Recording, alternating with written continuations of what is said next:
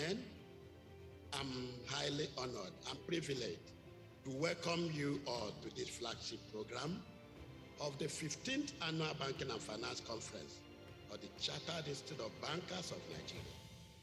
This is an annual event of our revered institute that offers the banking profession a platform to engage with stakeholders across the industry and economy on developments affecting the industry and the economy in general.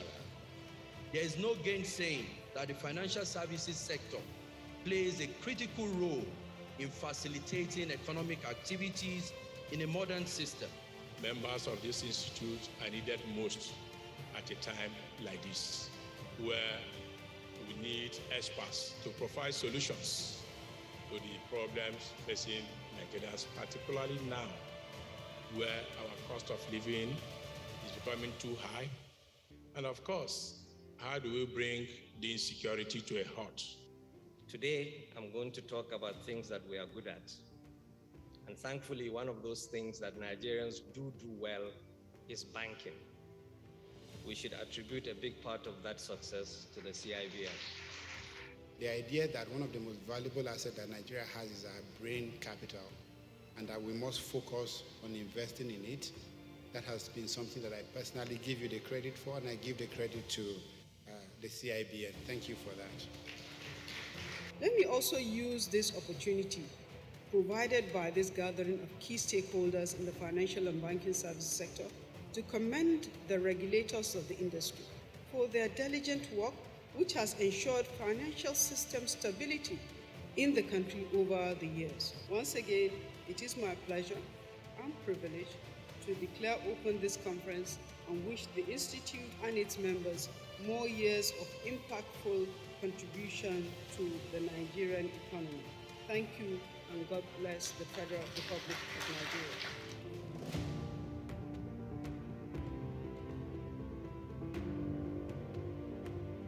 Because you cannot talk about boosting trade without the payment system that will facilitate the exchange of goods amongst each other.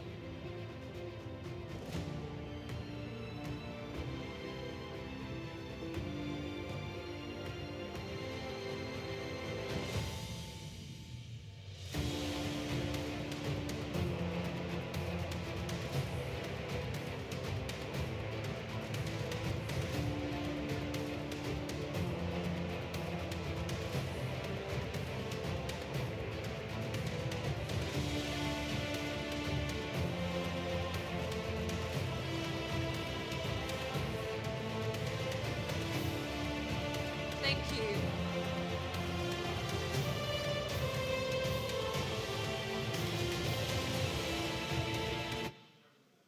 Thank you very much.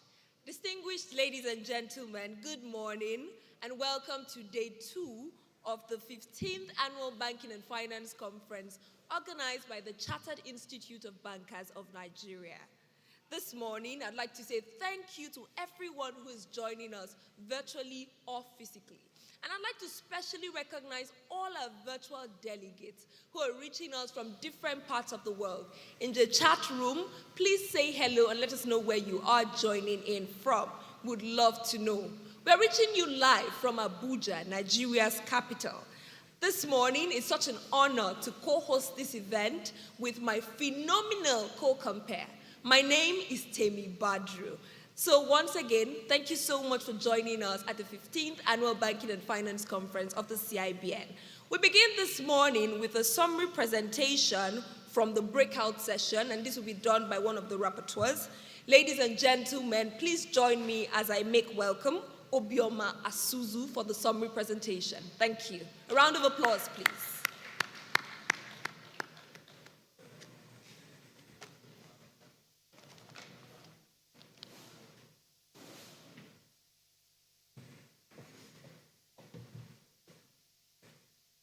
Good morning, everyone.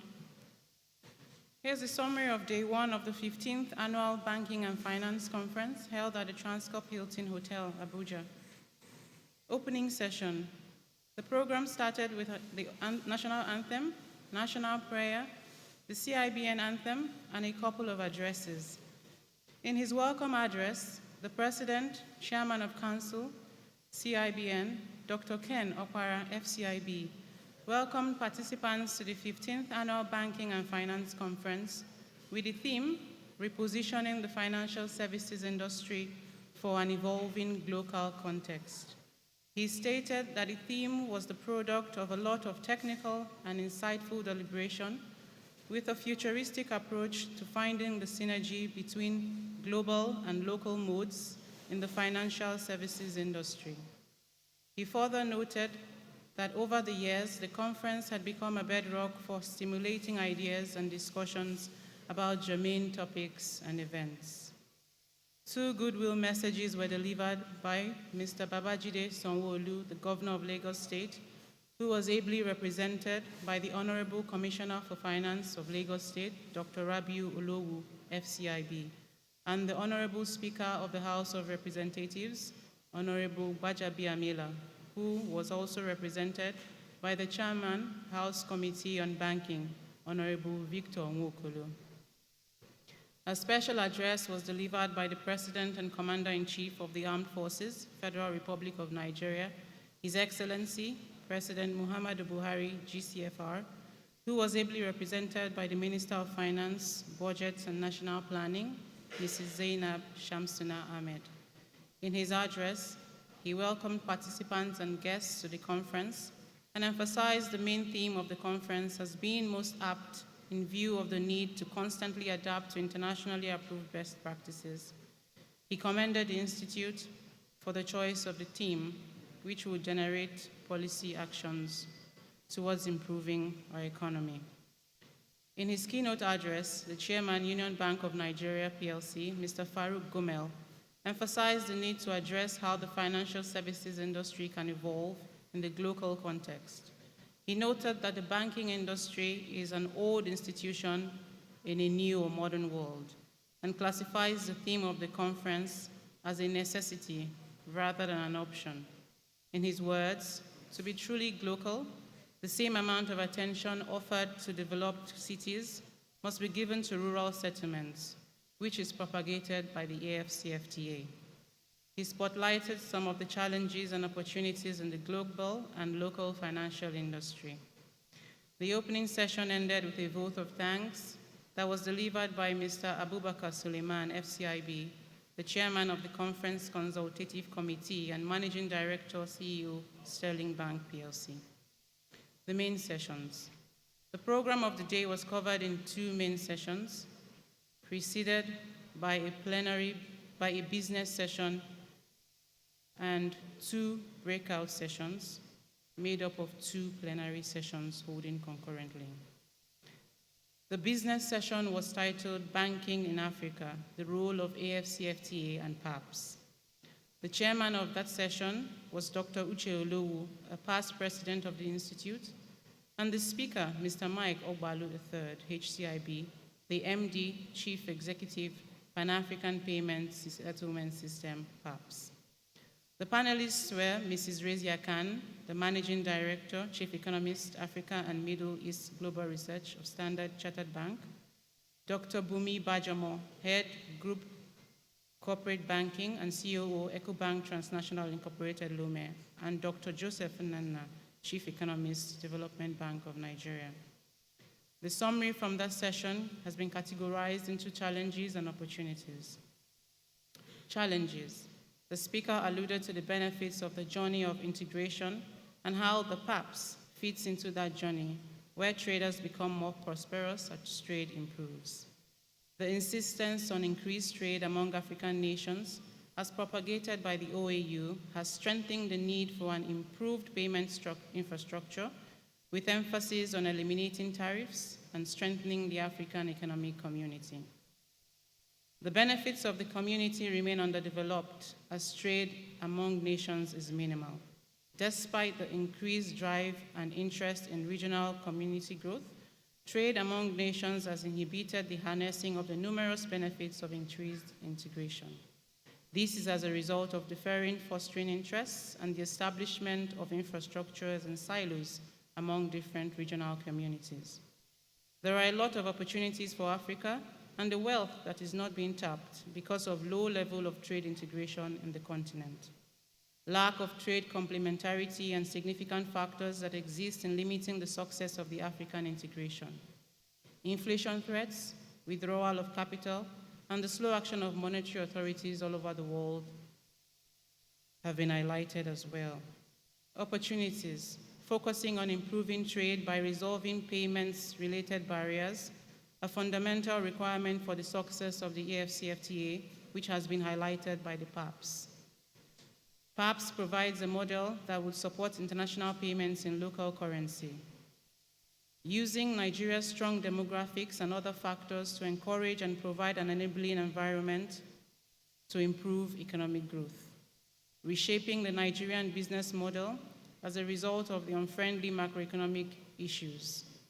Facilitating this infrastructure in a way that reduces the price impact on interested participants. The role of SMEs in the success of the AfCFTA, as well as noting appropriate appraisal for credit and eliminating the problem of the heavy reliance on US dollars in trade payments. In closing, he noted that Nigeria needs to be more involved and act as a pioneer, setting the tone for the rest of the continent, as Nigerian banks have the largest footprints across Africa. The conference witnessed the execution of the MOU between CIBN and PAPs. The MOU was signed by the Managing Director, Chief Executive, Pan-African Payment Settlement Systems, Mr. Mike Ogbalu III, and the President, the Chairman of Council, CIBN, Dr. Ken Opara, FCIB, in the presence of all participants. Post-launch, there were 2 breakout periods with 2 plenary sessions held concurrently in each of the periods. The first breakout period. The first plenary session of the first breakout period was tagged Sustainable Financing, Opportunities, Challenges, and Solutions for the Energy Sector. This session was chaired by Dr. Lazarus Ambazo, CEO, Infrastructure Company of Nigeria, with Dr. Segun Adaju, President, Renewable Energy Association of Nigeria, and CEO, Consistent Energy Limited, serving as the speaker. The panelists were Dr. Ubong, President, Nigerian Gas Association, Mr. Julius Omodayo Owutuga, Deputy Chief Executive, Geregu Power PLC, and Mr. Dele Fasimo, Group Head, Energy, Sterling Bank PLC. Challenges highlighted include that Nigeria is one of the most energy deficient countries in the world in terms of energy access. Nigeria is also the 17th largest emitter of greenhouse gases globally due to CO2 and methane emissions. A significant proportion of its citizens still use high polluting energy sources, particularly firewood, to meet domestic needs. Despite the large gas reserves of the country, not enough has been done in the past to develop this resource, which has prevented the country from benefiting from the current rise in gas prices. It is a completely different way of doing business, and companies will have to, in some cases, significantly adjust the way they do business in order to accommodate their environmental, social, and governance goals. The implementation of these environmental, social, and governance goals has cost implications which could serve as an obstacle for companies.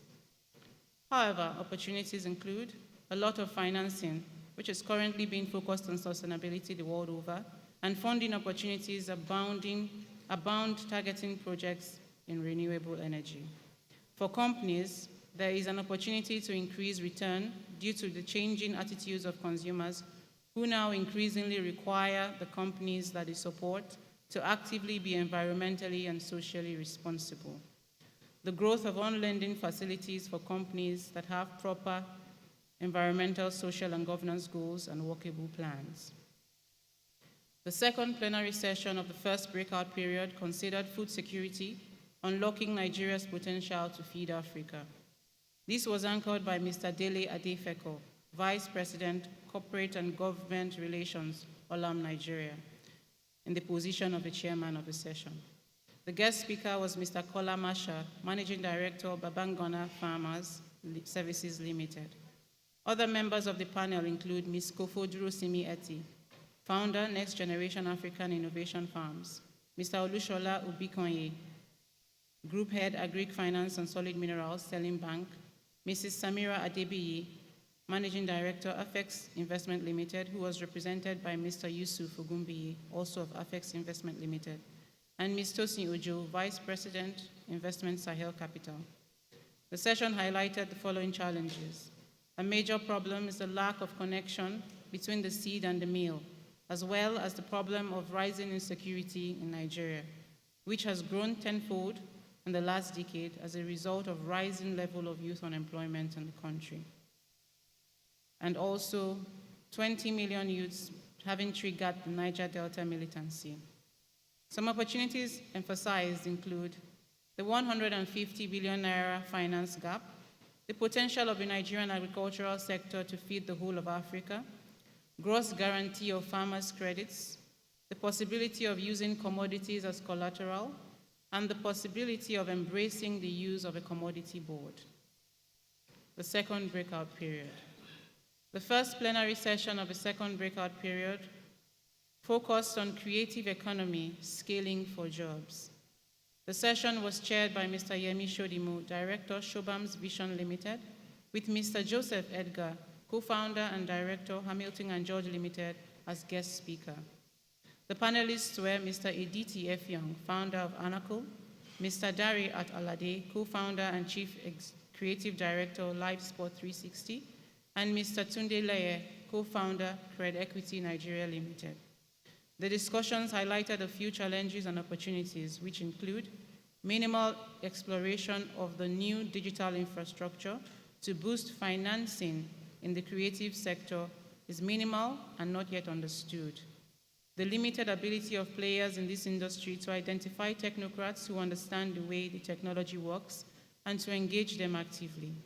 And also the disconnect between the players in the creative industry and the banking sector in harnessing the opportunities of financing the sector.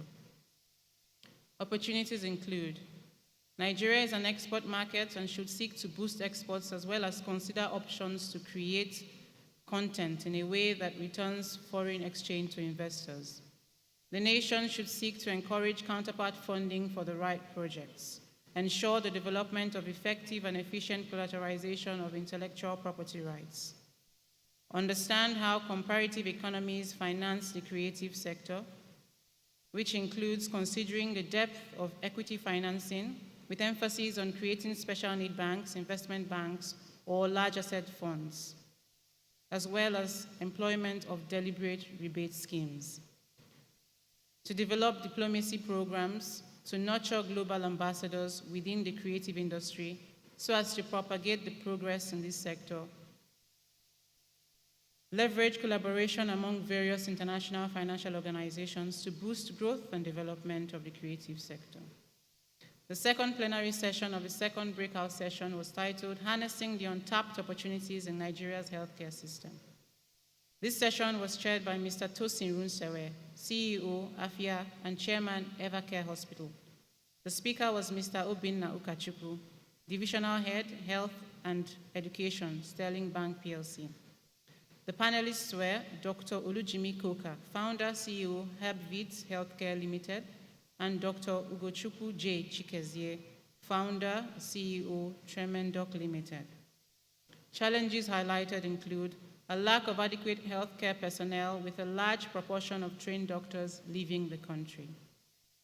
As disease profiles are changing constantly, they require proper health infrastructure to be in place to tackle their adverse socioeconomic impact.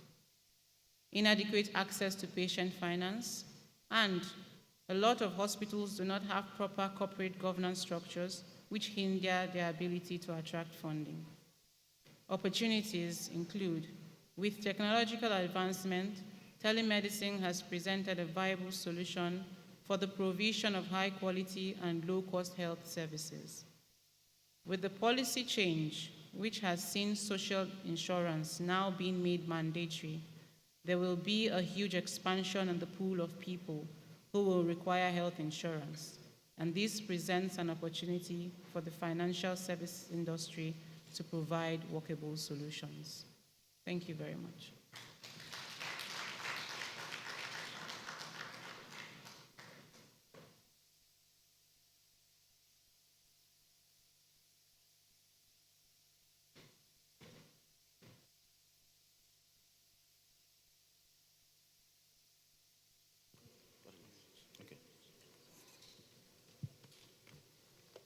A minute, please.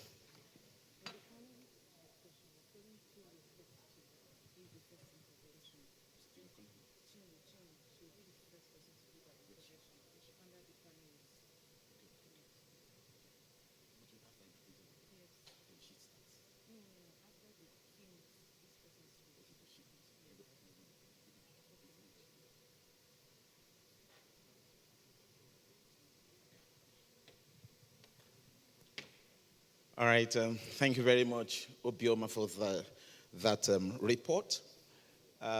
Good morning, everyone. I hope you all slept well. Good. Ina kwananku. Kunta shilapia? Akwai gejia? Babu gejia ko? All right. Let me still do this while it's still busy. Umundemundibu. Ahondunu. Unu tetrunudo. Neba unu no na akpoto. Odabara adaba. Ihe niile ọ na-aga nke ọma. Unu eriela? Mba, ka nwa gbasaghị m. Mo ní pé ṣe àlàáfíà ní gbogbo yín wà. Ṣé kò rẹra? Ó dàbí káwọn tèmi pọ̀ mí báyìí. We're just sizing everybody up. So welcome to day 2 of this conference. We're super delighted having you again. You all looking very colorful this morning. May I kindly request that some of us, maybe at that end, should just, that's the feedback I was giving, okay? Because you see, the camera is capturing us, and there seems to be some scanty places. We would appreciate if we could just fill up, if you don't mind, just fill up, okay? So that the camera will give a better feedback. Otherwise, Pamal, good to go. Now, this morning, we are having business session 2, Nigeria's economy in the last 5 years, lessons learned and choices to make in the next 5 years. And we are having seasoned speakers who speak on national and international platforms with us today. They'll be engaging us, and we'll have the opportunity to ask questions, whether we're here physically or we are on the virtual platforms. Okay, those connecting with us via Zoom. Of course, our speakers too, some are here physically, some are connecting with us via Zoom. However, we believe that we'll have very robust engagement today. So as the speakers speak, we're not rushing today. We're just following the normal time. There's no opening ceremony and all of such. So you just listen with rapt attention and note your questions, okay? And we'll make sure that we are attended to, because we came here to get value, and you will definitely get CIBN type of value. Are we together? Warm up this place, please, with a round of applause. Merci beaucoup à tout le monde. Kindly join me now as I invite to kick off this business session the Managing Director, Chief Executive, Nigeria Sovereign Investment Authority, Mr. Uche Orji, is the chairman and the co-speaker. Brilliant, vibrant man. Yes, the speaker joining us virtually today is the senior partner and chief economist, KPMG Nigeria, and chairman KPMG Africa. Please make welcome Mr. Kunle Elebute. It's the youth, the Gen Z major, like saying, ooh, ooh. Please give us more of that. Yes, so it's with us virtually. Merci beaucoup. And then we have a panelist, the principal consultant, B. Adedikwe Associate Limited, Dr. Biodun Adedikwe. A round of applause for him. Welcome, sir. Also with us is the chief economist, Coronation Merchant Bank, Ms. Chinwe Egwim. A round of applause for her. We are doing blue today. Okay. Blue. Is that not a good one? All right. And joining us virtually is the Managing Director, Chief Business Officer, Optimus by Afrinvest. Please make welcome, join us virtually, Mr. Ayodeji Ebo. You're welcome, sir. Before I hand over,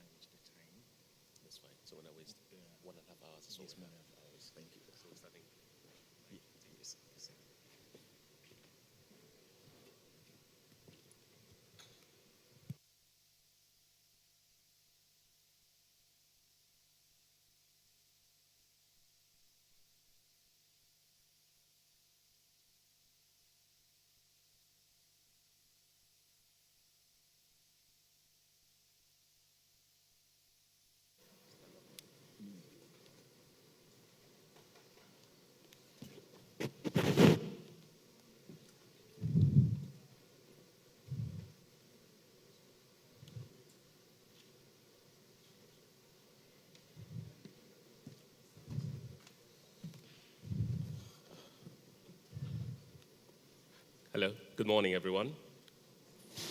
Well, let me start by thanking you all for being patient with us as we started about 15 minutes behind what should have been our scheduled start for the panel. And I also understand that we have a hard act to follow after what was a very successful day yesterday. So please, you'll bear with us as we try to keep up the pace. Today, I think we are starting with looking at Nigeria's economy in the last 5 years, lessons learned, and the choices to make in the next 5 years. It's quite interesting because a number of areas will be covered, some of which might sound a bit repetitive, but we're trying also to avoid having to rehash the same old complaints that we all know about the challenges the economy has faced. We will spend a bit of time talking also about solutions and what we think should be done to reposition the economy for the next 5 years. Quite frankly, the way things start today, it appears that we're already starting with a very tough hand dealt us given what's happening in the global macroeconomic environment.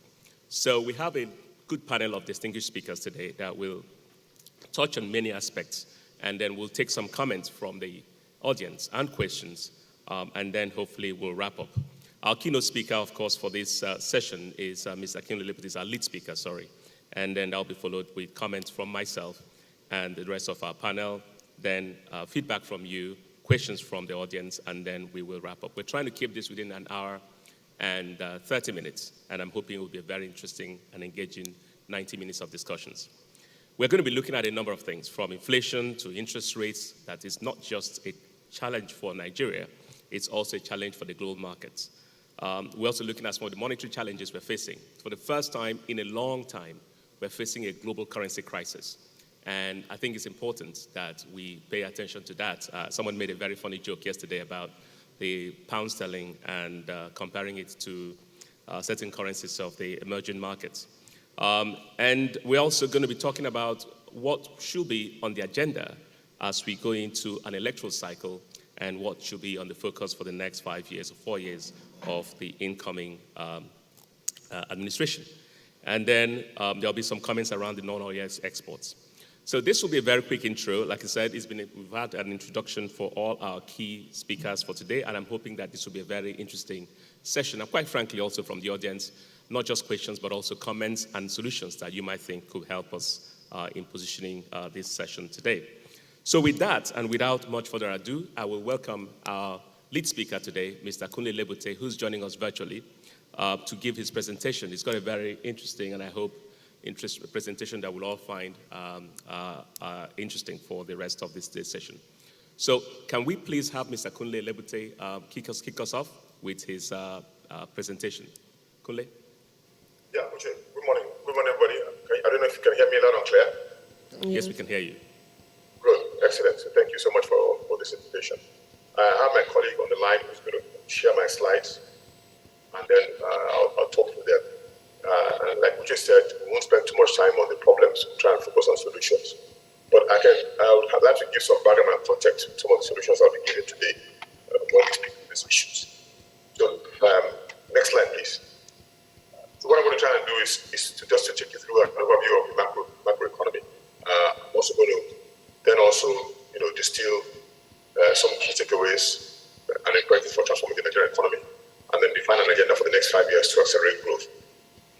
So if we go to the next couple of slides, over the last 5 years, the economy has grown by an average of 1.75%, which is at this mark, to be honest with you, since 2017.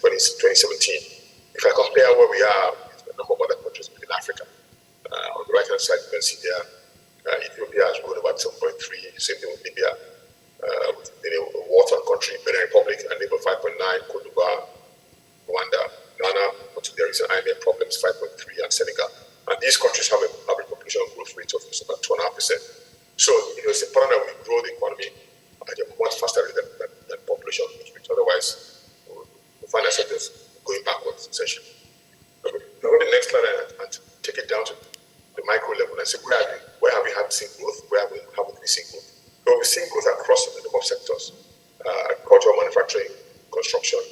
But the biggest challenge we've had is actually oil and gas. So oil and gas really has had negative growth in the last few years, essentially. ICT services, but those sectors that have been growing are not as labor intensive as agri and manufacturing, for example. Let me just touch quickly on the oil and gas issues. We know this is an issue that's in the news every day. Next slide, please. Where we are witnessing very low crude oil production through all kinds of various reasons. We also have a high cost of production.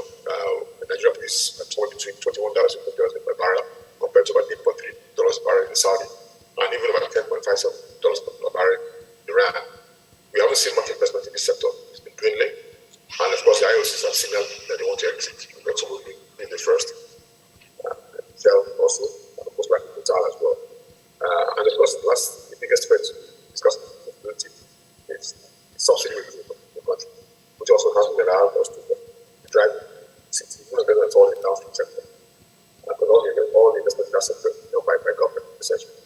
So government needs to commence where we can accelerate the implementation of the PIA, which I know is ongoing as we speak.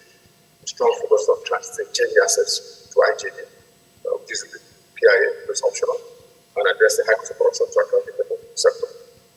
Otherwise, they say that we kill the economy with survey the egg, which already come to us in Nigeria. Another thing is that growth of not being inclusive, as the product continues to rise, market income at a similar level. If you look at the distribution of unemployment across Nigeria, it's quite significant. With the highest amount of unemployment in the Northwest, about 8 million people unemployed. Look at, next will be the South-South, followed by Southwest and North Central. Poverty levels have also increased from 39% in 2017 to about 42%. And apparently about 95 million Nigerians are living below the poverty level. So all of this is basically point for that. Not only has the economy grown the last 5 years, but all the various communities also. Kule, can I ask you to please pause? We're having a bit of difficulty hearing you clearly in the room. Maybe if you can speak slower and louder, it might help us. Is that going to help? All right. I'll try my best. His audio. Okay. Is there something you can do about the audio on your end? I think I'm on the maximum with the audio on my end. Okay, then let's just strain ourselves and try and follow, okay? But a little slower and a little louder. Thank you. Apology. Okay, and then next slide, please. Federal government continues to face challenges around the fiscal area. As revenue cannot finance required growth. What are the factors causing this? The subsidy level has increased quite significantly in the last few years. We have a low tax base. As tax revenue to GDP is about 7%, average in Africa about 15%. We need to look at the current fiscal arrangement to identify a more sustainable fiscal model going forward. And then, as I said earlier on, we should transition from the JV model to the IJV model, just similar to LLNG, which means that we won't need to have any cash calls and hopefully generate more funds for capital investments. As we all know, in the LLNG model, government doesn't put any money beyond the equity they put in. And government's taking LLNG is not only taxes as well as dividend. So if you move to an IJV model, you get royalties, taxes, and dividend without any cash flow. So hopefully the return on investment there will be much higher and there will be a lot more cash available for us to do capital investments. As we know, budget deficit is increasing steadily, which means that we have a major proportion of our revenues being used to finance interest and paper payments in the service area. And the last time, recently, the Minister of Finance said to us that the federal government plans to borrow 11.3 trillion for the 2023 budget, which is very, very significant, essentially. I know that the IMF benchmark is that we shouldn't borrow more than 3% of our 3% of our GDP. Our budget deficit, but I believe that that number is much higher than the IMF benchmark. So everything points to the fact that we are in a fiscal worsening situation, and we really need to do something about this very, very quickly. But then come to the last area of the macro environment is the regulatory landscape. Look at some of the parameters there. Ease of doing business, we are 131 among 190 countries, behind Ghana, Egypt, and Togo. The environment places heavy burden on companies by imposing all kinds of taxes, all kinds of inconsistent regulations, and the negative impact is real in high cost. And then finally, for us, the amount of FDI net inflow dropped by 30% from 2016 to 2020, which is not good. A country like Nigeria should be attracting FDIs of at least $10 billion per annum on an ongoing basis. One of the key takeaways here. First of all, growth in Nigeria has been suboptimal and below our peers within Africa. Like I said earlier, 1.75% compared to other African countries like Ethiopia, which has grown at 7.3%. Normally, growth has not been inclusive. Per capita remains relatively the same, and we need to double our GDP growth rate against our current population growth rate. Thirdly, fiscal sustainability remains a major challenge, as government cannot fund the required capital expenditure to drive economic growth. And we need to provide an enabling environment to attract investment to increase our revenue. Fourthly, the landscape for regulation needs to be revamped to support businesses. And finally, we need to tackle structural issues such as infrastructure, challenges, and security, which are also impacting the economy. So let me just talk briefly about some of the ideas that I want to put across in terms of the agenda for the next 5 years. So, a few of the issues I raised earlier on, we need to implement high-impact initiatives that will transform the economy and deliver an economic growth target of between 6% to 7% per annum over the next 5 years. If we can do this successfully, in 10 years, we'll double our GDP. Look at this slide. We've seen muted growth for the last 5 years of 2% per annum. If we continue to see muted growth, this is not an option, as the population will grow faster than the economy, which is worse than unemployment and poverty. But if we can get to what I call accelerated growth, that means that we will grow more than the current population growth rate. And if we grow at 7% per annum, we will double the GDP by 2013. And this will ensure that we increasing growth will lift people out of poverty, create jobs, and accelerate economic growth. So how can this be done? Let's talk about some specific ideas as to how this can be done. There are a number of imperatives. The first one I have is what I call sectoral transformation. Well, look at those sectors that add value to the economy. Agriculture is one. Manufacturing is another, because those two can be labor-intensive industries that can generate jobs, and oil and gas will generate revenue, which you can also use as a tax revenue that can also use to drive capital expenditure investments across the country. Secondly is to drive investment in infrastructure. This is really power. And then I'll come to some of the ideas around what we should do in power. Thirdly, we need to implement what I call strategic economic boosters. Fourthly, drive human capital. Fifth is productivity efficiency in government.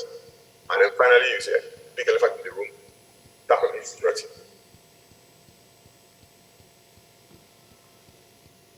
When I talk about the things that we can do from the point of view of sectoral transformation, what I mentioned earlier about agriculture, manufacturing, oil and gas, we need to move very quickly to set up this agricultural commodity exchange, so that commodity exchange can provide market linkages between as well as the market.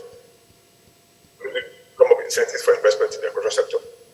So holidays, import duty waivers, fabric machinery, agreements for large-scale land clearing. We need to also accelerate the implementation of the special economic zones focus on agribusiness, which I know that the AFDB has been trying to do with the Nigerian government for some time. So that we have these specializing SEZs for agro-based industries, we can attract manufacturing in those industries that will then get input from various crops that are required for agro-based industries. And then finally, it's for us to deepen the sectoral reforms to support broad-based growth and competitiveness across agriculture, across manufacturing, and other types of value addition sectors for the economy. The next area is infrastructure and power. I think we can model transmission grid through a long-term conversion to the private sector and take it out of the hands of government, and it's to attract investment in that sector. We attract private sector investments, such as pension funds and other long-term investors in infrastructure via Infracom, for example. And then finally, we need to develop and implement a great policy of driving private sector investments into bankable infrastructure investments, such as roads, rail, and airports. If you do that successfully, like done in Brazil, where 60% of infrastructure investment is done by the private sector, then the government can then focus on what we call the non-bankable sectors or the social infrastructure sectors. And therefore, I need to remove the funding requirements for government to fund all infrastructure, in effect, and have much more participative investment from long-term investors in infrastructure. Development housing and automotive. I think the backdrop for these two major areas is to have what I call a sustainable consumer credit system. And there's no economy in the world that has a housing sector not backed by a consumer credit system or mortgage system. And there's no auto industry anywhere in the world that produces automotive, and at the end of production, waits for customers to come and buy with cash. It's all done by credit. So you can only create demand through consumer credit for unlock potential of the housing sector and the automotive sector. And if you unlock it in housing, it has to link it to other parts of the economy, building materials, white goods, etc. And in fact, the ecosystem around housing is such a significant employment generator that if we do this successfully, we will unlock the supply of mass housing. Commercial banks can provide financing to developers to stimulate housing supply sectors. And we're going to digitize the land registry to create a one-stop shop so that we get over process for land in each state, and also when any borrower defaults, the bank can easily do a transfer of that property to another one without having to go to the court system.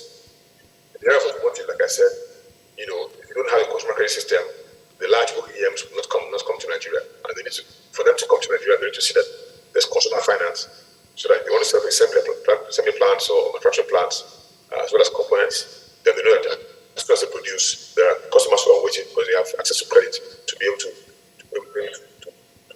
buy cars and buy other types of affordable vehicles.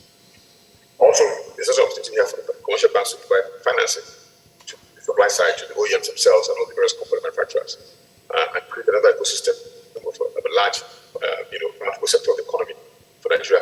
If you look at any of these areas in particular, there are 9 million Nigerians today who contribute to the RSA. Even if you say half of them need to own a home, for example, and you say that on average you're going to give them 20 million at fairly reasonable interest rates, you can just imagine the size of the opportunity for us to have a functioning housing system with a consumer finance sector to back it up.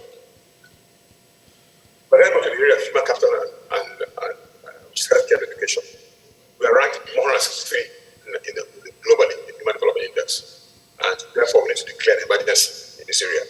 My understanding is that there are 18 million children out of school in Nigeria. I think the majority of them are probably in the north of Nigeria.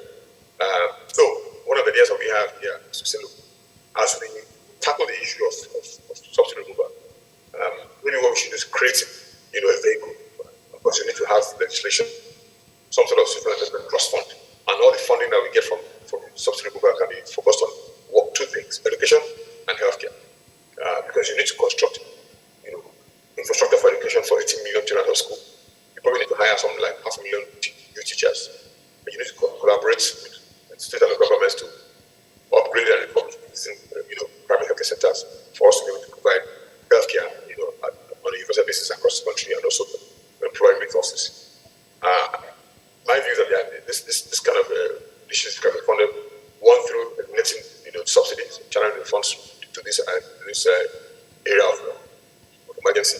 You can partner with development across the globe to raise grants and aid, and also collaborate with the private sector for intervention and capacity building, and have a governance framework around this to report back to Nigerians on a regular basis to see that this money is being channeled to the areas that will hopefully create the future for Nigeria, because these young people who are not out of school today are the future of our country in the next 10 to 20 years. In the area of productivity and efficiency in government, many countries now are moving towards what we call e-government solutions for efficiency and effectiveness and transparency. All government systems today exist: PFM, procurement, tax administration, customs, HR, IDPIS, various workflows, MDAs, service delivery to citizens and citizens engagement. So again, if you pull all this together, have one e-government solution platform with the various interfaces, various MDAs, and also linkage to citizens. There's no reason why if you want to renew your passport or you want to get a driving license, you cannot do so right from your home, or pay your electricity bills or water bills right from your home. And of course, using various payment platforms and payment companies, pay for the services and then back end you can receive the service you're looking for. If we do this, for example, we can implement a policy reform focusing on rationalizing MDAs and also restructure reposition MDAs to be commercially oriented entities. For those entities that are independent and generate revenue, they can become companies that can set up exchanges, remain as cost centers. And then of course, they can introduce performance-based grants to state and local governments to encourage competition and innovation in service delivery.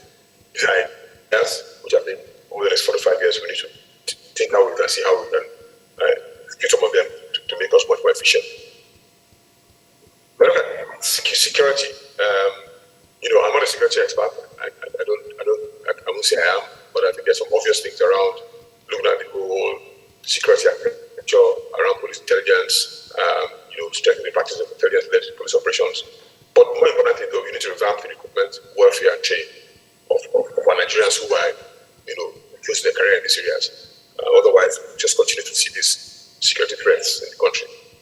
We can invest in all kinds of technology, drone technology, CCTV cameras, mopping up the dark spots. But I think at the heart of all of this is recruitment, welfare, and training in this area. And of course, when I mean welfare, we're going to pay them much better, house them much better, and so on and so forth. Provide the right requisite training. Otherwise, we're not going to see kind of changes required in the whole security challenge. So, in closing, I would like to state that I think that all these imperatives that we're talking about and we'll talk about today be anchored in the following assumptions. First of all, what I call a willingness challenge. That they're able to take tough decisions by the required capacity to implement reform. What do I say are tough decisions? Dealing with the issue of subsidy, which we keep them postponing. PIA said we should eliminate it this year, and then postpone again to next year. Harmonize fiscal and monetary policy. Things like managing the exchange rates, for example, dealing with the issue of interest rates and inflation. We need to resolve security challenges around banditry. And one of the key things to do is to create employment. The more you create employment, the less you have ability to manage banditry.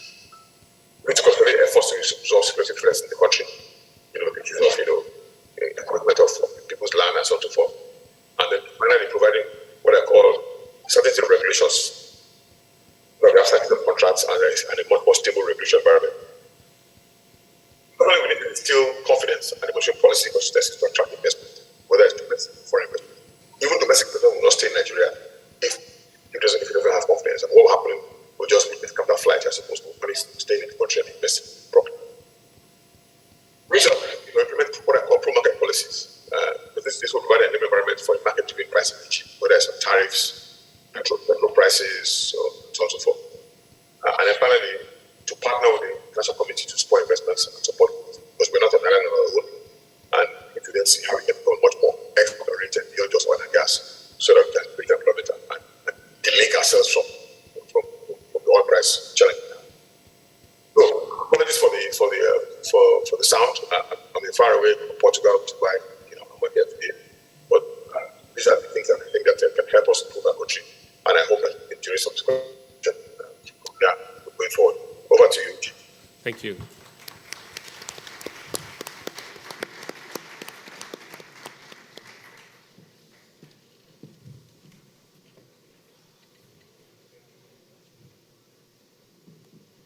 Thank you very much. I know even with the audio problems that we had, there are quite a number of things in that presentation that I'd like to see us speak to when we open up the session for comments. But will that deck be shared to the participants? Because I think it's really very important that people take some of those things away. Excellent. Okay, for me, I think I'll just summarize a few takeaways and then I'll provide my own commentary. First of all, the economy in the last 5 years grew 1.75%. That's suboptimal. When you have population growth closer to between 2 to 3%. Secondly, we have the potential to grow between 6 to 7%. And quite frankly, I remember when I was an analyst many years ago, China needed to grow 6 to 7% to remain flat. And their objective was 10%, and they did that every single year for 10 years. And that's how you took 800 million people out of poverty. If we cannot grow this economy, it's going to be impossible to manage any of the other issues that we've talked to. The second thing I took away from his presentation was the high cost of oil production in Nigeria, $21 to $30 versus $8 for Saudi Arabia. I mean, all the other issues we know, production is low, we are not able to actually deliver on some of the targets given to us by OPEC.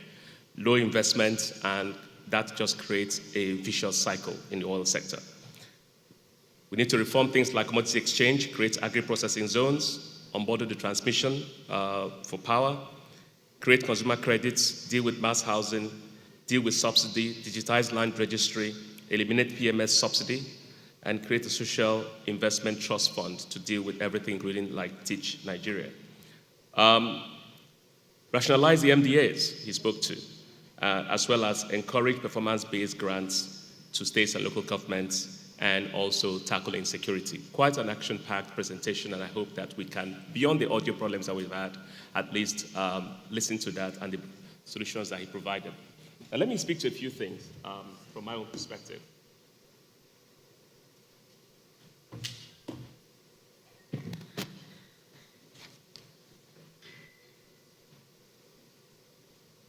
And I will probably just create a commentary around my personal experience running the NSIA as for the things that we believe could be solutions that we should be addressing.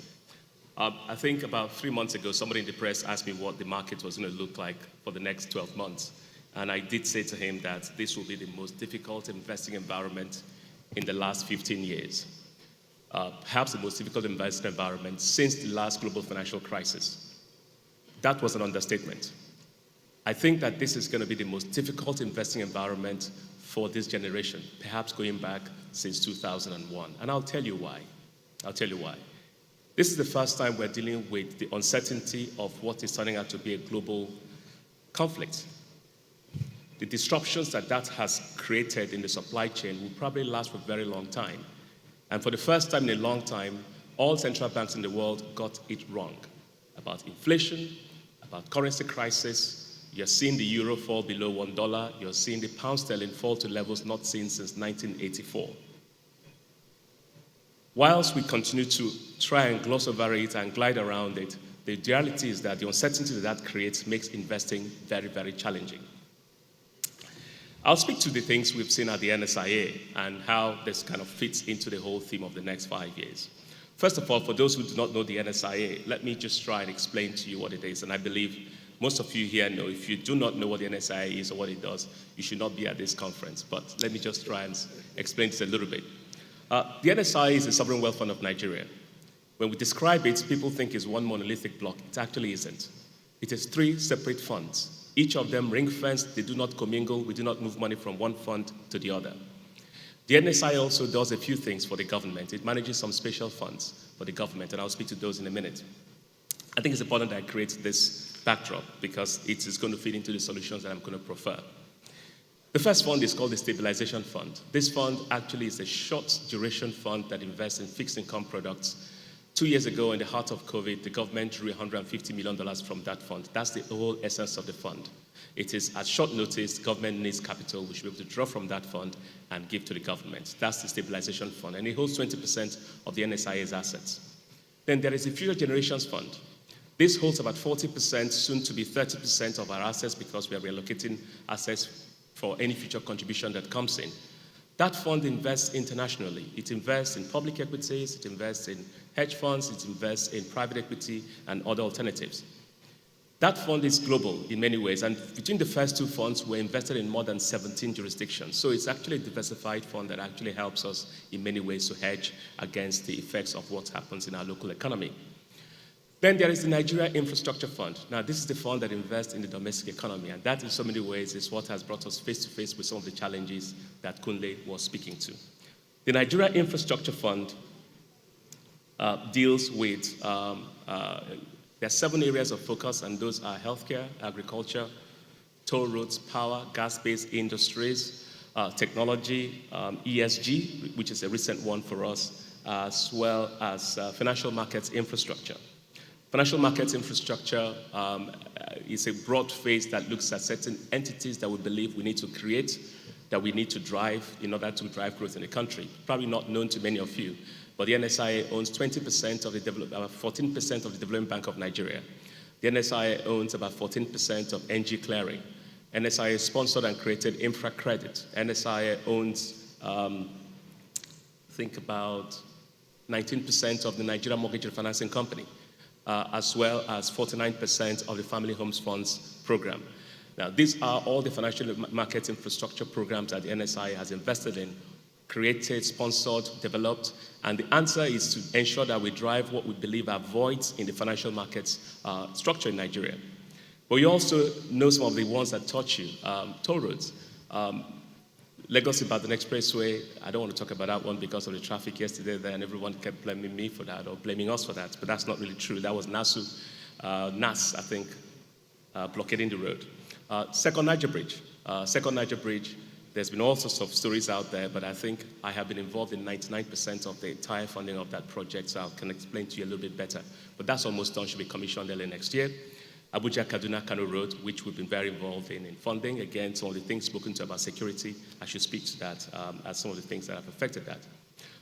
Agriculture, Presidential Fertilizer Initiative, a program that we took over the next 4 years, and we've turned it from something that guzzled several hundreds of billions of dollars of subsidy every year to not having to need subsidy last year. It actually turned the profit because we reformed that significantly. And I'll explain to that in a minute. Special programs we do for the government. And many of you may not have liked the fact that fertilizer prices went up, again, had to do with some of the global conflicts. But for many, many years, what we did was actually systematically create a domestic industry there. From 4 fertilizer blenders to about 70 today, we reduced the cost substantially and made it available across everybody in the country without the need for significant subsidies. And like I said last year, the program turned a profit from what used to be heavily subsidized. Power, we're building the single largest power plant, solar power plant in Nigeria, in Kano State. Healthcare, we've also made significant investments in healthcare. Many of you may be more focused on the Luth Cancer Treatment Center, which in the last 2 years has had over 200,000 patient encounters. Without that, many people may not have been actually able to have access to treatment, and many other things. But having said all that, the reality is that with the world we face today is very challenging for 4 reasons. First, inflation. This inflation is driven by supply chain disruptions like we have not seen in a very long time. And I think this is not just a problem for Nigeria, it's a problem for the rest of the world. This morning, the UK reported a slight easing from 10% to 9.9%. Yesterday, the US was 8.3%. We saw the global markets collapse. NASDAQ is now down 25% from its peak, and I think it still has some more downside to go. Currency crisis, which is, of course, a result of the inflation. Global supply chain disruptions. And finally, we are in a situation now where many asset prices, we actually do not know what these things are worth because most of the macro factors that drive asset prices have all shifted. What are we going to do about it? I think for Nigeria, and I think for what has been said earlier, we need to take very seriously the issue about how we fund and finance our economy. Kunle spoke to that extensively. Everything from how we deal with the issue of fuel subsidy needs to be addressed significantly because without which we are not going to be able to address some of the core concerns that we have. We need to be able to have enough capital to invest in this economy and think a little bit more creatively about how we should go ahead about investing in the areas that we care to invest in.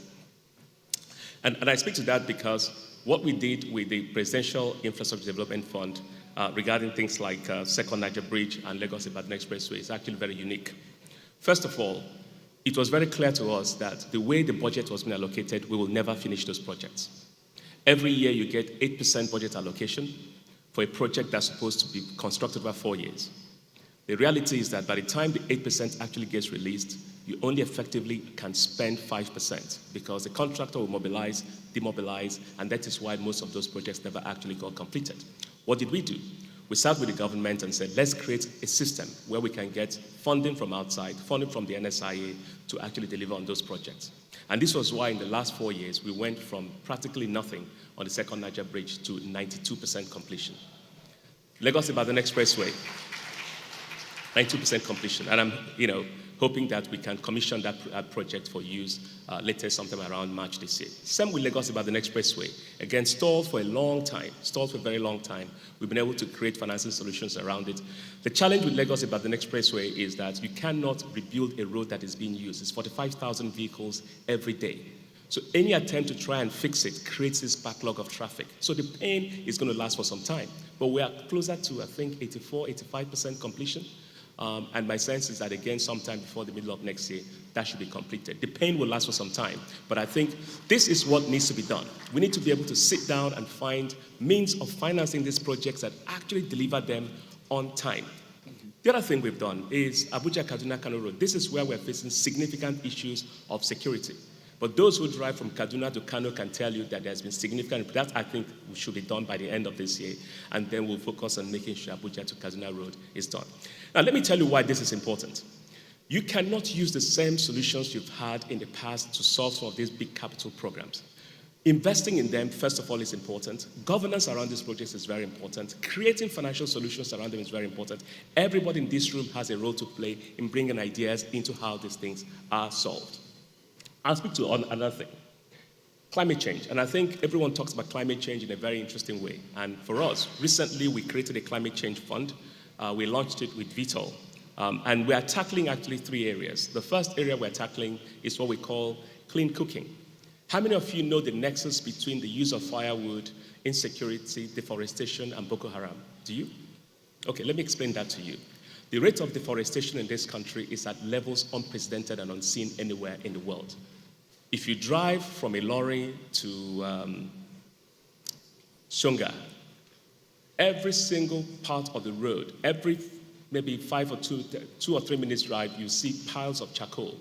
And you can see the stumps of trees that have been cut down and cut as far as the eye can see.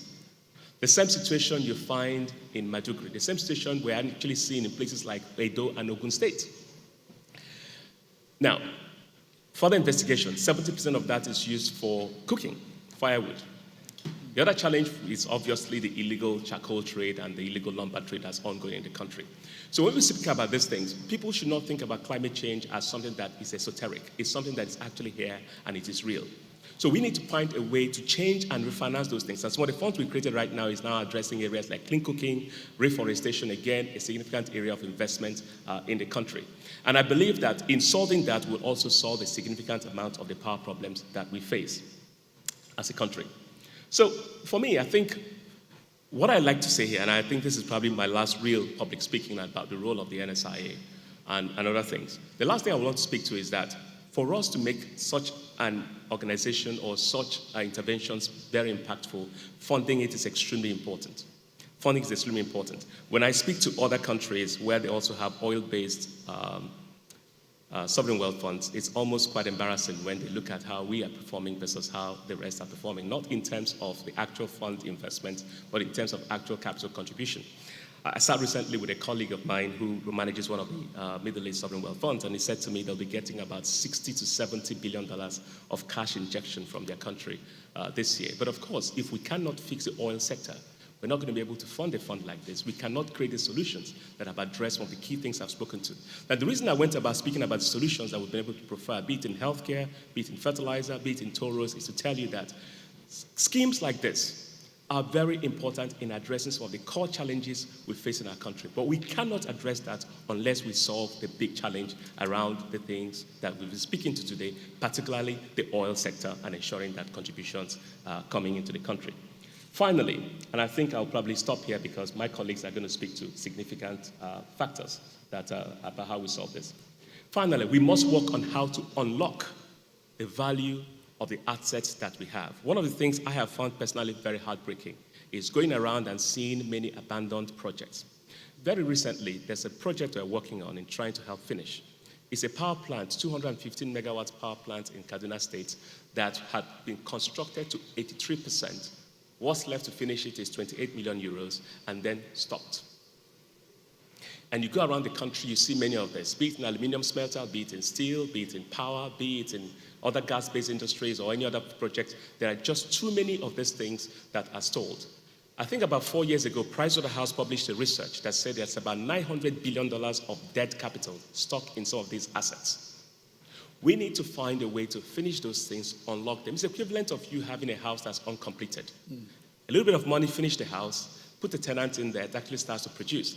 This is what we must address as a country. We cannot afford to continue to have capital tied around in projects that are near completion, almost ready for commissioning, and then we leave them. It makes no sense, it is deeply irresponsible and must be addressed. But if we start to do those and start to actually create significant value from internally, I think we will go a long way in addressing some of these issues. Of course, like I said, currency crisis is global, inflation is global, but the little we can do in addressing some of these things are the things we should focus on and trying to speak to. I will pause here because I'm going to come back and recap and bring my other colleagues on the panel to speak. So we're going to start with Chinwe Ebwim, who's the Chief Economist at Coronation Capital. Thank you very much for your time.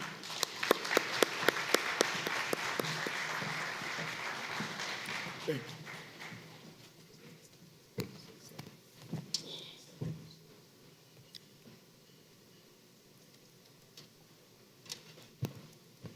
Good morning. That was an impeccable presentation from Mr. Lebute and awesome contributions from Mr. Oji.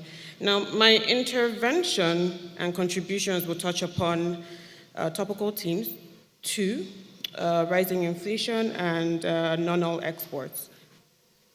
Can you see my slides? So between 2017 to 2020, inflation across select economies like the US, the United Kingdom, and the Eurozone remained below 4%.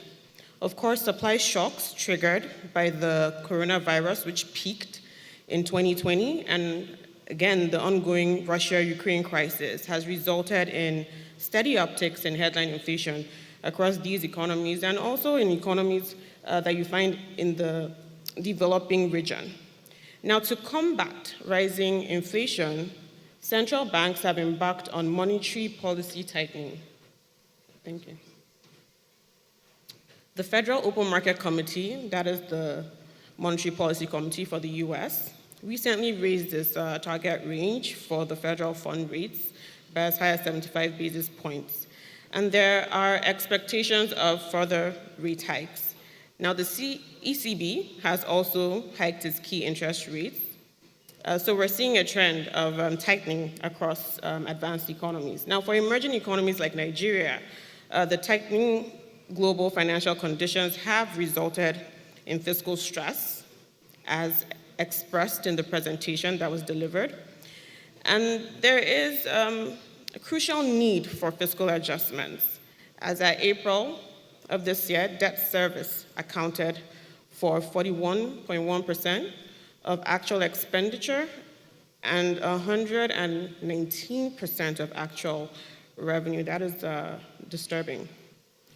Over the past 5 years, headline inflation has averaged 13.9% year-on-year in Nigeria. And this is compared to the CBN's tolerance or preference band of 6 to 9%. So you can see the difference, the stark difference.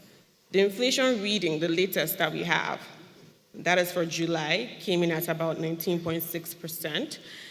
And this is the highest that has been recorded since September of 2005. Now, from our vantage point at Coronation, no, I'm not there yet, that's one.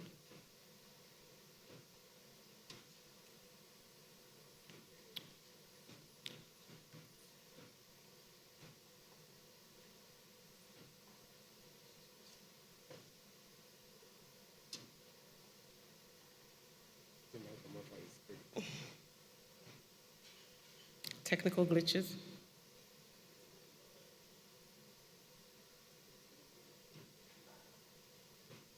Okay.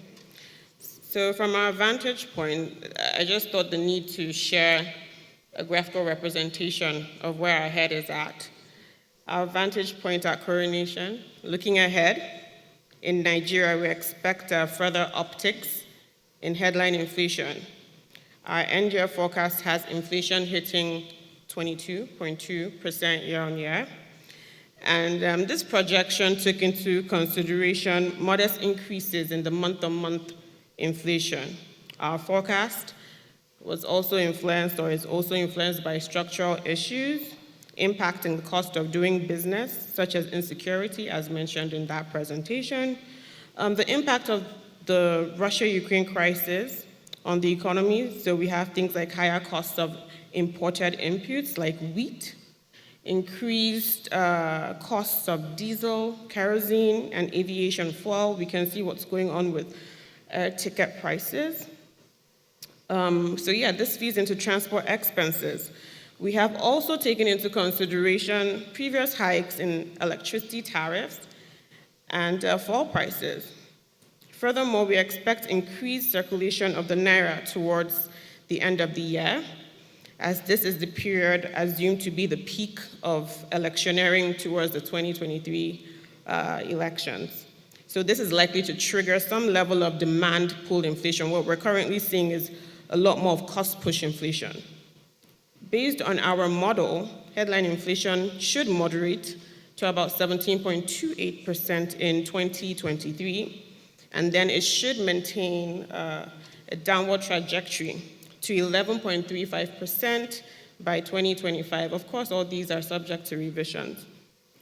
We assume that the ongoing crisis would cease, or that a workable solution to supply-side shocks and severe cost push inflation would be implemented, in addition to other assumptions geared towards structural issues and, of course, the macroeconomic environment.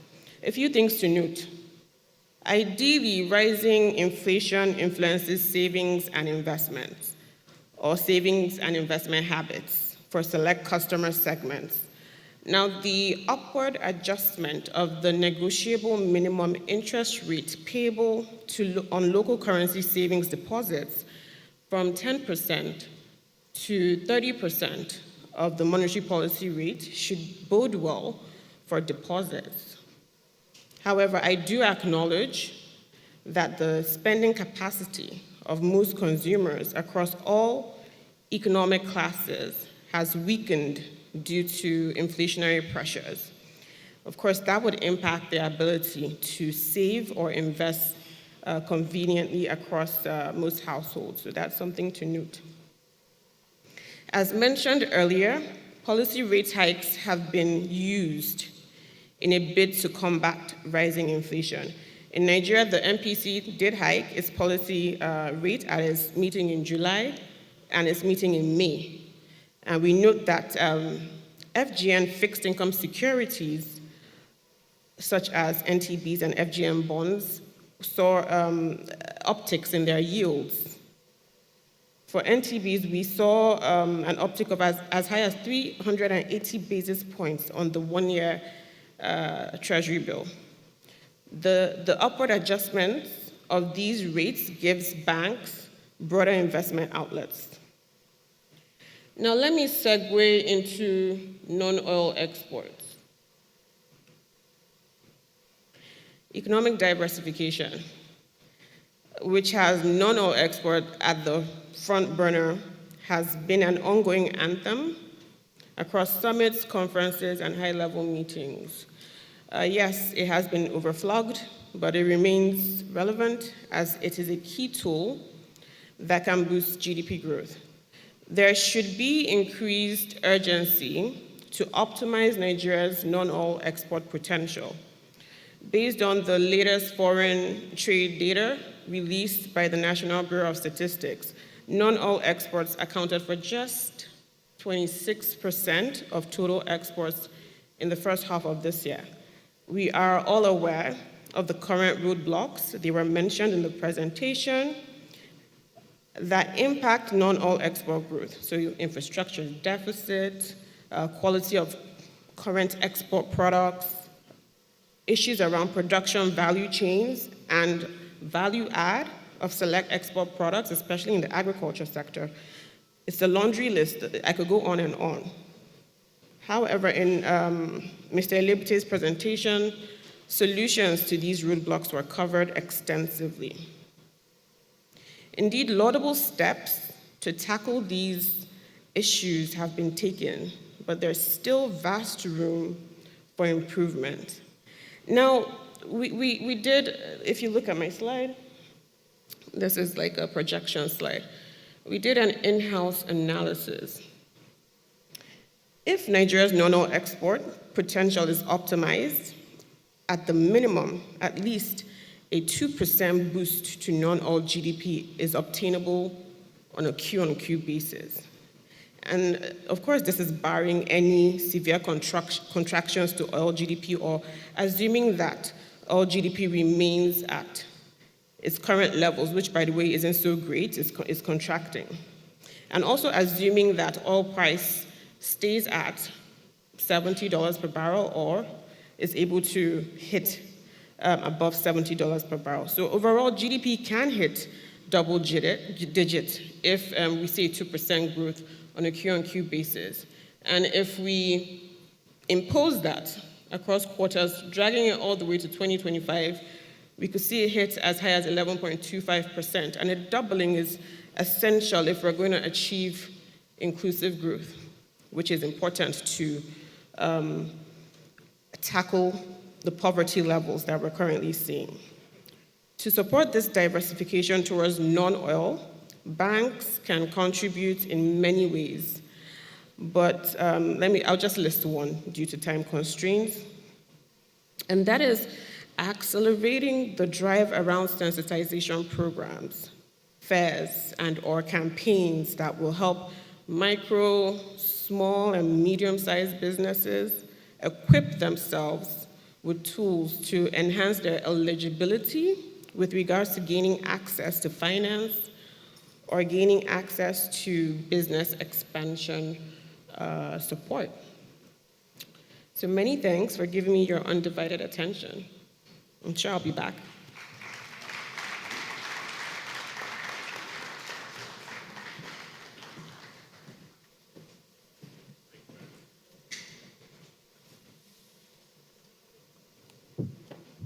Thank you. Thank you very much, Chinwe. Really appreciate that. In the interest of time, I will save from recapping some of the key points. I'll do that towards the end, if you don't mind. And so may I please call on Biodo to, over the next 10 minutes, give us his spiel. Biodo's 10 minutes, please. Thank you very much. Good morning, distinguished audience. Let me just stand on the existing protocol. President, I acknowledge you, and thank you so very much.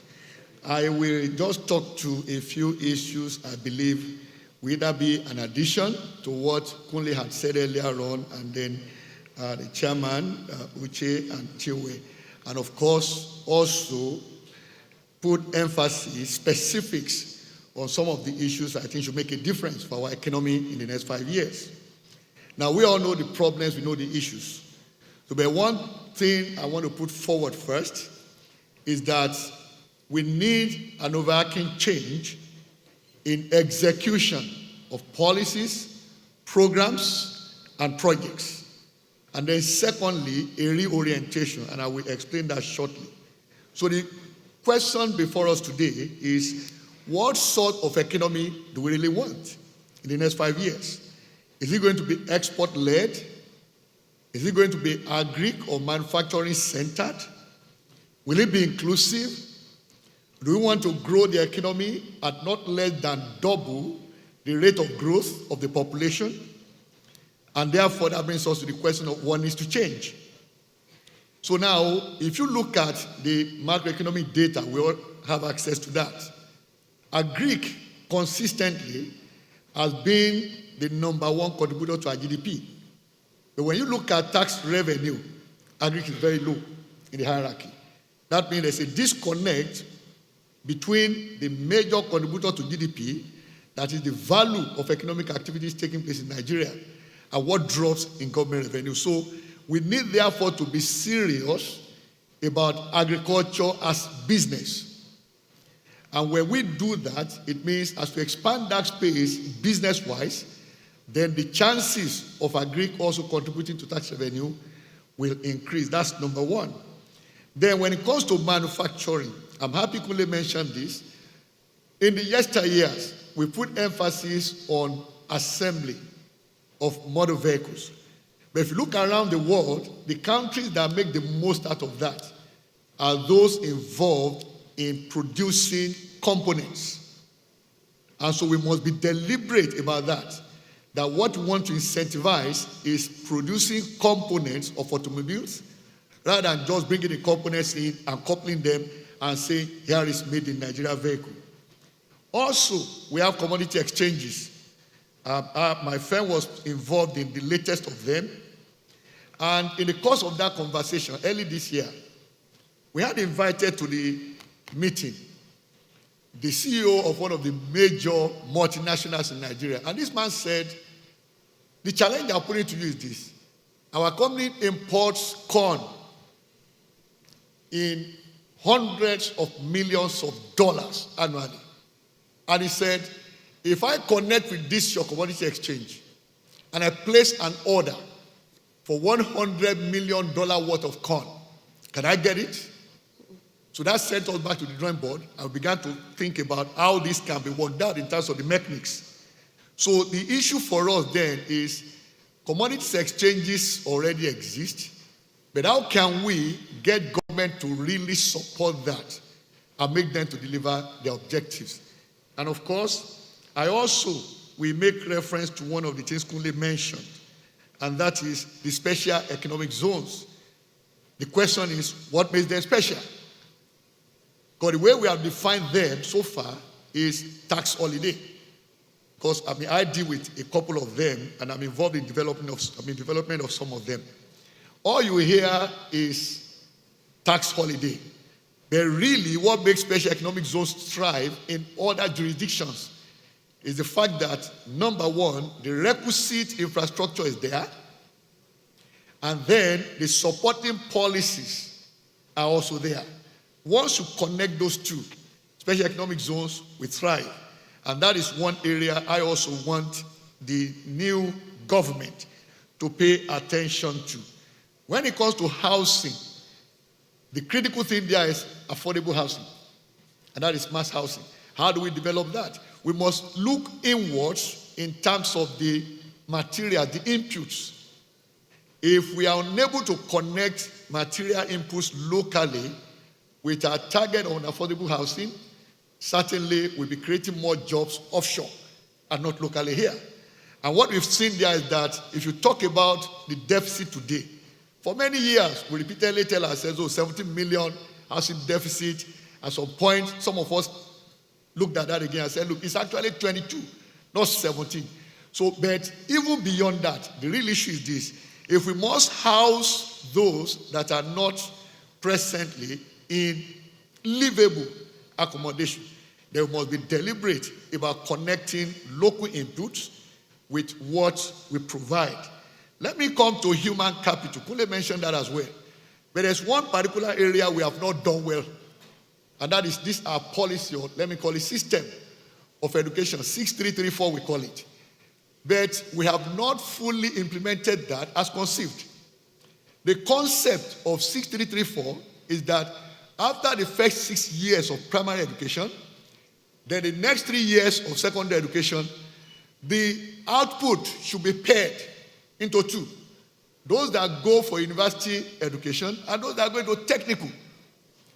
We've completely ignored the technical aspect of it. And that is where the major gap is for us in Nigeria. So we need to begin to look at that and now accept that not every secondary school graduate should go for university education. We must be conscious of that. Let me also make this very important point, and that is learning from other countries that have succeeded. Now, we are in the private sector majorly, and oftentimes we think if we come up with ideas, the private sector is actually given room to play, that the economy will work well. The primary factor in every country that has succeeded. And I make reference especially to Singapore, okay? Transforming from third world to first world in a generation.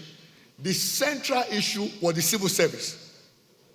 The civil service needs to be professionalized, and it also must be completely reformed. Number one is the size. Number two is the pay. And the third and critical issue is meritocracy. And that means getting in there and advancing should be based on merit. So in which case, our MDAs, that's our ministry, departments, and agencies of government, we must redefine clearly for them KPIs, and not only that, equally demand from the leaders. We need a government that has the courage to deal with that. Let me call it, quote and unquote, a monster. But that's what it is for us. If the civil service is not efficient, the private sector will not get anywhere. That's the truth of it. We must address that frontally. We must have the courage to deal with that. Now, I don't want to go too far into this because there are so many issues that will also still come. But one thing I want to also put forward here is for 10 good years, we've been conversing about the Orosai Committee report. Recently, the presidency set up a committee to come up with a white paper on that. But for me, the issue is the recommendation is very simple. We have a bloated bureaucracy. We have a lot of duplication of mandates across those MDAs. We must frontally also deal with that by looking at those where mandates are duplicated and realigning them. That will also have an impact on the cost of governance. Very, very important. And that comes around now to the issue of funding of government activities. We talk about revenue, expenditure, nexus. And this is the last thing I will put down here. Now, I was a part of a presidential committee some 12 years ago that put forward a recommendation, which Nigeria never talked about till date. And that is, if we really desire to get out of our dependence on crude oil, associated gas, condensate, we need to look back and ask ourselves, we talk about the Dutch disease in economics. Which country had ever had Dutch disease and got out of it? Netherlands. Mm-hmm. And we ask ourselves the question, how did Netherlands get out of the Dutch disease? It will appear simple, but it takes a lot of courage to do. All we need to do here is simply look at 4 elements in government fiscal operations. We have oil revenue, we have non-oil revenue, we have capital expenditure, we have recurrent. Basic target over a 5-year period is how do we equate non-oil revenue with recurrent expenditure? That becomes our target and focus. If we're able to achieve that in a period of 5 years, then we can free oil revenue completely for capital spending and investment. Thank you so very much. Thank you. Thank you so much. Thank you. Thank you for that. Again, I'll save my recap towards the end, but quite a few interesting nuggets in that. And finally, we'll have Ayodeji. Do you still have him on? Can we switch back to the virtual session and bring Ayodeji on to give his presentation? Excellent. Yeah. All right, Ayodeji. Over the next 10 minutes, please, can you go through your speech or presentation? Thank you very much. Thank you. Good morning, everyone, and thanks to CIBN for inviting me. So while a lot has been discussed around the policies, around some of the issues that we have, I would also like to just focus more on some of the policies that can be implemented by the new government. Thankfully, we all know that it's going to be a new government. This current government, there's no third time, so we're sure that it's going to be a new CEO that will be driving the affairs of the country. And looking at some of the ideas that can also help and supporting some of the initiatives that have been mentioned, First thing that I would also like for us, the government, to focus on is identifying those job elastic sectors. Mr. Lebute spoke about the manufacturing sector, aviation sector, and how it can boost employment. If we look at even the trade sector, Nigeria, when you look at the GDP, you would see that the informal sector contributes significantly, I think above 60-70% to our growth, and also to unemployment, almost close to 70%. So that sector is very important. There needs to be a policy around how it can boost productivity more in that sector. With that, it would also increase revenue for the government. Yes, we've seen that government non-oil revenue has increased in the past few months relative to the oil, but there's still a lot. Tax to GDP ratio still less than 10%, which shows that there's potential ability. So if there's a focus on that, that would really even reduce the insecurity challenges that we have. Insecurity, there's a strong correlation between insecurity and unemployment. If we continue to just channel efforts in throwing money at the insecurity problem and we don't solve the issue of unemployment, then the insecurity will continue to expatiate. Also, I would also like that there's a bit of focus in terms of domestication. So I looked at some of the social intervention funds by the government, sometimes maybe close to $1 trillion that is being spent. If some of these homegrown programs, most of the inputs that will be used are generated locally, which means that that fund, the multiplier effect of those funds would be significant. If those funds would be used to purchase things, it means that it will create jobs and it will increase productivity. There needs to be like a structure around it such that most of the inputs, we have the homegrown program for the schools, that all these inputs are received from Nigeria and there are no imports, so that they can generate jobs rather than creating jobs for other countries. It's also important, looking at the structure of the Nigerian budget, we know that, yes, there's a limit to what the government can do in terms of reducing the non-recurrent expenditure. But when you look at the overheads, even taking aside personnel costs, a lot of things can be done. Most of those funds, if we domesticate, can generate higher capacity. For instance, I don't see any reason why government should not patronize locally made cars. By doing that, it would increase the opportunity and also incentivize manufacturers to set up factories. That fund, yes, we may feel that there's high cost of spending for the government, but by the time we look at the ultimate impact of what those spendings will generate if they begin to localize and we reduce the import for government spending, then we would see that multiplier effect and it will generate more jobs. Because I would always link that insecurity challenges that we have is affecting almost everything. We can see, looking at the data for foreign portfolio investment, it has reduced from the high in 2019, about $23 billion that we get, is currently less than about $5 billion. So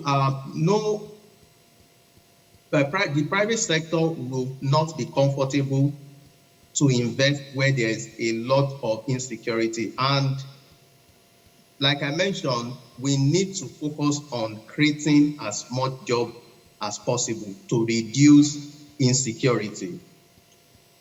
I would also like to touch on revamping the private-public partnership arrangements. Yes, when you look at the Infrastructure Concession Regulatory Act of 2005 that brought about the PPP arrangement. There needs to be a rejig. Even the government, and we know that there's been significant constraint in terms of revenue, are finding it difficult to get that private sector involvement because of policy inconsistency, because of the ability for government, for most of the private sector to be able to find fit in terms of within the jurisdiction. There needs to be enforcement of law. So I believe that the new administration needs to rejig the PPP arrangement. Also sustaining the tax infrastructure tax credit scheme. We can see what Dangote has been able to do from the Apapa to Ojota Way within a very short period. If it were to be government, like Mr. Hodge mentioned, about 8% is disbursed. It may take about 20 years to complete that road.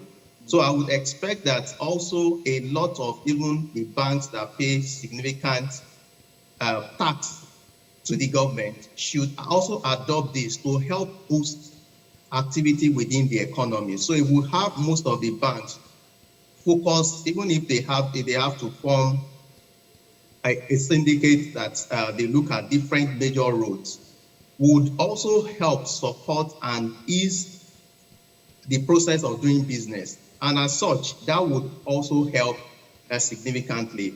I think I would also, before I wrap up, I will touch on our port system. It's really very important because if we don't take care of our port system, overhaul it, we'll continue to pay for the inefficiencies. We're all aware that the cost of importing from China to Nigeria is significantly less than taking a container from Lagos to Kano. It means that we Nigerians will be the one to pay for these efficiencies. And we all saw how inflation has been going up. So if we need to look at how the port system, in terms of the number of days for you to clear, and it's also important, also looking at it from the export angle. Manufacturing accounts for about 3% when you look at the export figure as at Q2 2022, about 2% of total exports. It's all very cumbersome for a lot of the manufacturers to export their goods. And I think finally, value adding to a lot of our agri-product is really important. When we look at the value chain, beyond just exporting the raw goods and creating jobs and refining it in other countries, they can be focused on trying to manufacture some of those, adding value to some of those inputs before we export them. And that would also be able to boost employment in Nigeria and ultimately will reduce insecurity. Thank you. Thank you. Thank you very much. I think quite a number of solutions have been put out there.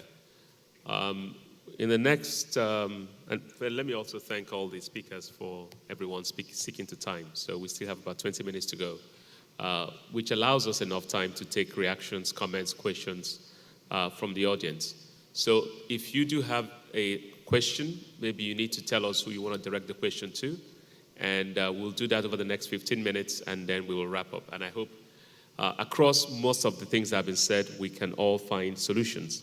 I probably think the comments made earlier by Biodu about the people that actually make money in the automotive sector being those that actually are involved in the component manufacturing. It is true.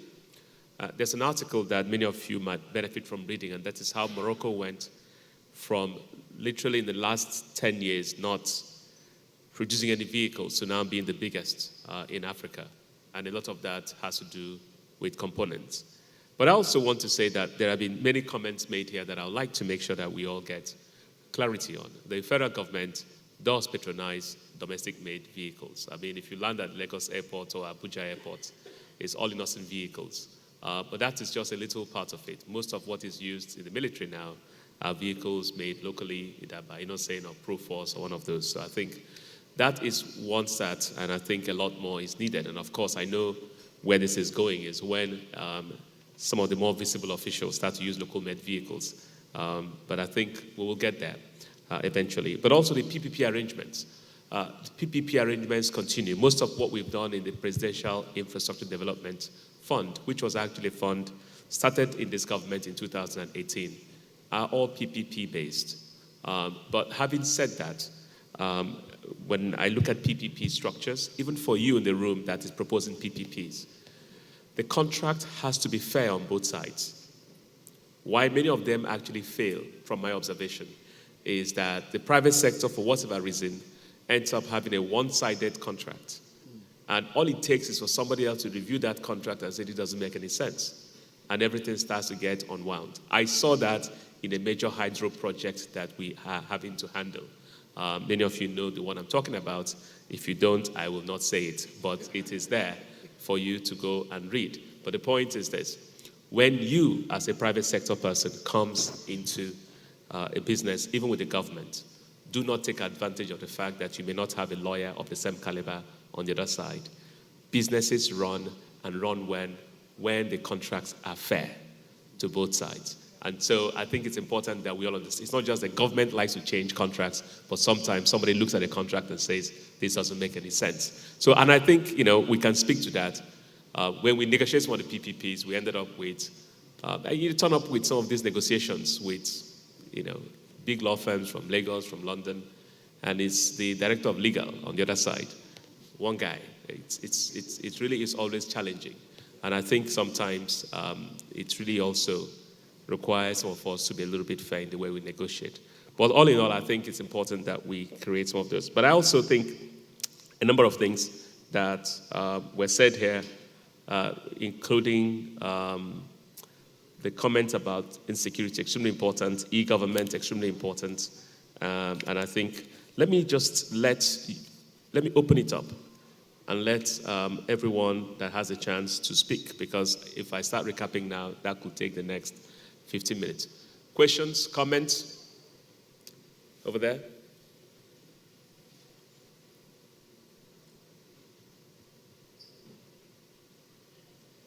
And keep it brief, and so that we can get other people in there. Got a few other hands up.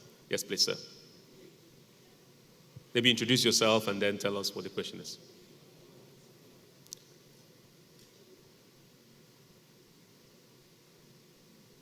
Sir. Thank you. But don't mind if I throw some challenges at you. My name is Professor Shegun Ajibola. Yes, sir. Past President CIBN. And I want to speak as a farmer, not as a banker. Here we are making a very brief observation that some of the problems we've highlighted this morning, what is the difference between what we highlighted last year, year before, and this morning? Yeah. And perhaps if we are here next year, we may still be ruminating over some of these problems. So it's in a vicious cycle of thought leadership that is our major problem. We have said a lot of things. So many professional bodies gather, beautiful ideas come up in the university, in the academia, in so many areas of our national life. What happens after? Like we are here these 2 days. Wonderful ideas, innovative ideas. What happens from tomorrow morning? So how do we bridge the gap between what we say here and the impact it has outside there? We still have not gotten it right as a country. Ideas that are generated, how they flow through the implementation trajectory. Biodun mentioned that quite a lot. Now let me speak as a farmer. I have a commercial farm. Everything in my farm up to this morning, I funded. My brother here, Oloye Songuleye, he knows that I know almost everybody in government in our state. They plead helplessness at every point in time. Road, water, power, everything, 100% finance. If I face that situation, I pity what my brothers and co in subsistence farming they are facing in the same community. I challenge the government sometimes, and that is my challenge to you, sir, Dr. Ogi, that we have so many of these intervention programs. What is the record of accountability? I told the commissioner for Agric in my state, when he said they've been supporting Agric, I said he should publish the names of those Agric practitioners they've been supporting. Because in my own community, in my own local government, I know everybody that is into commercial farming. No one has generated a single has benefited from any single initiative, any single intervention in the last 10 years. And not a single person has broken even. Bjorn was talking about Agric contributing, I think, about 45% to our GDP as at now. And contributing almost nothing to tax. How we tax? Do you want to tax my capital? I have not made a single profit in the last 15 years. So what is to be taxed? These are some of the gaps, the disconnect that we have. Sir, with your intervention program, let's, as a country, see how we can develop a template for accountability. If, for example, in my state, somebody says, I've supported 100 farmers through this intervention policy or program, these are the names. This is what they have benefited. What have they now contributed to our national life, having enjoyed those interventions? Then we have a record of accountability. Somebody will not take it as its own share of the national cake. We don't have that. So these are some of the problems. So those of us who are on the field, we are suffering. I don't know those who are enjoying some of these interventions. So in which way can we help ourselves as a people? Thank you. If indeed we want to pursue the policy of consuming what we produce, producing what we consume. Thank you, sir. We'll take two more questions and comments and we'll address them as a whole. There's a hand up there. Good morning, everyone. My name is Emmanuel David from University of Port Harcourt. So my question is, my question goes to you, Dr. Oji, yes. Mr. Oji. Yes, sorry, Mr. Oji. You've highlighted so many problems that the country is currently facing. And if these problems are not addressed, the incoming government will still face these problems. Out of these many problems, you said something of capital being tied up to so many projects. And when these capitals are tied up to this project, there are always costs of this capital being tied up to these projects. These capitals should, if these projects, a project that could last for 6 years and capital are being tied up, if such capital is used for something else, and I think it should have been profitable than being tied up to such projects. So my question here is, should we allocate this issue to a kind of a stabilization fund, or is there any sort of correlation between such and the development fund? Thank you. Thank you very much. And one more question, then we'll address them, and then we'll come back and take a few more. Just there, right, the lady. Let's take one question. Good morning, all. Yes, ma'am. What I want to say is not really different from what the first person said. But from my comment, what I would like, my name is Leila Aliyu from Access Bank. We've said so many beautiful things, just like he said. We have so many strategies and all that. But what is important and what we should focus on more is passion, and then how patriotic are we? Because if you are passionate and if you are patriotic, all these things will fall into place. We won't have people, we won't have projects, unfinished projects, and somebody sleeps in his house, the person that is in charge of, I don't know if you guys understand what I'm saying. So the basic thing here is patriotism. We have to have a very serious mind shift. I'm speaking as a Nigerian, I'm also speaking as a banker.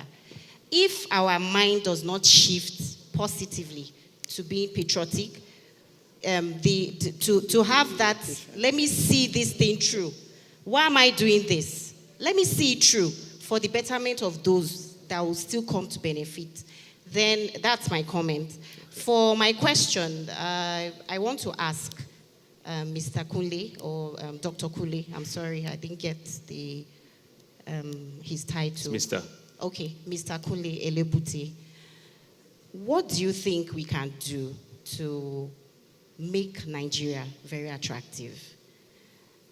What my Oga here said is very important. 5 years, we're going to sit down here, and 5 years will come tomorrow. What do you think we can do to make Nigeria attractive for investment? Thank you very much. Mr. President, CIBN had his hand up. I didn't see. Can you please, sir? I apologize. I was looking over you. My sincere apologies. Take that one and then we'll answer them. Thank you, sir. Okay, thank you so much. I'm quite excited with the insight that has been shared. Very, very important. Well, I just want to say that it's not necessarily that on the negative side, there are positives that have also been recorded. I'm sure that yesterday the guest speaker talked about that, talked about the areas that have experienced growth, especially in the financial system as much as possible. But I think if you also know quite well, I want to commend what Uche have been doing at Sovereign Investment Fund, especially on the infrastructural support. I mean, we can feel that. Much is required again, and my question has to do with, I want us to share insight on what we think a critical issue that affects cost of doing business today is power. And I say this very, very, very objectively, because if you don't resolve it, obviously you discover that you are not resolving the issue relating to small and medium enterprises, because it's a major component. If you look at most of companies, you see that more than 60% of their overhead costs are coming from power related. And so the question will be, talking about infrastructure, what is it that we need to do to be able to get that? If we've had successes in the telecom sector in terms of the infrastructure that was just put there, privatize it, and we are witnessing the kind of successes there, how come we cannot be able to trade this? What would be the option? Then the second point you talked about is the issue of growth and acceleration.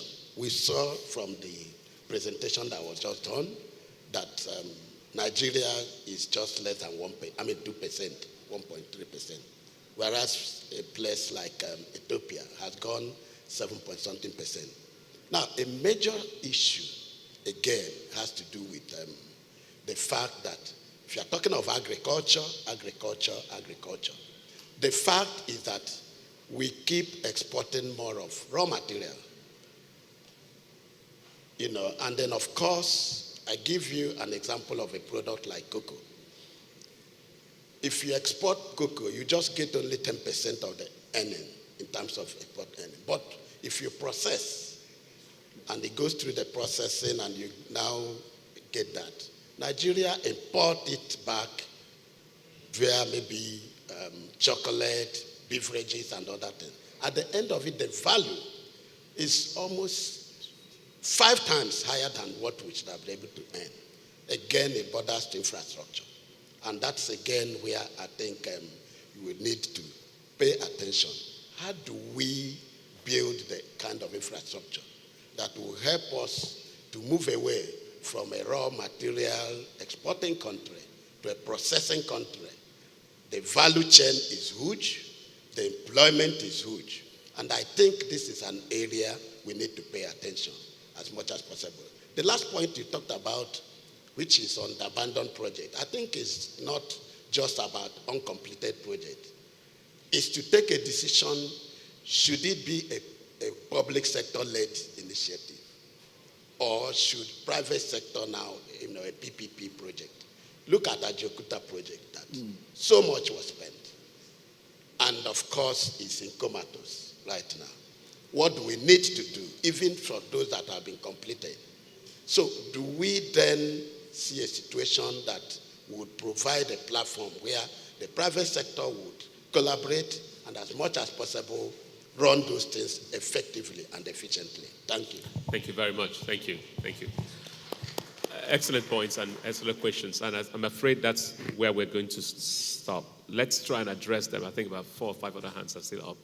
But let me try and address a couple of things. And I think it's important that we do. And I'm probably also going to integrate my closing remarks as part of this. And I believe there's a question for Kunle, which I believe he will answer. But let me deal with some. Agriculture. Now, let's have an honest conversation about agriculture. All over the world, this is a very tricky sector. Europe today, every time there's a French election, it's always about what are you doing for the farmers, how are you going to subsidize them, what is government doing to provide price stability for products. It is always very, very topical. In Europe, if you listen to Brexit very closely, it was about agriculture, agriculture subsidies, fishing, all of these things are all included.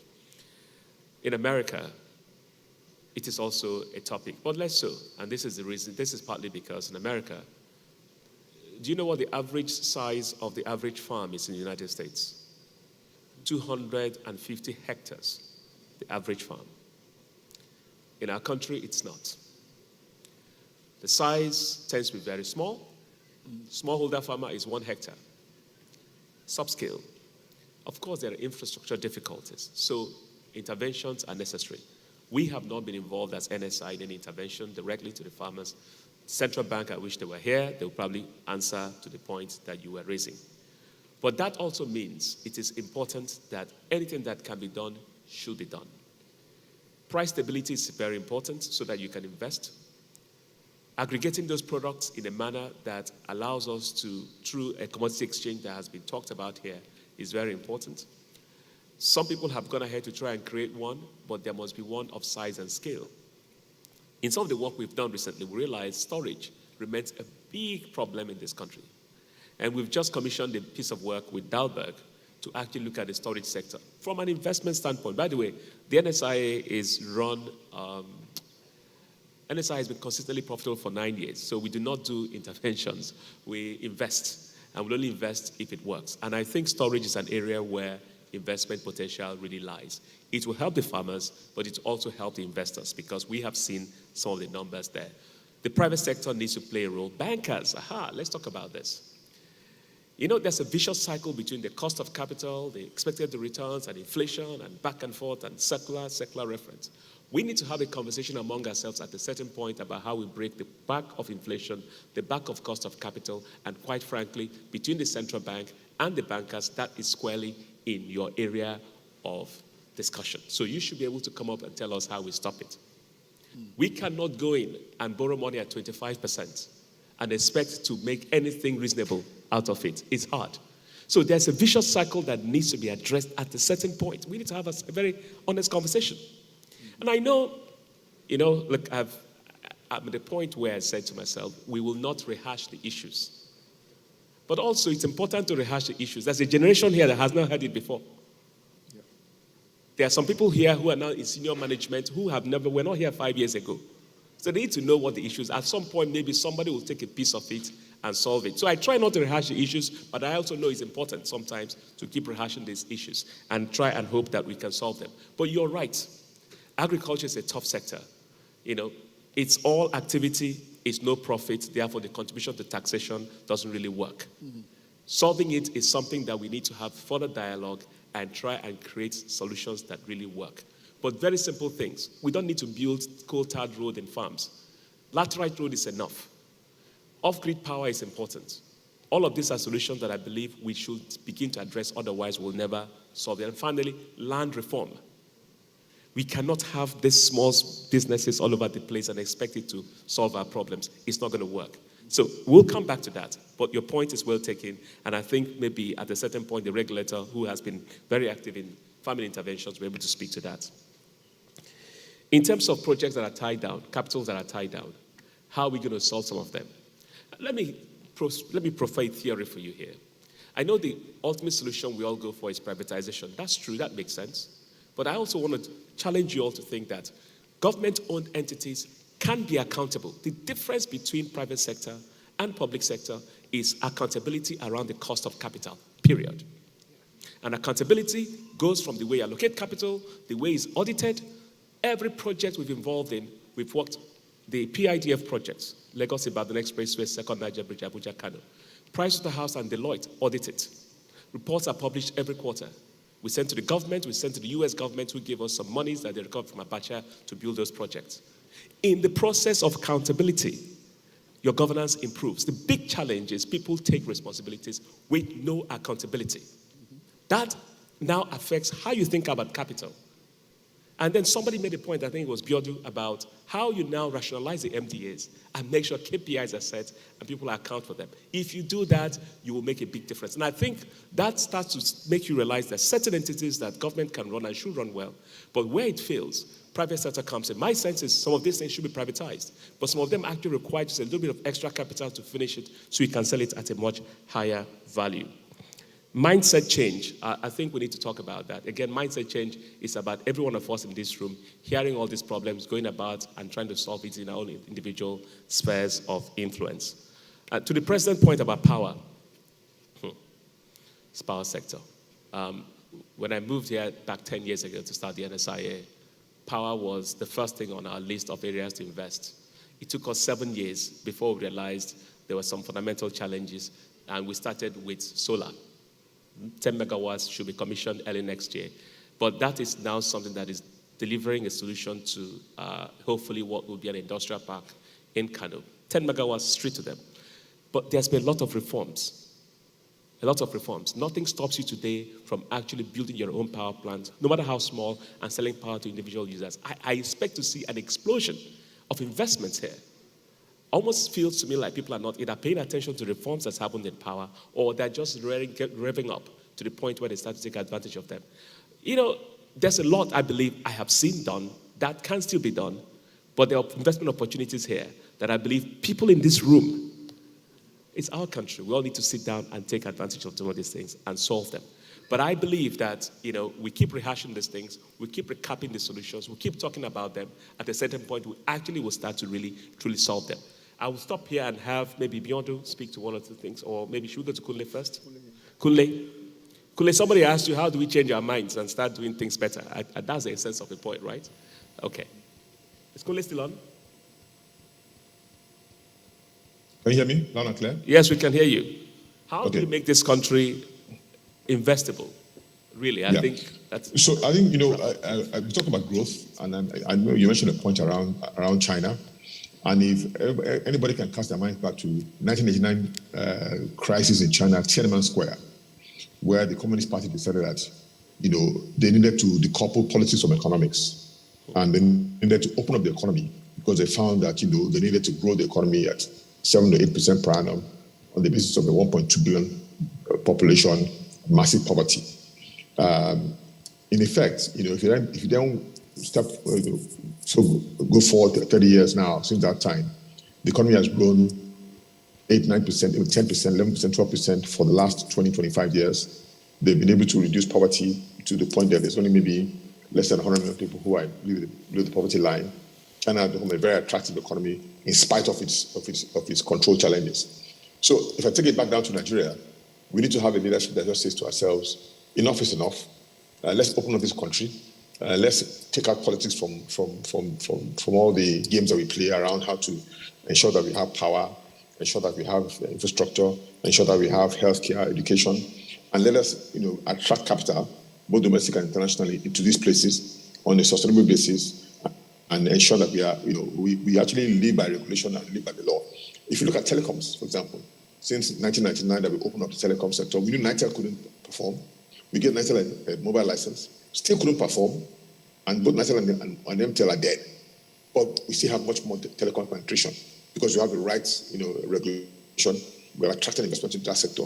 Now they are actually going into payment service banks, PSBs. So if you use that as a model, or pensions, or banking reform with government soludo and capitalization, if you just take those kind of reforms into healthcare, education, infrastructure, and move government out of the way, so that you can attract both capital as well as incentives, as well as regulation, to be able to grapple with those issues in those sectors.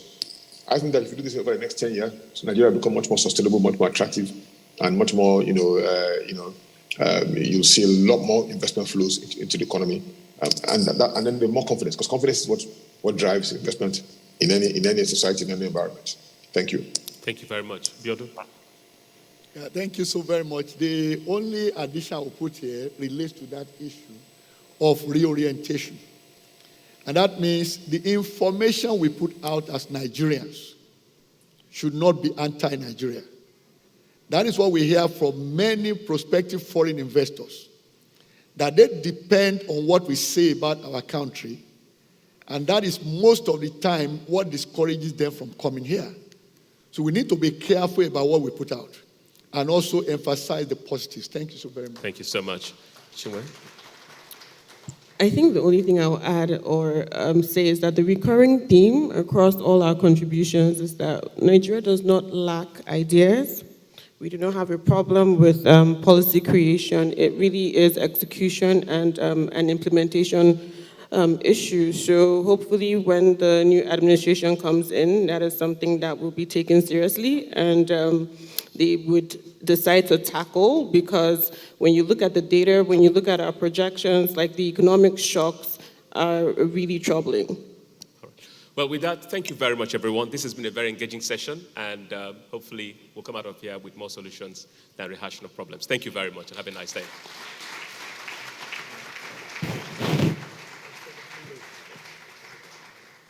Thank you. Please stay. Please stay. Yes, please, President Mr. Ken Okpara, please join them now and then office holders, please, kindly join for photo session. Then we also have plaques for you.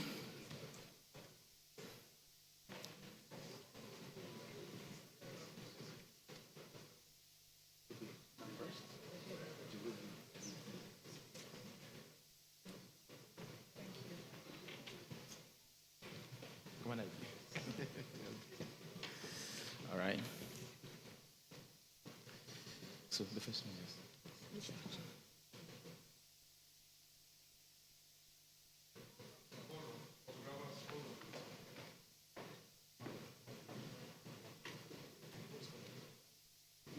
Yeah. It's stabilized now.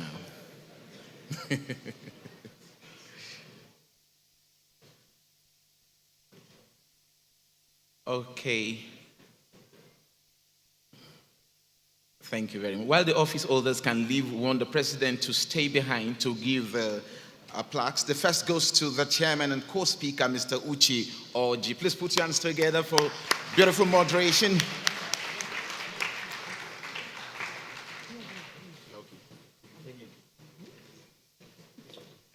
The next one is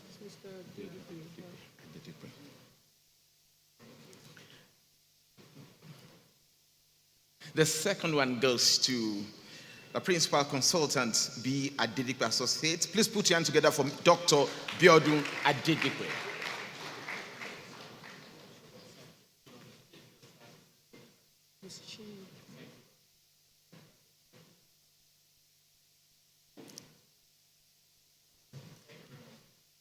And the last one goes to Chief Economist, Coronation Merchant Bank. Please put your hands together for Ms. Chinwe Egwim. And then I would like you to celebrate our virtual speakers. They'll be getting theirs virtually too, but we'll give them a round of applause. Let's celebrate Mr. Kunle Elebote and Mr. Ayodeji Ebo. We'll celebrate you. We'll celebrate you. You know, yours will be communicated to you later, okay? We can't fly, we can't fly to you now. Technology has not gotten to that. All things are possible, but for now, as I was flying down here, I was thinking, did my grandparents, if they heard that somebody can fly above the sky through plane, they say, don't enter, it's witches and wizards, but it's a reality now. All right, my colleague takes over now. Please put your hands together for her. Beautiful, elegant, vibrant. Thank you very much, Adedeji. Distinguished ladies and gentlemen, we began this morning with a reservoir of applause, but it seems that it's gradually going down. What is happening? Please, I want us to get much more power and much more into our reservoir of applause so that when we invite our speakers, we are generous with our applause. So I'll be inviting our speakers and panelists for the next session, and I ask humbly that we please join in celebrating them as they make their way to the lectern. Thank you. So the next session is focused on workforce globalization, opportunities, and threats. It's business session 3 and the second one for today. Now, to start by inviting the chairperson for the panel and also the co-chairperson. I'll invite the speakers as well, and then they can make their way to the lectern. Thank you. Are we good?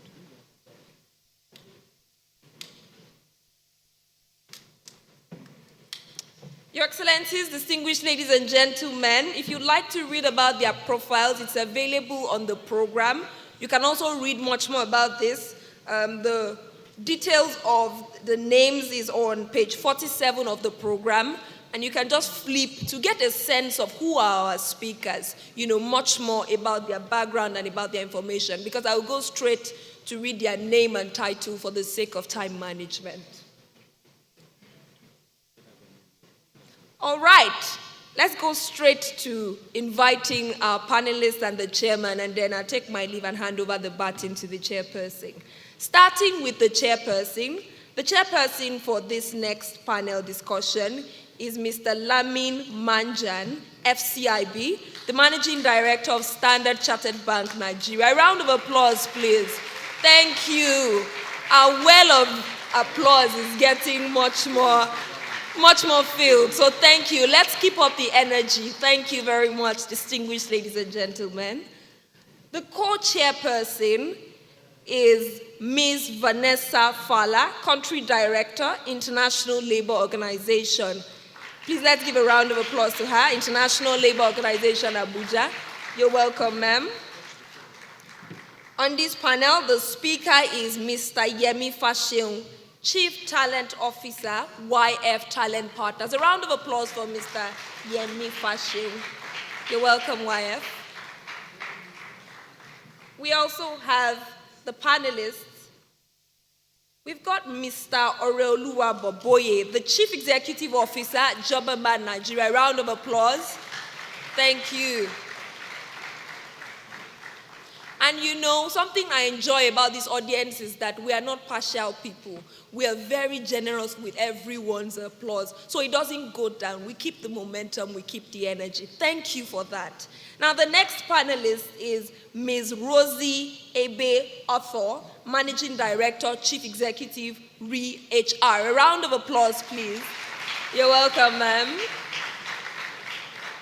Thank you. We've also got Dr. Yetunde Odugbeson Omede, Professor of Global Affairs and Politics, State University of New York. You're welcome, ma'am. And finally, last but definitely not the least, we've got Dr. Olubisi Grace Makinde, Senior Lecturer, Babcock University.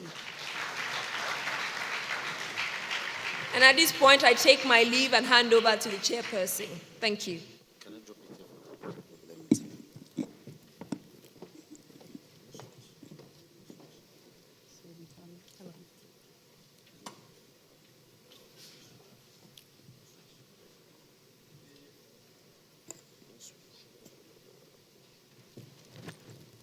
The President of the Chartered Institute of Bankers of Nigeria, distinguished ladies and gentlemen, good morning to you all. I'm delighted to be chairing this session together with Vanessa Fallow, who is the country director of the International Labour Organization based here in Nigeria. Our topic this morning is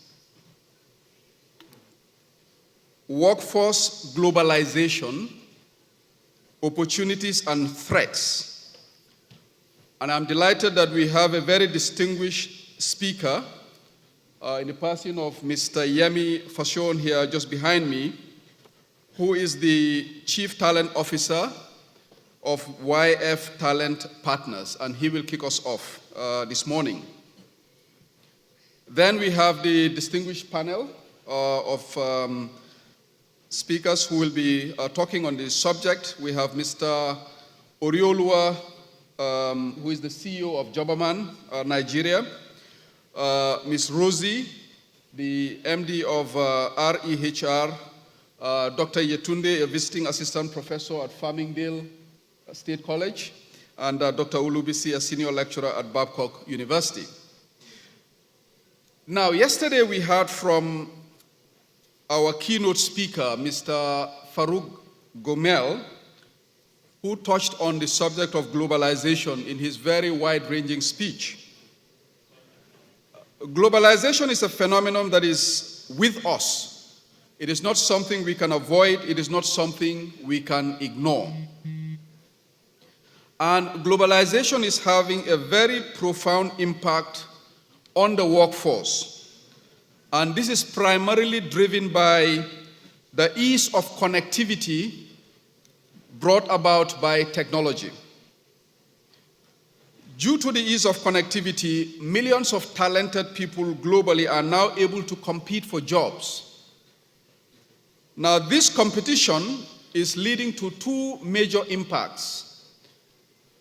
The first one is what I call the hollowing out of work.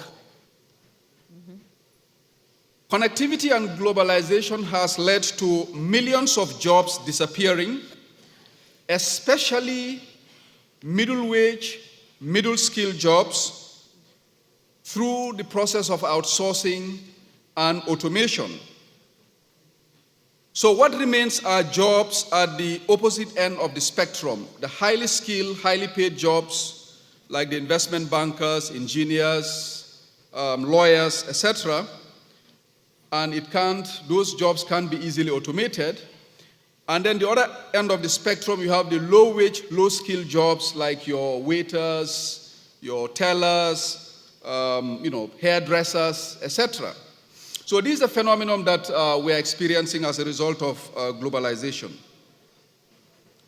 The second impact is the globalization of virtual work.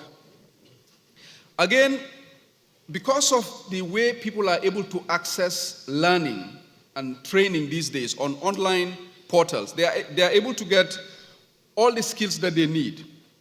And then you have this virtual marketplace. So now people are skilled. They have all the skills, whether they were educated in the US or here. And then you've got the virtual marketplace where they can actually put their talent and their skills up there. And because of that, we are now seeing connectivity between the buyers of skills and the sellers of skills. In 2020, when the COVID pandemic hit, it accelerated really some of the things that we thought were in the horizon in the next 5 to 10 years. They actually happened immediately. So we started seeing the phenomenon of hybrid working, for instance, being the norm nowadays. The other impact of COVID-19 was the Great Resignation. In the West, we have seen a lot of people actually leaving their formal jobs and moving into other areas. And this has led to a talent shortage in the West. And as a result, we have seen the places like the UK, where they have relaxed their immigration rules so that they can attract talent in the UK. How is that impacting us here in Nigeria? We have the phenomenon of Jakpa. I hope I've pronounced it correctly. Jakpa. All right, Jakpa. Okay. So, we are now seeing talent moving from Nigeria to Canada, to UK, and elsewhere. Now, HR plays a very key role in influencing the future of work. With the increased focus on building for future skills, basically developing human-centric leaders, supporting business transformation, HR more than ever before is a key partner to the business in ensuring that they are equipped to face the challenges of the future. I look forward to an exciting and engaging session, and we are going to start with our speaker, Mr. Yemi Fashon, who is going to talk to us about workforce globalization, what are the opportunities and the threats, and from there we'll now have the panelists to further elaborate on that subject. Thank you very much.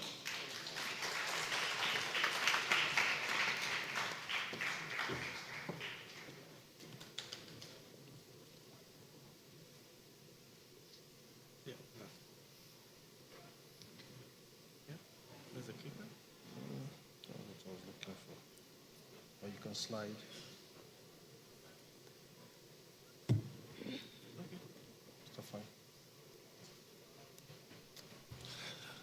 Good morning, good afternoon, good evening, everyone. In the spirit of the now of work, people might be listening to us from anywhere in the world. So let's move from the past to the present.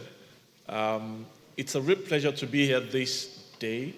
Now, we don't know if it's morning, afternoon, or evening, and a great opportunity to be invited by the Chartered Institute of Bankers of Nigeria. I do not take this for granted. And in the next couple of minutes, I just want to talk about what I see as opportunities and threats, especially from a workforce and talent management perspective. My bosses will do justice to the conversations. I'm just laying the foundation for the discussions, right? So I'll quickly go through what globalization is, its components, opportunities that I see, that we all see in today's world, threats also that we see, one of them is not totally unrelated to the Japa syndrome. And then we will drill down to the operational changes that is happening right now within the workforce. What are the things that we can do to grapple or leverage new realities and get the best out of the workforce? I'll give my final thoughts and then we will wrap up. So globalization, we can all define it. It is everything happening everywhere. Somebody defined work about 2 years ago as work is now where work is. I am totally sure that a couple of us right now, we have our iPads and our laptops and our phones. My boss is looking at me. I didn't say her. Good morning, ma'am. Sorry about that. We have our phones and our devices and we are doing work as we speak right now. And that's the impact of globalization. Can I quickly say that COVID-19 did not fast-track the future of work or globalization or the new realities that we see now? Many people think it's an outcome of the pandemic, but I do not think so. In the last maybe 6 to 7 years, we have been talking about the future of work. Virtually all conferences I attended between 2016 and 2019 were all themed around the future of work. But what happened was that the pandemic fast-tracked that future. And what we're talking this morning somewhere, somebody was still saying the future of work. I said, please, let's not call it the future of work anymore. It's now what? The now of work. So globalization refers to that increased flow of everything around work. People, resources, capital, and all that was as a result of technology, not COVID-19. So if anything if globalization is hinged fully on anything, it is technology. We need to be quickly clear about that. And then we have things like outsourcing now, free trade, international supply chains. And from a people perspective, I'm sure that also 1 or 2 people in the room will know 1 or 2 people who live in Nigeria and they work in another country. Any witness in the house? Mm-hmm. At least you must know 1 person. The son of a friend of mine, as we speak now, will still be sleeping because work starts for him at about 2, 3 p.m. And he's going to work till about midnight, Nigerian time. He works with a company in Brazil, but he lives in Omole Estate in Lagos. And guess the salary is in what currency? Dollars. It's in dollars. From a People perspective still talking about globalization.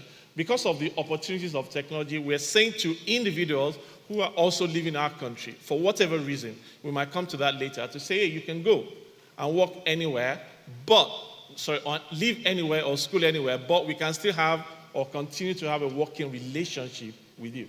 So organizations are saying, yes, go to Canada to school, go to the UK to school, but continue to work with us. As of yesterday, I had a 10, 15-minute conversation with somebody who is the HR business partner of the biggest bank in Nigeria, and I promise you it's not any bank that you see physically. She's the HR business partner living in Canada, working with this organization in Nigeria, and she was asking me, what are we going to do about the Japa syndrome, especially from the IT professional perspective, right? They want to go, we want to keep them. In what currency should we pay them? And a lot of things are changing because of the effects of globalization. But the components are around movement of data. Remember I talked about technology. It's about people as well, and that's what we're going to be focusing on in terms of the conversations of today. Goods and services, capital. We have so many startup businesses today that are getting funds within Africa. I mean, Seamless HR has raised funds, Shotless has raised funds, and you can name them on and on. And that's because there is little or no constraint anymore in terms of the flow of capital. And also technology. We can have technology crisscross boundaries effortlessly based on the effects of globalization. But what are the opportunities that we can, from a workforce perspective? Number one, we can tap into a wider talent pool. Yes, I know we're losing people, it seems, to the first world, but then we can also tap into a wider talent pool. I know a friend of mine who works with an Australian company. She's worked with them for the last 2 years, and she hasn't seen anyone in that organization in the last 2 years. So it's a wider talent pool. New ideas due to cultural diversity, innovation, and creativity, access to new markets, because really the boundaries are becoming seamless. Reward, from a reward perspective, we're looking at new ways of rewarding the workforce. Innovation hinged on technology, higher standards of living across the globe. And if you ask anyone who is on the jackpot train at the moment, 2 reasons will be top of mind for them. They say to you that they are doing it for the children because of the quality of life, right? That's number one. And number 2, also maybe for security reasons, so that they can also enjoy the quality of life. I stand to say that maybe we saw instances of the younger generation moving from this part of the continent to other continents, but it's no longer limited to the younger generation. I have heads of human resources at C-suite level packing up everything and going to the first world. We hear so many bankers selling off assets. This is September because school has resumed this month and they are leaving. I can see a number of people nodding their heads because their bosses have gone to Canada or to the UK. But that's the reality. So it's no longer about the younger generation. It's impacting everyone because of access to so many things from a globalization perspective. And like I said earlier, we can share resources now, we can collaborate better, communication is a lot easier and faster, and also increased flow of capital. But in all of that, as we look at all of the opportunities, we also realize that there are some threats to the workforce from a globalization perspective. International recruiting. What laws of which country is going to guide us? Is it going to be the labor law of Nigeria or labor law from the recruiting country? If somebody works in Brazil and lives in Omole in Nigeria, who is it going to be paying taxes to? Questions. Managing employee immigration is not as easy as it seems. We've got so many challenges around that. Tariffs and export fees from goods perspective, payroll and compliance possibilities. Loss of cultural identity, that's a huge one. Because it looks like as we are losing many people to the first world, we're also losing them to another culture. That's the reality. Foreign worker exploitation. So many people think that the reason the first world is coming to Africa is because labor is cheap. And that might be not totally untrue. Because by the time you say it's, oh, 20,000 pounds or $40,000, what do you do in the first instance? You convert it to how much? 700 and 800. So from a Naira perspective, it's a lot of money. But from a dollar or pound perspective, by the time you take out 40% tax, if you are working in the UK, for instance, what happens to that money? Global expansion difficulties still there, immigration challenges and local job loss as well, which is one of the reasons we actually are having this conversation. But beyond all of that, the opportunities and the threats, let me just drill down to what I see as operational changes in the workforce in today's world. Remote work. At some point, I worked in an organization before the pandemic, and I said to that particular organization, let me not name them, I said that we could have employees work from home 1 day a week. I presented that to the exco of the organization and as head of HR, and they thought I was a joke. The exco decided to approve once a month work from home. So I took that policy to the board, and the board thought I was a fraud. But eventually they approved 1 day a quarter for employees to work from home. By the time I was giving the feedback to employees of the organization, nobody was interested. 1 day a quarter, what's that one? That same organization in 2020 worked fully from home. At the end of the year, made more money in 2020 than 3 prior years. New realities. So, remote work, still in-person or hybrid. At some point, because of COVID-19, we said people should work from home. After a while, some organizations couldn't handle the fact that people were sleeping and eating and working from home and they were collecting salaries. Once there was a hint that the pandemic was over, what did they say? Everybody, and then the price of diesel went to 1,500. And then what did they say again? We need to make up our minds in terms of what really we want to do. Is that remote or hybrid? But again, it's not all jobs that will be remote. I can't tell my driver to work from home. On my way to Lagos, maybe later today, if the pilot says, hey, I'm working from home, what other changes have we seen? Employee expectations and experience. They are totally different from what we're used to in the last 40 to 50 years. At some point in our evolution as a workforce, if you got to work late, maybe 15 minutes or 30 minutes, HR will get a call from the head of the department or the MD and say, deduct 10,000 naira from the individual salary. If you try that, especially with the new generation, you know what they're going to do? They're going to ghost, if you know what that means. And that's the form of resignation. New HR in the new normal. We've got to move away. And let me quickly say before I make the point about human resources, we need to give a lot of credit to many of my colleagues in the last 2.5 years, right?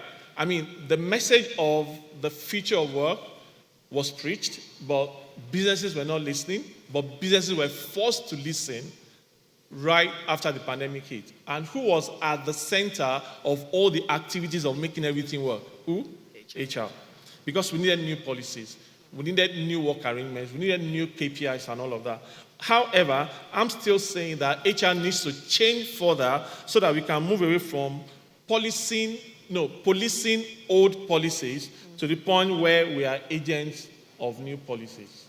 New policies around learning and development, around how we recruit, around how we retain. However, let me say, anytime I talk about retention, I always say this. It is not the responsibility of human resources to retain your people. It is the responsibility of line managers. But HR has a role to play in managing that process. So the Japa syndrome, we can't have this conversation without talking about it. What is changing? The great resignation right now is impacting everyone. A whole department leaves, and where are they all going? Canada. And if you aggregate the amount of money spent in the first world for continuous education today, I said to somebody day before yesterday, it might be enough to pay the national debt of Nigeria. 40,000 Canadian dollars, 70,000 USD. And it is because that is an avenue for our people to move away from the uncertainties of today. But that's the reality. So what can we do? The new workforce is fully millennialized, and I don't think that we should be concentrating on the millennials anymore. When the millennials came into the workforce, we were surprised. Who are these guys? Doing things new, doing things differently, right? And then they gave us serious cause for concern. Some of them are here. They're listening to me now, right? But right now, we have another generation in the workforce, the Gen Zs. And you know what goes round comes round? The Gen Zs are the ones they are the ones sending millennials to therapy on a daily basis, right? But that's the reality. But while we're still struggling with that, another generation is gradually making some incursions into the workforce, the alpha generation. So we need to rethink how we are managing the individuals coming into the workforce from a leadership perspective. If we don't manage them differently, the great resignation is not going to end. Let me tell you two things that you might be a bit uncomfortable with. Number one, the Japa syndrome is not going to end in a hurry. So we've seen a kind of escalation between the last 2-3 months and now because school resumed in September, right?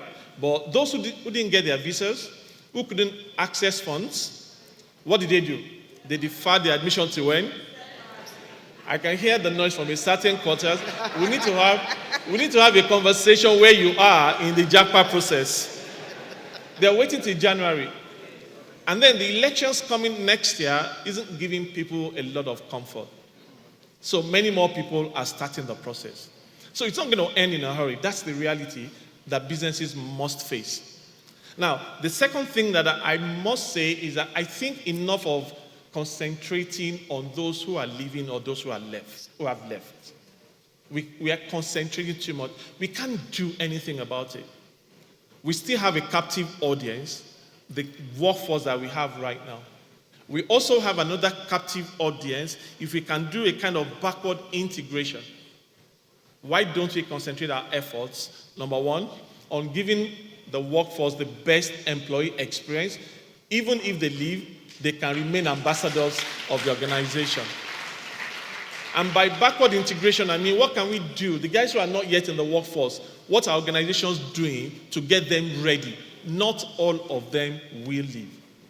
As I round off, I had a kind of moment with the MD of Sterling Bank, Abubakar Suleiman, last Saturday. We were at Nextford University graduation ceremony, and they graduated about 50 students, fully sponsored by Sterling Bank, MBA, on Saturday. Whilst we were, in this season of JAPA, an institution going that way was a bit surprising. So we're both on stage, waiting to take pictures with recipients of awards, and I called him on the side and I said, why are you doing this? I mean, what if you train them and they leave? A CFO a couple of years was asking the CEO that question. We're spending money on people. What if we train them and they leave? And the CEO said, what if we train them and they stay? If we don't train them and they stay, they become rusty and all of that. But I asked him, I said, why are you doing this? Are you tying them to any bond? And he said to me, no. What's more important is that we bind them to a higher purpose. And that higher purpose is, thank you. That higher purpose for me is the leadership experience they get from us on a daily basis. The employee experience, right? The meaning, not just the money, right? The purpose, the passion that we exhibit as leaders so that we can pass the baton on to the generation. Even if they say they want to spend 2 or 2.5 years with us or 3 years, the daily employee experience they have with us might just extend that to another 5 years. So let me round up with what I call my parting shots. And I scripted these words in 2018, about 1:30 a.m., someday, November 2018. I said, given that the horizon of today's workforce has become GLOCAL, and career is tending towards a short-term phenomenon, the conversations around talent should be moving away from talent retention to talent contribution. By this, I mean contributing to the quality of talent pools in our sector of operation in other sectors and in other countries. The better the quality we contribute to the talent pool, the better the quality we can draw from the same pool. What goes round comes round. Thank you very much.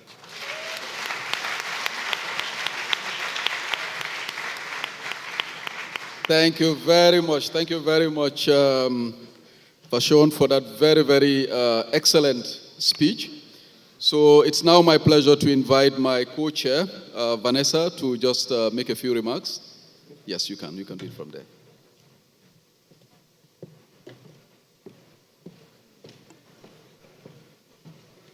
Good morning, ladies and gentlemen. Good morning. It's my pleasure to be here. My name is Vanessa Phala. I know some people struggle far because of the PH, but it's okay. But it's pronounced Phala. I'm very happy to be here, and I was here again yesterday. And for us as the United Nations, it's very important that we become part of these discussions, part of this dialogue. Oftentimes, when I tell people I work for the UN, I always get, oh, you are the cause of our problems. And when I become specific and I say I'm working for the International Labour Organization, say, oh, more.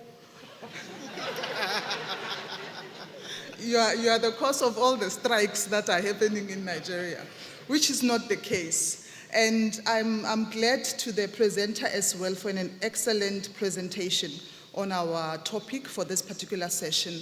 And I just wanted to share with you just a little bit, because for the International Labour Organization, this is our forte, this is our work.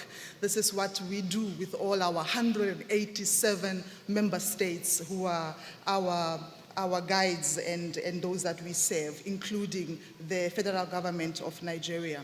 For the ILO, in terms of the work around the workforce, we've been driven for 103 years, the oldest UN agency, with what we call the pursuit of decent work agenda. And as we talk about preparing the workforce and making sure that we are producing persons that are able to respond to the needs and the demands of the labor market, we need to do so within a particular framework that will make sure that we are actually promoting decent work for every workers in order to achieve peace, prosperity, and progress.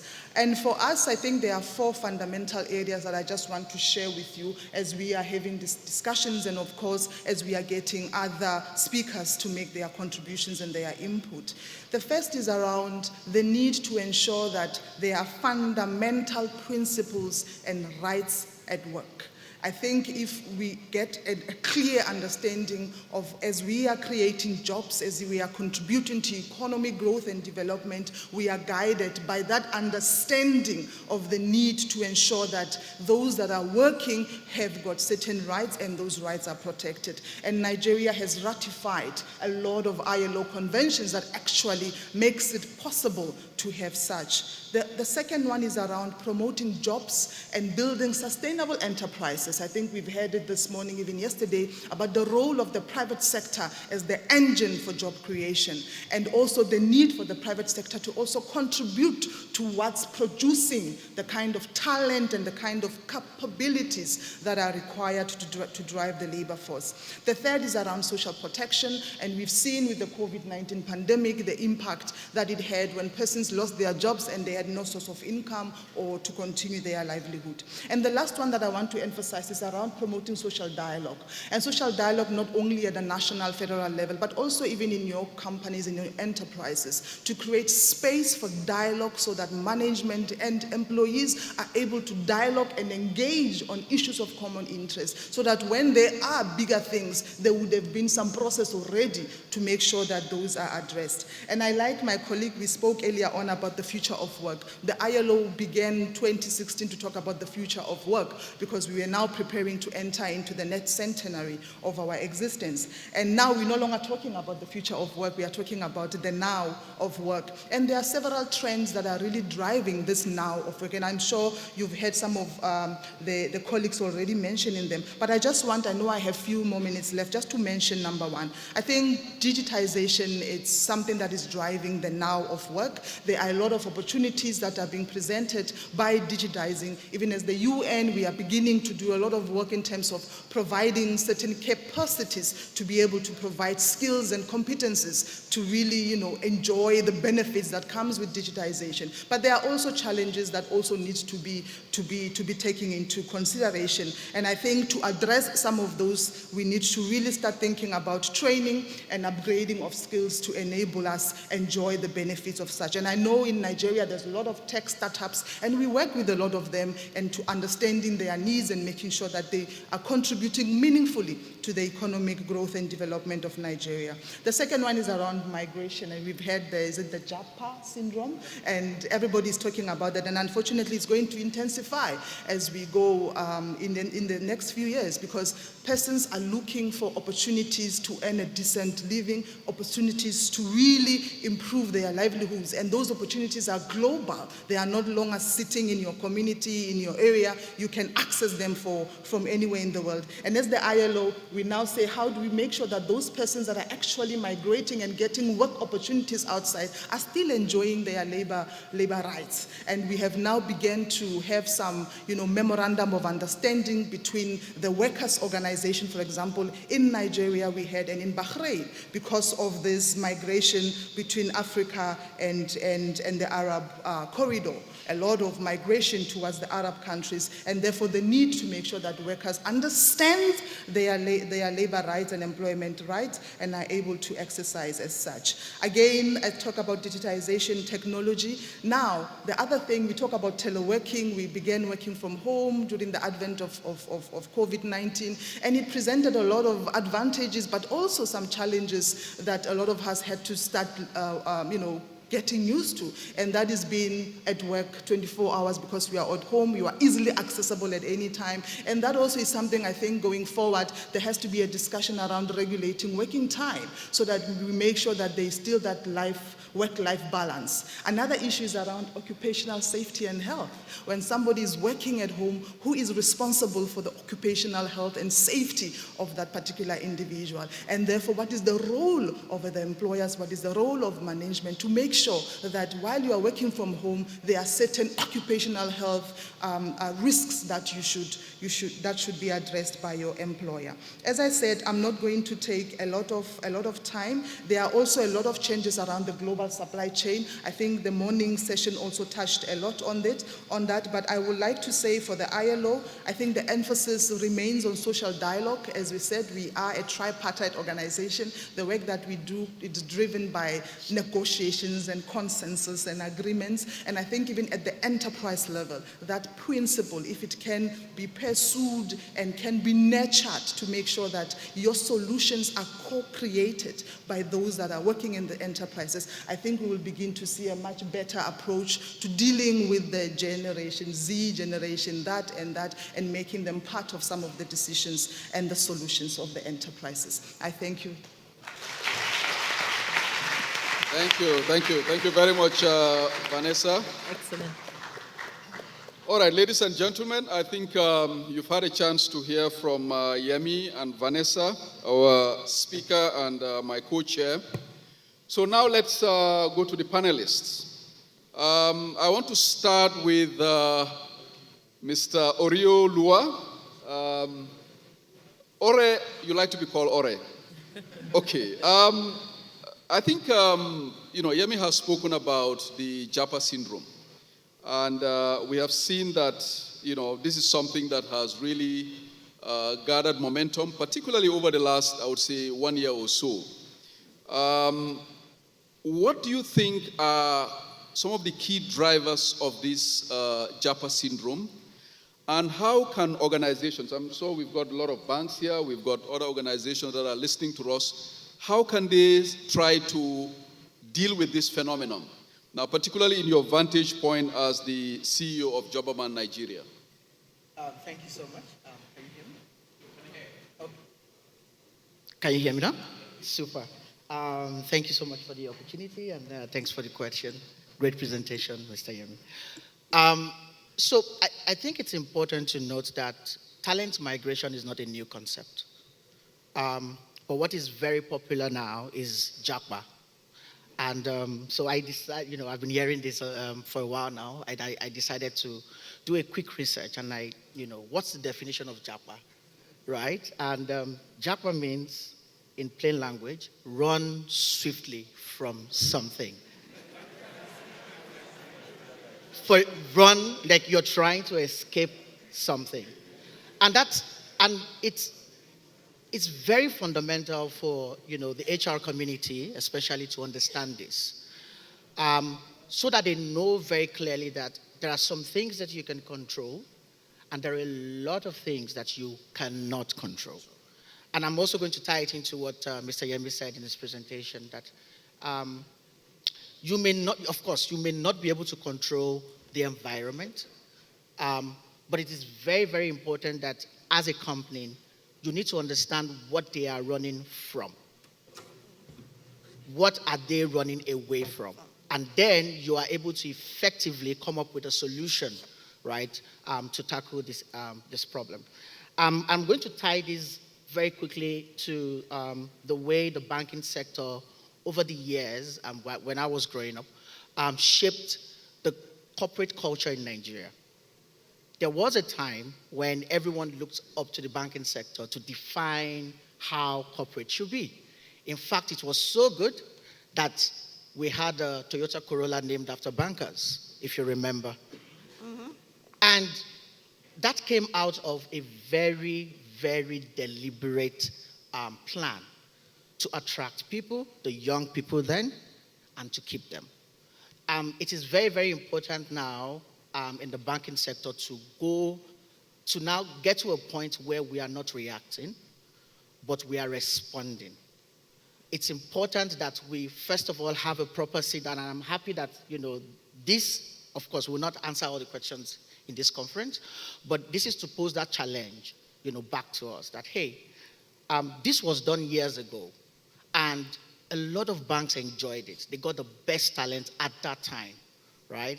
What can we do right now, right? And to come up with something that is going to be like our own blueprint. Right now, the software or the tech sector is driving that. And I think that it's important for the banking sector to actually take its place in driving again the corporate culture in Nigeria. So to quickly answer, in my own point of view, just put out some point here. What can you control as an HR person, as a bank, as a business? What can you control? Your company culture. It's the biggest thing and the most important thing that you can control. Your company culture. For the longest time, let me shake the table a little bit. So there was a time this thing trended on Twitter, horrible bosses. And at the heart of that conversation was the Nigerian banking sector. And it's very, very important that we take note of that, because it is part of what people are jackmining from. So it's very, very important that we take note of that. Our company culture, it's beyond the nice plaques we have on our walls. It's beyond saying, oh, transparency, open door policy. You can come to me with your problems. But can I?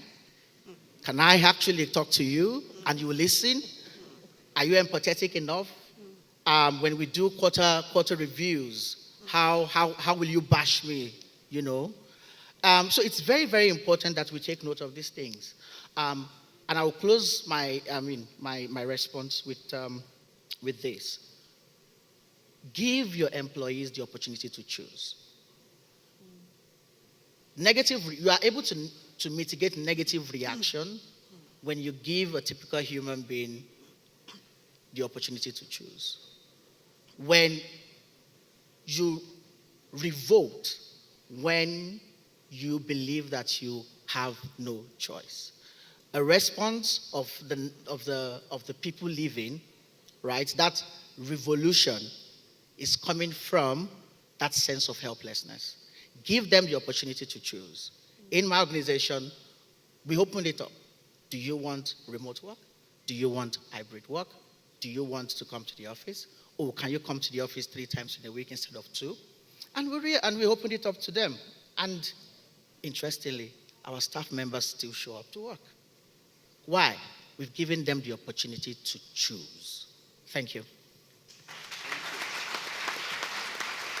Thank you. Thank you very much. I think, the point that you raised about Japa running away from something. Actually, I didn't know that was the real definition. So that means there are things that people are running away from. And maybe some of those things are beyond our control. However, there are things that are within our control as organizations, and one of them obviously is our culture. How do we make it attractive? How do we make the employee experience such that somebody wants to stay and not run away from the country? So very good points. Let me now turn to Rosie, sitting next to Vanessa here. Rosie, you have worked in different organizations in Europe, in Africa. In fact, she used to be the head of HR for Standard Chartered Bank at some point for our region. So if you look at the profile there. So you've had extensive experience in the HR world. So how do you think we can rethink the role of HR under this new normal, what we are all experiencing now? Miami said that it's no longer the future of work, it's the now of work. So what can HR play in terms of helping organizations to navigate through this? Thank you so much, Lamin, and thank you to the CIBN for this opportunity. I'm really excited about being here. I've had a fantastic couple of days. Talent is fluid and it is borderless now. The pandemic has brought up a lot of things, both challenges but also opportunities. Gartner's recent global survey talked about attrition and the fact that we would expect attrition to increase by 10% every year for the foreseeable future. And we know now our future has been contracted to 2 to 3 years. We are in a complicated market, and I know most of you have been listening to international news. We talk about GLOCAL, and so we know that that's the fusion of our global environment plus our local environment. Rising interest rates, inflation. In Ghana, we're at over 30% at the moment, so we are struggling. Pandemics, not only COVID, Marburg, monkeypox. So you can see the proliferation of things. So we are in a world where not only well-being, health, macroeconomics, geopolitics, so the Ukraine war, etc., are impacting our talent and impacting the behavior of organizations. We all talk about the Great Resignation. We know this conversation started from the First World.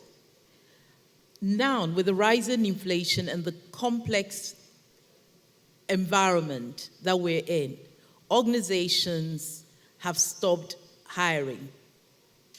You would have read yesterday about Goldman Sachs getting ready to kick off hundreds of layoffs as early as from next week, signaling to the financial industry the layoffs that we're going to suffer in that respect.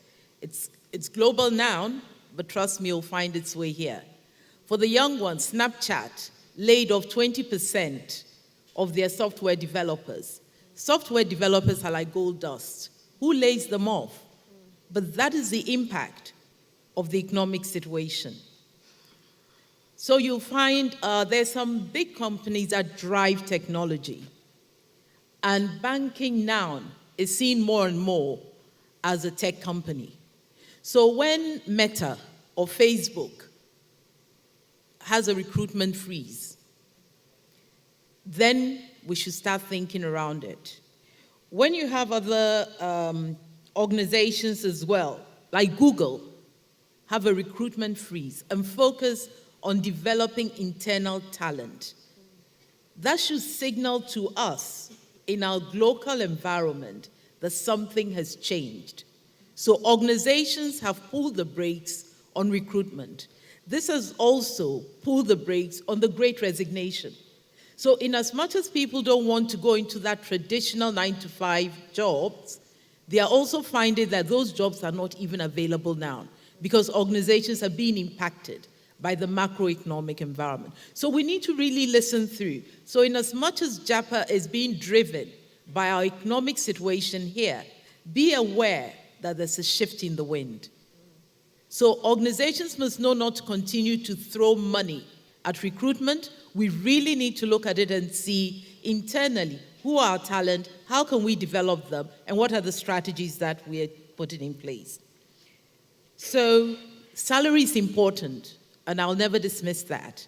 Transparency around salary is also important, but it's driven by ability to pay and performance of your people.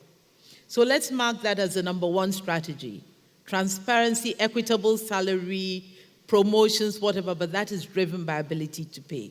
If you're not making profit, if you're tied down as a company, you're not going to be able to do that. But it is a key hygiene factor. The next thing I would look at is building a talent-first organization. That's an organization where talent has such significance because it's tied to the strategy. It's tied to the vision of the company. It's tied to the goals of the company. And therefore, there's a real focus on aligning talent to the organizational strategy. How do we recruit? How do we utilize our talent? How do we develop our talent? How do we make talent a competitive advantage? My experience in Standard Chartered taught me that in Ghana especially, Standard Chartered was seen as a university for talent. So, APSA now would stand at our gate and say, you train them, we'll pay them. So we'll train them, we'll lose them. But we trained them, but we kept some. So what are we doing to make talent a competitive advantage? We must develop an organizational mindset of continuous learning so that everyone in the organization focuses on developing their talent, owning it, but the organization has a role to play.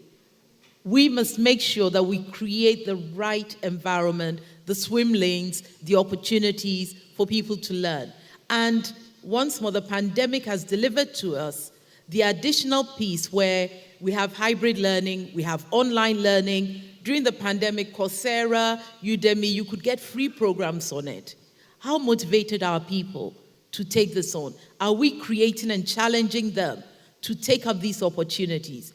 Are we even coaching them and allowing them to take up these opportunities? How do we define our critical skills in our organization? How do we analyze and understand the existing skills, what our gaps are, what are the exigencies between the skills that we have and what we need, and what are the transferable skills that we need to build on? So if you don't know your people, you don't know their aspirations, you don't know what their qualifications are, you're going to have gaps, but then you can't continue to recruit. It costs about 33% more to bring in a new employee. So you're not always going to be able to do that. But you have talent in your organizations. We need not only HR, but together with leadership, look at how we unleash this potential talent that we have. Now, when you start doing that, your employees become more committed. They become engaged. You retain them. They're excited about what they do. We're talking now about the quiet quitting in organizations, where people just work, they call it working according to your salary. So people say that they will not stretch past their job description. But if you're doing things like moving people around in the organization, creating opportunity, creating exposure, then you're onto a good thing. Build an internal marketplace. Move internal talent. It costs us less. It drives the engagement. They already have our DNA. It's a better cultural fit.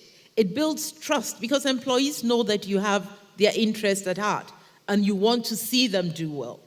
Strengthen our succession plans. I'm sure you're all very proud to hear ETI's succession for their group CEO. So Ade is leaving in December, but Jeremy Awori has already been announced as the successor. Imagine the comfort that investors will take in that. And ETI is our Africa bank across 33 countries. So when you give investors that confidence, if you give employees that confidence, it goes a long way to creating a different environment. Using AI and data Data is the new oil. What are we doing and how are we managing that data? There are challenges, of course, to driving an internal marketplace because it takes time to build profiles, but it's possible and we can start now. Have a clear retention strategy. It can't be just the one strategy. Let me just go through a few of them without just rapid fire. Hire permanent, so buy for your critical skills and where you have key gaps, especially in this changing world. Upskill, so build.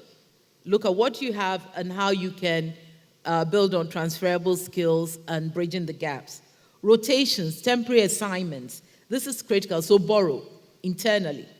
Reskill and develop new skills. Outsource, but manage it. So it shouldn't just be bringing in people all the time, but manage it carefully. Hire contingent talent for clear set periods. So again, around management and cost. Form external partnerships. Look how you automate and augment with technology to save, but then to drive a reduction in risk, etc. Redesign work and then redeploy. And in some cases, you may even acquire. There's the big piece around restructuring HR and looking at the quality of our HR people. So business acumen is important.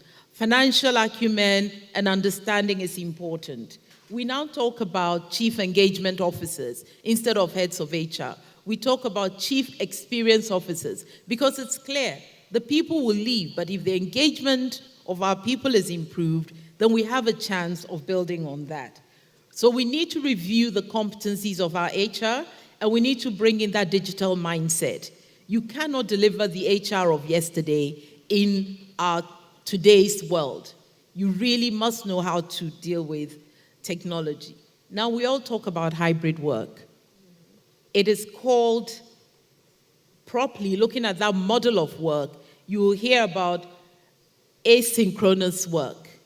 Asynchronous work talks about autonomous work, where people have responsibility for their own productive hours, their own schedules, etc. But it's not a copy and paste from the old world, from in person. It requires particular skills, certain skills around communication, managing based on KPIs. It's really a new type of work. Now, our managers are overwhelmed by this. We are not giving managers enough support, enough upskilling around how do you manage a hybrid workforce? How do you manage remote working? So organizations and HR need to turn their eyes to it and see this new form of working, but ensure that we are upskilling our managers, who are a key focal point for us, to drive the right kind of skills. So I don't see you, does that mean you are not working? No, I want to focus on your outcomes. So if you're going to pick your child from school at 3 o'clock, as a manager, I shouldn't be shouting at you because maybe you've done your deliverable, or maybe you will work through the night to deliver it. So focusing on outcomes, but this type of work is tough to manage. It affects the culture in companies. And as Yemi said, there are people who've started work in the last 2 years who have never seen who they work with. They've never met their manager. How do you build a culture in today's world? These are all things that HR and organizations must look at and look to develop. What will I say to colleagues like myself, the employees? I use an acronym of CALM. In today's world with all that's going on, be focused on your choices. It might be easy to run to Europe now. I lived in Europe for years. I run back to Africa. So maybe the experience is worth having for everyone. Your choices are important. Where you work, how you work, who you work with, what you deliver, very important. Adaptability in today's world. What got you here won't get you there. Please focus on your development. Learning would be the L. Continuous learning. Keep upgrading yourself. Keep updating yourself. Then, sitting on the CIBN's platform today, one of the things that is critical is morals and values, especially in banking. So that would be the M. Morals and values are critical. So in as much as organizations have their role to play, you as individuals also have a role to play. Thank you, Lamin. Thank you very much, Rosie. I think Rosie has given us a very comprehensive list for our HR managers and leaders who are in the audience today in terms of the things that you should focus on, aligning the talent, using talent as a competitive edge, continuous learning, looking at the skills gaps, and of course, for you as employees also, the whole acronym of CALM, all right? CALM. What are the choices that you are making? Adaptability, learning, and morals. So thank you very much. Let's move on to academia now. We have two professors sitting here on the panel. Let me start with Dr. Yetunde. Dr. Yetunde, you teach comparative politics, American foreign policy, etc., sitting in the US. So what is your take on how the West is dealing with the challenges of globalization and the impact that is having on, say, countries like Nigeria? Good afternoon, everyone. It is a pleasure to be here, and I stand on existing protocols. Thank you, Chairman, for that question. When we think about globalization, the way I want to frame it in the context of the West, let's look at globalization in terms of three eras. We should start with that. We have globalization 1.0, which started in 1492. The origination date of globalization is highly debated, but oftentimes we go back to 1492 to 1800s. Those were the eras of the horsepower, steam power, steamboats, the era of finding voyages to find new trade routes. We now go to globalization 2.0, which is from the 1800s to the 2000s. This is when it was erupted by two world wars. World War II would be very, very significant to what we call the impact of the Western world on the African continent. After World War II, Western powers came together to band and say, we don't want to have a World War III ever again. How do we come together? What can we create? What institutions can we create to ensure international peace, international trade, international labor rights, and to ensure that there is some form of what we call global governance? The erection of the International Labor Organization in 1919, the United Nations, the World Bank, the International Monetary Fund, and the World Trade Organization. Those institutions, with, people would argue at times, with neoliberal principles, had an impact on the African continent. And it had an impact on the world, because what it did is that it set the stage and the influence of globalization. World Bank and the IMF, as you have known, have intertwined and have had dealings with a lot of developing countries, Nigeria in particular. The emergence of the privatization of the Nigerian government in certain sectors also emanated out of structural adjustment programs, which also had an effect not only on the education sector, not only on the economic sector, but also on the job sector. We are now in what we call globalization 3.0. This is where we are now, with the emergence of high-speed technology, the ability for an individual to be local in roots but global in reach. The same goes for corporations and companies. The same goes for multinational institutions and transnational institutions. There's a debate that we have globalization 4.0. How do we deal with the digitization of the world? But most importantly, in the context of Nigeria, which is growing by, 2.6% in population every single year, with 70% of the population under the age of 30, with a median age of 18, how do you harness that human capital that is such an asset to a country? This is the age, I would say, or the Gen Z that would say, these are people who are born in the room but understand technology. They understand how to deal. That's what we call the digital divide. They're like the digital natives, and we have the digital immigrants. But we are not harnessing that in the way that it should be harnessed. And although the Western world still deals with the effect of external threats, the whole world is. It's not, the things that we see in Nigeria is not necessarily peculiar to Nigeria. There are insecurity issues in different parts of the world. There are insecurity issues as well in the United States. We have high levels of mass shooting in the United States. However, there are policies that are in place that ensure that, of course, education continues to steamroll and continues to redevelop and redesign itself to continue to make people competitive in the modern age that we live in. If we want to go to the root, you want to go to the root to always kind of solve some of the issues. If you want to look at the root cause, is if we have such a young population here in the continent, are we preparing them for the future that is ahead of us? Are we preparing them in terms of the educational curriculum to be competitive with the rest of the world? India, for instance, if I pick up the phone and say my package from Amazon was lost, there's a representative from a call center in India that is walking me through all the different steps of problematic issues. They also have what we call a population bulge as well, and they have been able to take the advantage of ICT development, create call centers, create customer service consumerism. We have an advantage to educate our Gen Z and millennial population because it's the highest number that we have to compete in this digital age and in this digital world. Yes, we have what we call boundaryless careerists. I know we talk about the Japa syndrome, but to be honest, this is a global phenomenon. Again, it's not peculiar to Nigeria. Absolutely. It's the idea that people are now boundaryless. That's what globalization has done.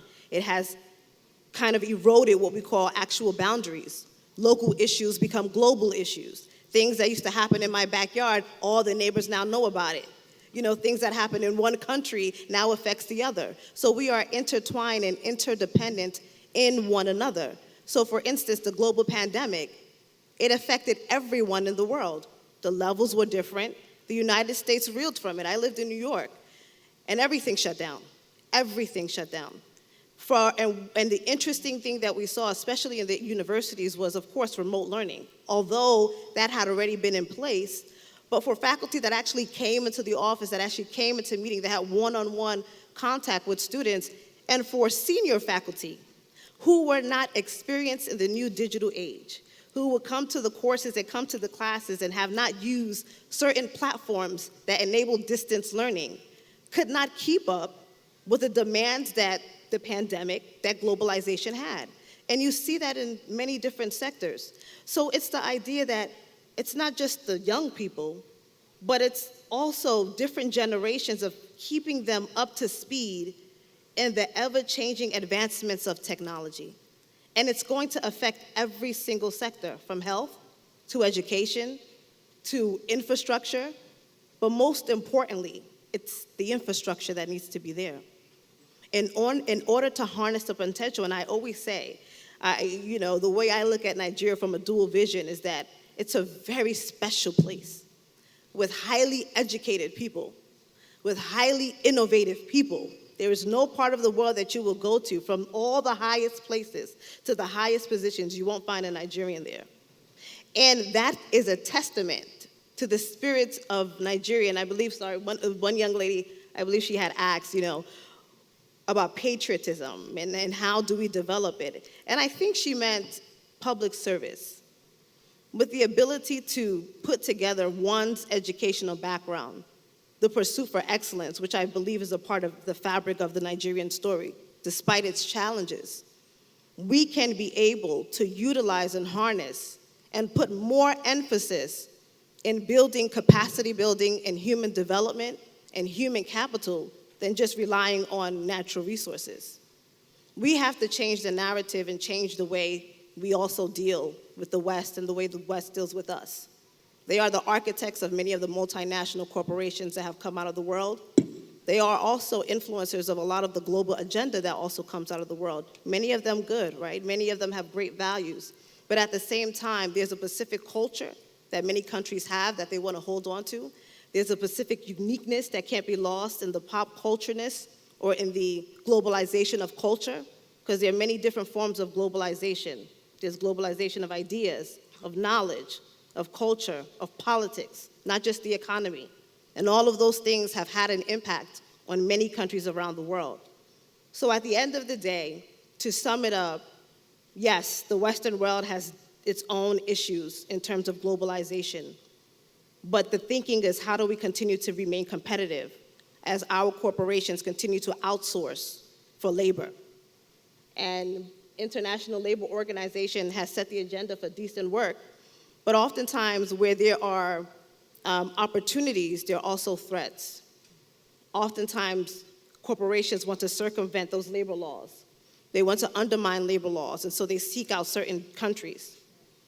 So that can happen. But I believe in Nigeria, we have the asset, we have the population, we have all of the right dealings. It's just creating the environment and the infrastructure to compete with other countries that don't have that unique asset, that need to go to another country to harness that asset. And we have it here in Nigeria. So it's about creating the infrastructure to ensure that we can compete with every country in the world. Thank you. Thank you very much, Dr. Yutunde. I think now we have all learned that there are 4 levels of globalization, right? Globalization 1.0, 2.0, 3.0, and 4.0. All right. So lots of insights from Dr. Yutunde. Thank you very much for that perspective. So lastly, let me now turn to Dr. Olubisi, another academic perspective. Dr. Olubisi, you are a senior lecturer at Babcock University, so you are on the ground. We have a lot of companies here, organizations that are here. We rely on you to give us the manpower, the talent. How are you preparing the talent pool coming from the universities for this future or even the present that we are dealing with as we speak? What is the university system doing to address these challenges? Okay, thank you, Mr. Chairman. And should I say standing or sitting on the existing protocol? The academic is the start point. Knowledge impartation and development, we say in character and in learning. However, the first challenge is our curriculum. I don't know if there is anybody, Ministry of Education here, we need an overhaul in our curriculum. What we have is, should I say outdated or whatever? We need an improvement. That is on one hand. On the other hand, as teachers, as lecturers, we need a mindset shift. We may have a curriculum that is not really too robust. However, as teachers, the way we deliver on this curriculum is also important. The generation of students that we have now are intelligent, they are versatile, like she has said, in technology, and they are very inquisitive. So when you are going to class and you say something, before you finish speaking, they are already checking what you are saying. And if you are going off point, if you are very discerning, you will know. Because in class, you will see people talking and so on. So as teachers, we need to be intentional about this generation. The attention span is short. So your 2-hour class, if you are not able to manage, you will not get anything across. Because after the first 30 minutes, many of them are gone. They are in class, but they are not there. Ghosted, thank you. So we have to be deliberate, and we have to think technology. That is one area of strength that the millennials and the Gen Z, that's one area of strength that they have. So we can leverage on that and ensure that we do what is called adaptive learning. You have different kinds of students in your class. Some are good in reading, some wants to see pictures, some wants to see figures, and so on. So how do you combine all this? Anyway, you cannot satisfy anybody. In my school, we do students' rating of teachers. That is, every semester, your students will rate you on what you have taught them, what they like, what they didn't like. I got my rating last week. And I read, and my HOD handed over to me. So I asked him, so how do I balance this? I was just listening anyway. One said, the PowerPoints are too many. One said the notes are too much. One said the diagrams are too plenty. 3 different learning modes. One said the notes are detailed. The pictures are clear. And then the PowerPoint is easy to understand. From there, you could see that you have different categories of students. While one is saying the pictures are okay, one is saying, in fact, I don't understand the pictures. The PowerPoint, they are too short, they are too plenty. So we need to be able to balance this, because whatever we do in the class is what goes out into the job place, and then the employers carry on from there. So as teachers in the class, even when we have deficient curriculum, I keep on saying deficient because to me, even me, I know they are archaic. So you have to do your research properly, and thank God for technology. You can leverage on other institutions and other materials online. And that is where I think as teachers, we need to be very deliberate. Impacting knowledge is important. Students learn in different ways, and we must be able to meet the students at their learning point. If we are able to do that, we would have made them better citizens of your institution, of the country, and of the world. And let me also add that despite our challenges as a nation, despite the faulty, in quotes now, curriculum, our students are still very brilliant. And they are doing very well. We may say, people will say standard of education in Nigeria is low, this and that, we complain. But students go out for higher studies, and they do well. They go for jobs outside with the faulty curriculum, and they do well. So I sincerely believe that as teachers, we should understand our students and be able to meet them. We may not be able to meet them individually, especially if it's a large class, but as much as possible, we should be able to connect and engage them in such a way that the attention is held for the period of time, and assignments should not be just for earning grades. It should be assignments that are logical and are exciting, that will make them unlock that potential that is in them. Thank you. Thank you. Thank you. Thank you very much, Dr. Olubisi. I think, Dr. Olubisi started by talking about the curriculum, the need to overhaul the curriculum. I think that's a key message. Obviously, some of the curriculum, some of the things that people are learning are the things that they were learning 30 years ago. The world has changed since then. So perhaps that should be a very key lesson for us. And then in terms of how people learn and the mindset change that lecturers themselves need to have, I think these are all very, very important points. So thank you very much. We have about, I think, 10 minutes or so left for this session. So I would like to give an opportunity to our audience. I'm sure you've been following very keenly the presentations. So maybe let's get a few questions, perhaps 3 or 4, and then we'll take it from there. Let's hear from somebody who has not asked a question before. So let's start right at the far end there. There's a gentleman whose hand is up.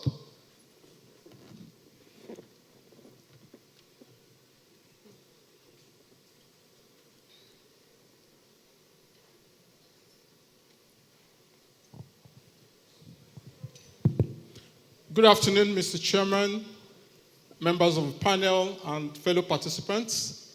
My name is Emeka Eke. I work with Standard Chartered Bank. I think this is a very interesting topic. For those of us who live in Lagos, there's a saying that if you're somewhere and you see people running, just follow them and run. And then when you run further down, anybody you see there, ask them, why are people running? Now that we know the full meaning of Japa, when I see those who are Japaing, I think I'll run to them and ask them, what is chasing you? Let me be sure that I'm not seeing what they are not seeing or what they have seen, so that let me know whether I should actually follow them and run. I mean, that's just by the way. We've talked about, the different sectors where we are seeing people living. But in the public sector, it all appears to be all quiet. And I'm asking myself, is it that nothing is chasing them? That is chasing people in the private sector? Or could it be that they don't have the right talents there? So my question to the panel is, I don't have the answer, all right? So I'm just throwing it for us to think about. Why is it that we are not seeing or hearing Japa in the public sector? All right, thank you. Thank you. So sorry, the other second question I wanted to ask is, there are a lot of Japan happening now, and I want to ask, especially for organizations like Jobberman that have a lot of data, I think it would be nice, maybe in the next 12, 18, 24 months, if you can do a survey of all those who have Japan to find out, looking back, what has been the experience, all right? And is it worth the while? Because sometimes, the grass is not always green on the other side. Thank you very much. All right, thank you very much, Emeka. All right, let's go to this side of the room. There's a gentleman in front.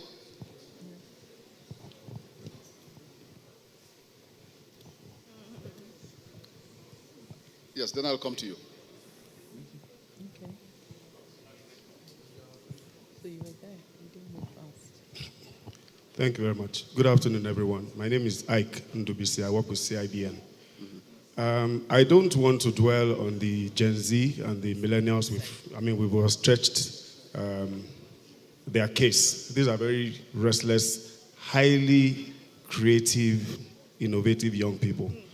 I want to talk about the older generation who have grown a thick skin. Now, the truth is, quite a number of them are also jackpine, if you don't know. I know a lot of people in their 50s who would rather go and start afresh abroad and do menial jobs and be happy. They'll throw away their ties and all of that. So those among the millennials and the younger ones that we're able to retain, I want to appeal, to the older generations, those that will stay, that we need to have a more flexible posture in terms of our interactions and communications with them so that we can get the best out of them.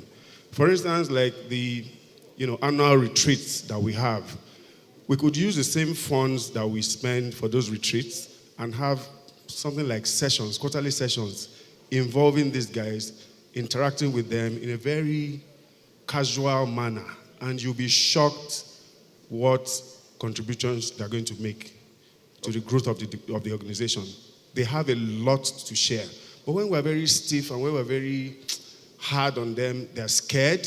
They don't want to say something that, would cause them to be disciplined and all of that. I'm saying this because I've had the opportunity of, working with a lot of young people.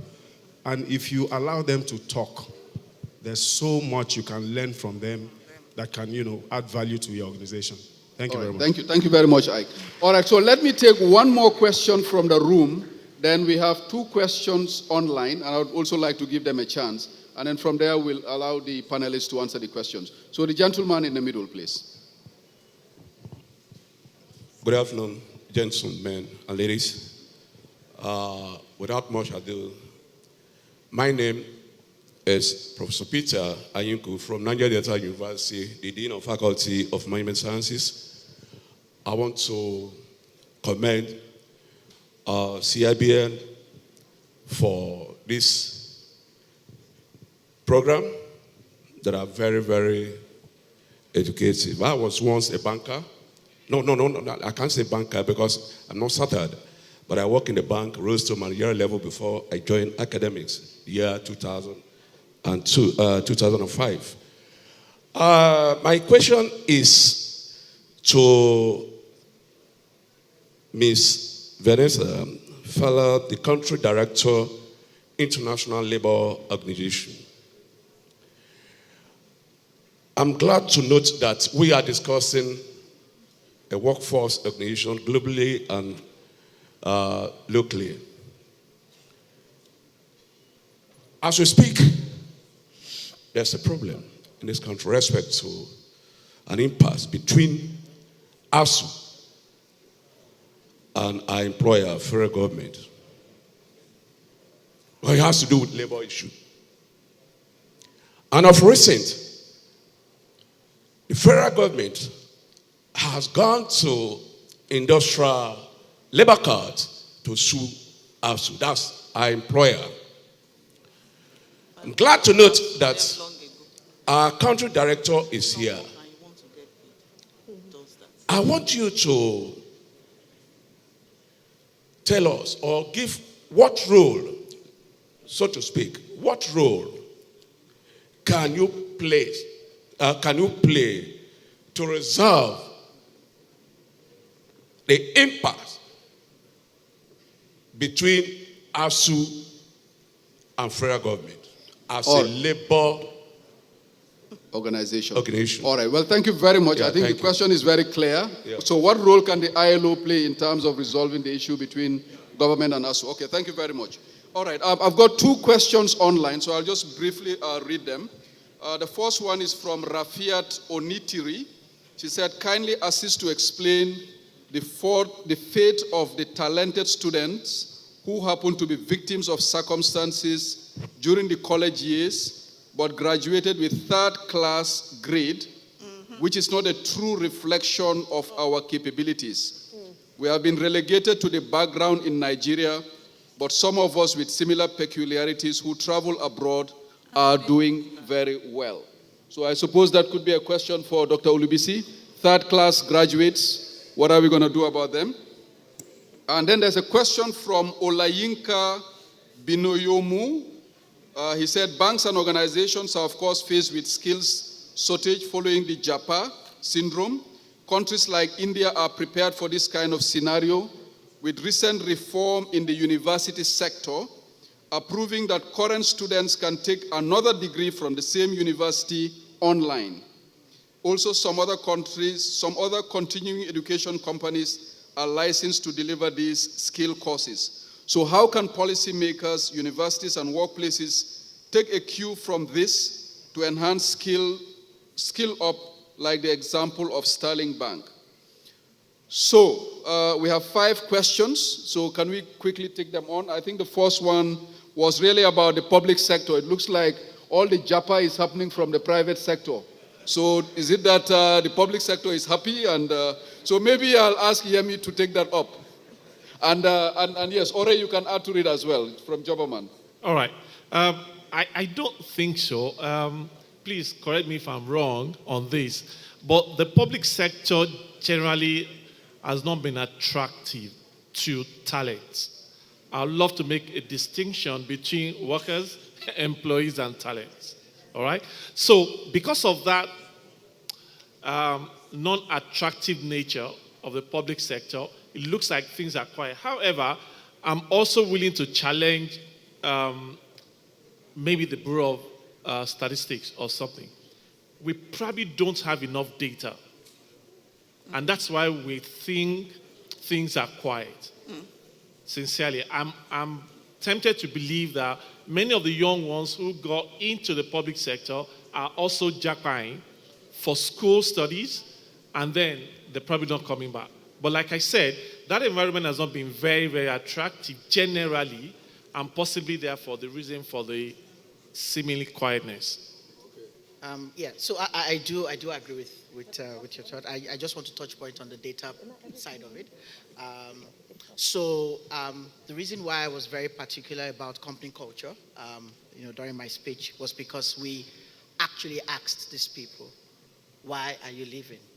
And for them, it was more about employee experience, even more than the cash, more than the salary. It was more about the employee experience. So yes, I am very sure that in another 12 to 15 months, we would definitely roll out another report to tell the public, like, okay, now these guys that have left over time, what is it like for them, and if it's something to emulate going forward. Yeah, thank you.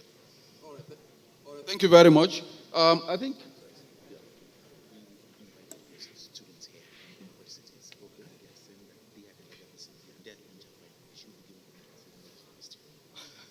Okay, I've just been told that we have a lot of students in the audience, and they say they are the largest number here. So they should actually be allowed to ask a question. So maybe let's have one more question from the students in the audience. Can we have, yes, the gentleman in the middle?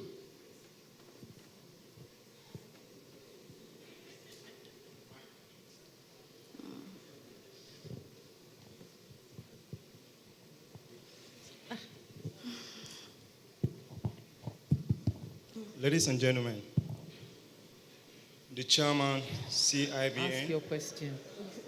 My name is Imanche Joseph Vincent from Nassau State University, Kefi. My question will be centered on the JAPA issue.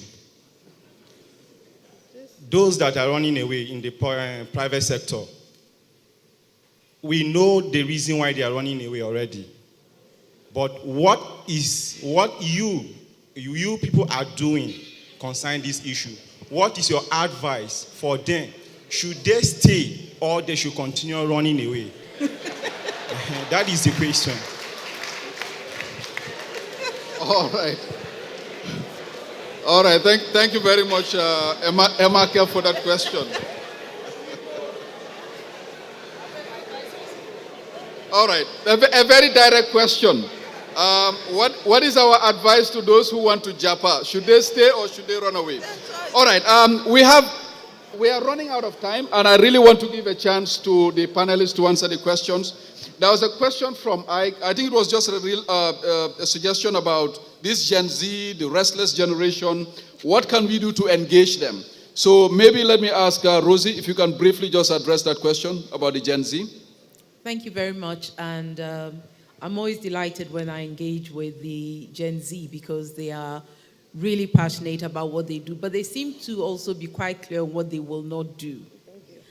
I was surprised when I did some work in Germany recently, and then speaking to some of my nieces and nephews abroad, the time that is being taken to court them.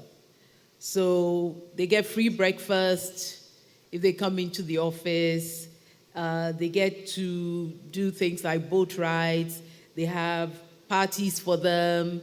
They invite DJs to come, and they do all kinds of things to engage them in a way that gives them comfort and allows them to contribute to the institutions. Of course, I don't see that in the areas of Africa where I work, but I note that there are ways of engaging these young ones, and they like technology. So you find them with, gaming. They give them things to do with gaming, etc. We need to do more of that to engage our younger generation. And we must know that they also do know a lot. They are people who can contribute to the changes that we're seeing in the workplace. So we need to give them room and engage with them in small groups, in focus groups, etc. But they are critical to the next normal and the workplace of today. Thank you. All right, thank you. Thank you very much, Rosie. Maybe Dr. Yutinde, you want to add to that? Yes, I would like to add to that. We have a lot of catchphrases for the millennial groups and the Gen Zs, but you have to understand, in the world that we live in, and in the competitive age that we are, we have a lot of highly educated young people who are very, very innovative, who have lived abroad, who have lived in the state, who have multiple degrees, who are able to contribute a different perspective to corporations. They are the key asset to the performance measurements in many corporations around the world. So it's not that they need coddling, or it's not that they are restless. They are restless because they are institutions that are not progressive enough. There are institutions that are not moving enough with the space of time that they are born into. So we have to take that into account. This is a different generation. So if there's an institution or an organization that is still operating on outdated or predated principles of how to move a business forward, it's not going to be in line with a generation who I said is born into the technological advancement of the world. It's quite different. And when we talk about the Japa syndrome, everybody leaves for a different reason, and it costs money to leave. It is not cheap to leave. So what happens to the population that it stays behind because they don't have the resources to Japa? Japa is expensive. It's for a certain class of people. And for the people who are not a part of those classes, we call them migrants.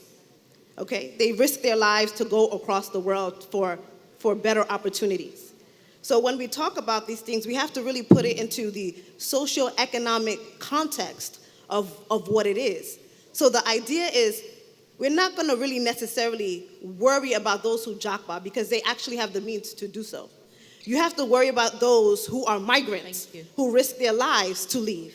Because if you're risking your life to leave, then that means on the ground, in the environment, there's something that desperately needs to change. Sure. So we have to worry about the population that is here.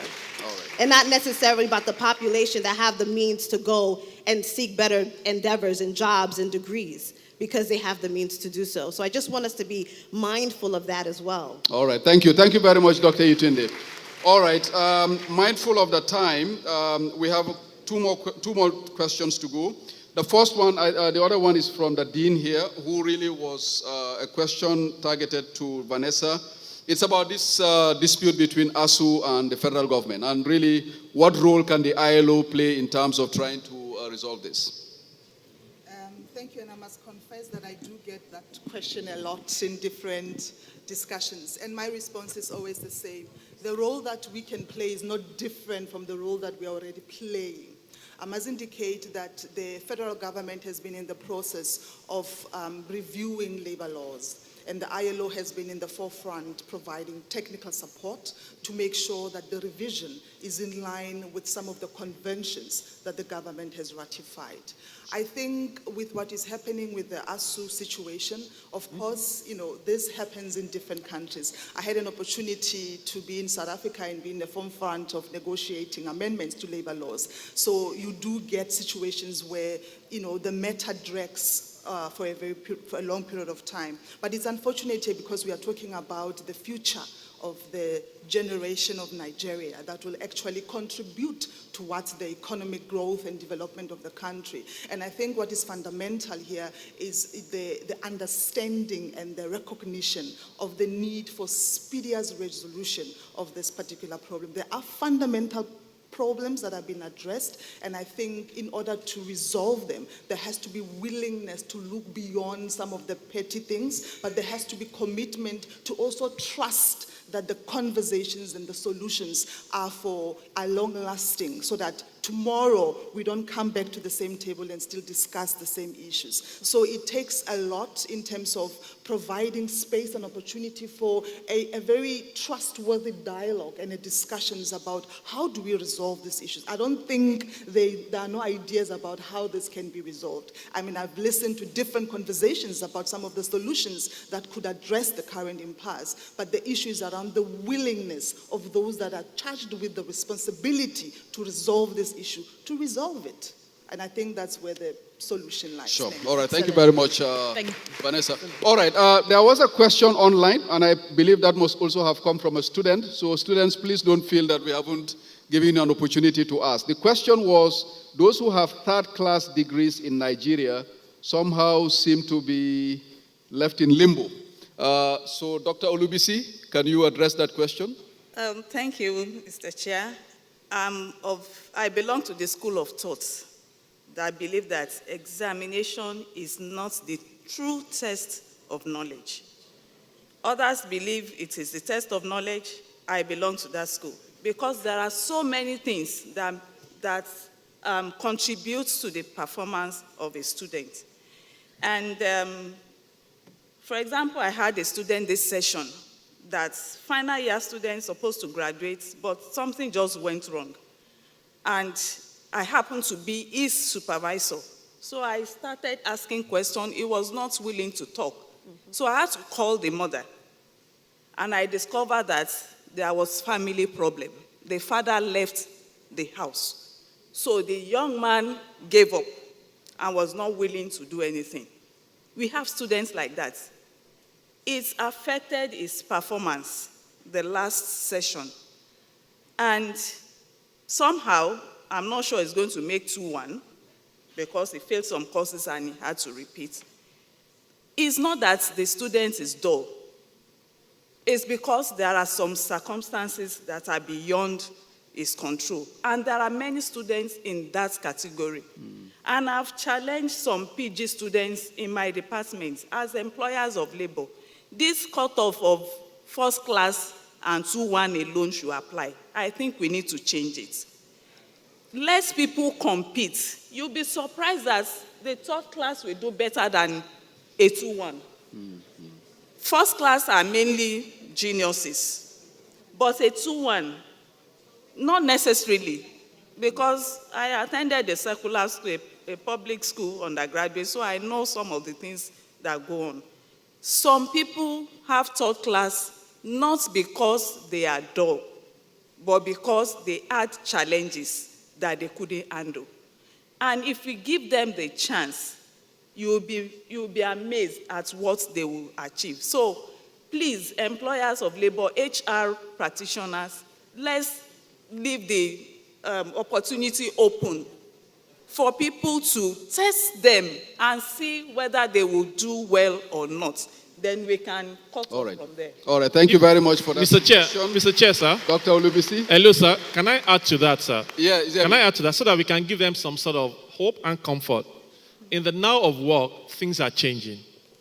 We are moving away. Actually, many organizations are moving away from just the paper qualification. Yeah. It's now about what can you do. Skills, experience, volunteering experience, qualification, and all that. One of the big 4 organizations that has been in the space of 2-1 first class for decades recently changed. So all that is changing in the now of work, and we're saying that please just concentrate on what you can do, rather than just, did I fail or did I not pass? All right, thank you very much, Yemi, for that intervention. I think the last question was really about banks having skill shortages and countries like India, having university sector reform where a current student can actually do other courses online. Maybe you want to address that, Dr. Yetunde or Dr. Olubisi, any one of you? Particularly for the banking sector or? No, just generally. In terms of what is being, I would say, opportunities for young people who are working in the corporate space? I think it was talking more like reform of the university system, where if you are doing a course, you can actually do another course online as part of addressing the skills shortage gap. Okay, so mostly that's probably what we call not only applied learning, but skills development. Yeah. Yes. Educational systems, institutions of education do need to redesign and do need to catch up with where the world is. We stay competitive by what we offer students, right? We stay competitive by the certifications, the type of degrees that they take. More and more we're seeing a change now. So in institutions, and I would say more so global institutions, we have what we decided to do is that a student can major and receive a baccalaureate degree, but also can receive a specialized certification. Okay. So in our university, which is focused more so on tech university, we decided to also do certifications, of course. We have many MBAs. We have certifications in corporate social responsibility, technological social responsibility. And when you talked about that, it's not only just a degree, that is the standardization of really looking at a person's level of potential. We decided to also imply what we call applied learning. And so what happens is that corporations, whether it be banks, have opportunities for students, especially graduate students or college students, to receive, of course, they do internships, but these are credit-based internships, applied learning, that act as service vehicles and wheels for students to get pre-skill sets before entering into the workforce. Oftentimes, the government is sort of laced with how do we continue to build the skill sets of the population, use the instruments and the mechanisms that you already have, continue to create partnerships with corporate and institutions of education so as students become more exposed to not only the culture, not only the necessary skill sets that these structures need, but they can become more competitive in a global context. Local, global, global, local, right? They all interchange with one another. And I think that's the way to continue to prepare students. But we have to ensure that, one, the educational system is functioning the way that it should, and students are being examined by the potential and the qualities that they have. And second, it's working hand in hand with the labor force, with jobs, with job creation, with corporate structures, to ensure there's a place for the 70% of our population that need to enter into the workforce and need to compete in the global world that will then help the productivity of the whole country. Thank you. Thank you very much, Dr. Yetunde. All right, we've completely run out of time, so I'll have to bring this session to an end. But I think you must all agree with me that it's been a very, very insightful session. I did promise you an exciting session, and I don't think we have disappointed. I think a few key points. First of all, globalization is real. I think we've heard from Dr. Yetunde about globalization 1.0, 2.0, 3.0, 4.0, and maybe we'll even have 5.0 at some point in the future. So it is real, it is with us. We talk about the future of work. Yemi has told us that don't use the term future of work. It's now, the now of work. So this is the reality that we have to confront. JAPA syndrome is real. We as employers, you as employees and students, this is something that we all need to understand. We need to manage it. We need to deal with it.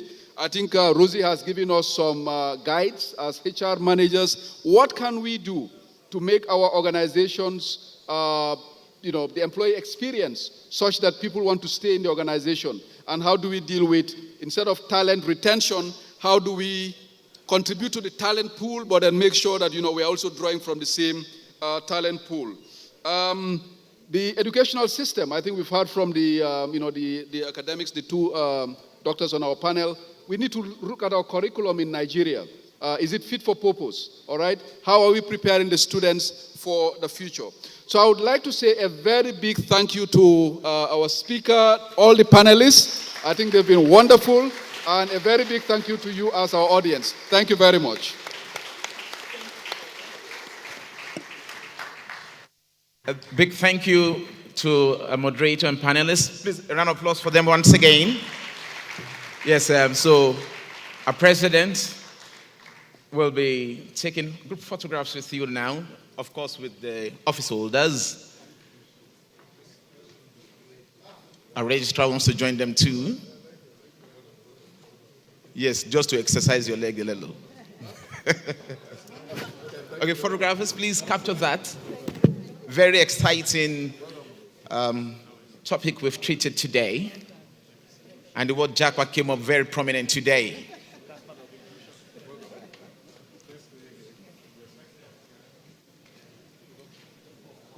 The tallest will always be at an end.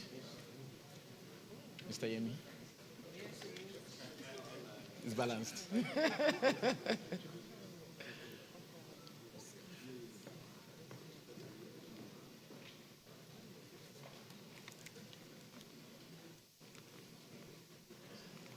Okay, Mr. Ben Akabweze, please join. Let me just introduce him. Joining us up here is the Director General Budget Office of the Federation, Mr. Ben Akabweze, FCIB. You're welcome, sir.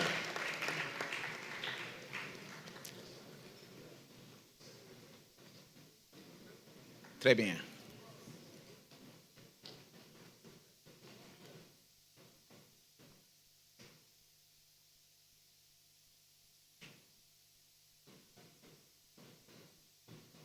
This picture can solve all our JAPA problems. All right, so the awards now. Please wait. While the office holders can leave, please, the moderator, and please wait. Now the awards quickly, the plaques. The first one, just bring the first one, please.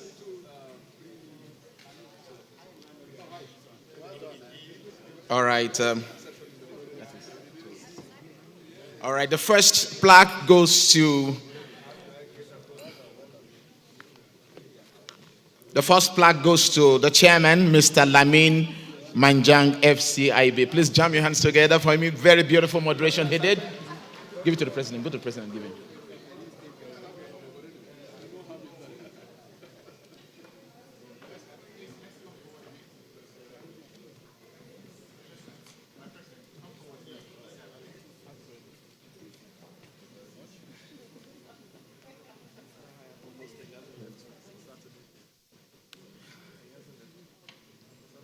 The next one is Vanessa Fala. So, yes, the next one goes to Miss Vanessa Fala, co-chairman. Please put your hand together for her. From the International Labour Organization, Abuja, country director.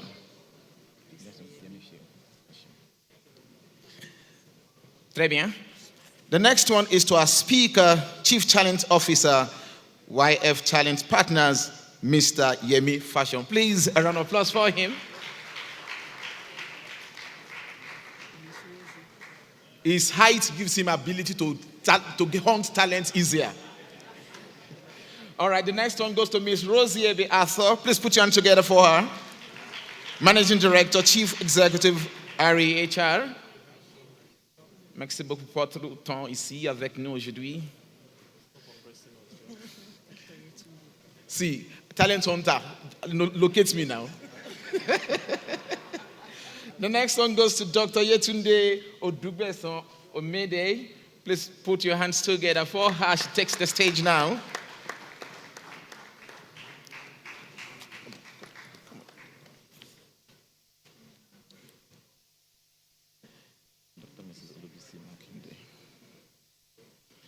All right, and the next one is to Dr. Olubisi Grace Makinde, Senior Lecturer, Bako University. A round of applause for her. Bring the others quickly. That's all. Okay. Okay, good. The next one is to Mr. Oreoluwa Boboye. Please put your hands together for him. That's Chief Executive Officer, Joberman, Nigeria. Okay, c'est fini. Applaudissez, s'il vous plaît.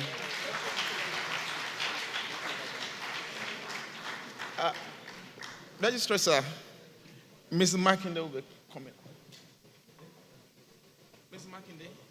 Makinde, please, a minute, just pause a minute.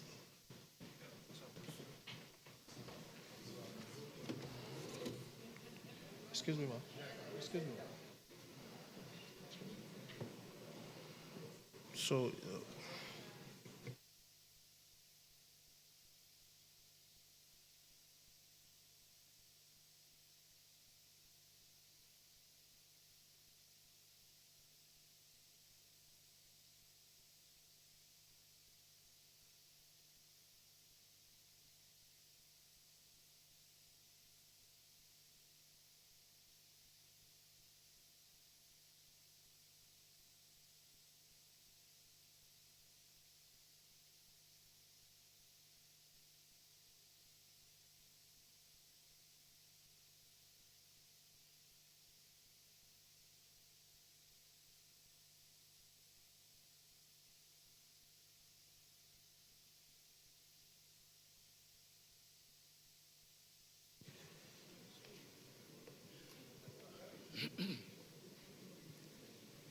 Where's my program? Get me that program.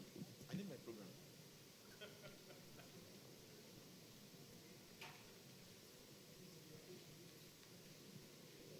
Okay. This looks like, I will not say it. Okay, we are preparing for the next stage, but in the meantime, we still want to welcome you, want to buy some time and celebrate everyone here today. We've been here since yesterday for the 15th Annual Banking and Finance Conference, and it's been very, very engaging. We've had wonderful speakers, moderators, panelists physically and virtually gracing this occasion. And we've had time to interact together, ask questions, and have solutions preferred to the questions. Very engaging session. We appreciate your presence here. We are trying to fast track the event today too, so that we can fly back to different locations all over the country. And we really appreciate those who've been with us virtually, contributing to yesterday and today's program. We celebrate every one of you. Bonjour à tout le monde une fois encore. Nous étions ici hier, aujourd'hui nous sommes ici aussi, et nous croyons que vous avez trouvé la conférence de cette année, la 15e édition, très très intéressante. Et nous avons avec nous des gens qui sont très très intelligents, qui sont avec nous, et nous croyons que vous allez trouver, comme toujours, notre programme très très profitable. Merci beaucoup pour votre temps. Amusez-vous bien aujourd'hui. Guten Morgen, meine Damen und Herren, und herzlich willkommen zu diesem Programm. Ich freue mich sehr gerne hier zu sein mit Ihnen. Ich wünsche euch, ehrlich gesagt, eine wunderbare, unvergessliche Erfahrung. Buenos dias, señoras y señores. Estoy muy feliz de estar aquí hoy.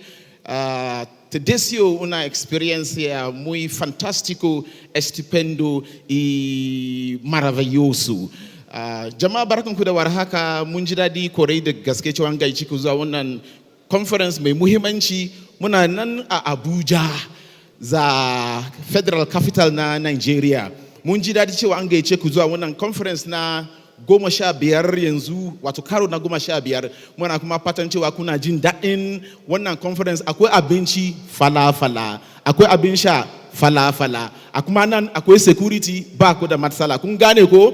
Allah shi saka muku da alheri, Allah shi biya bukata, Allah shi taimaka muku. Ko akwai matsala? Akwai problem? Dama an ce akoba, adaba, uluru majikari.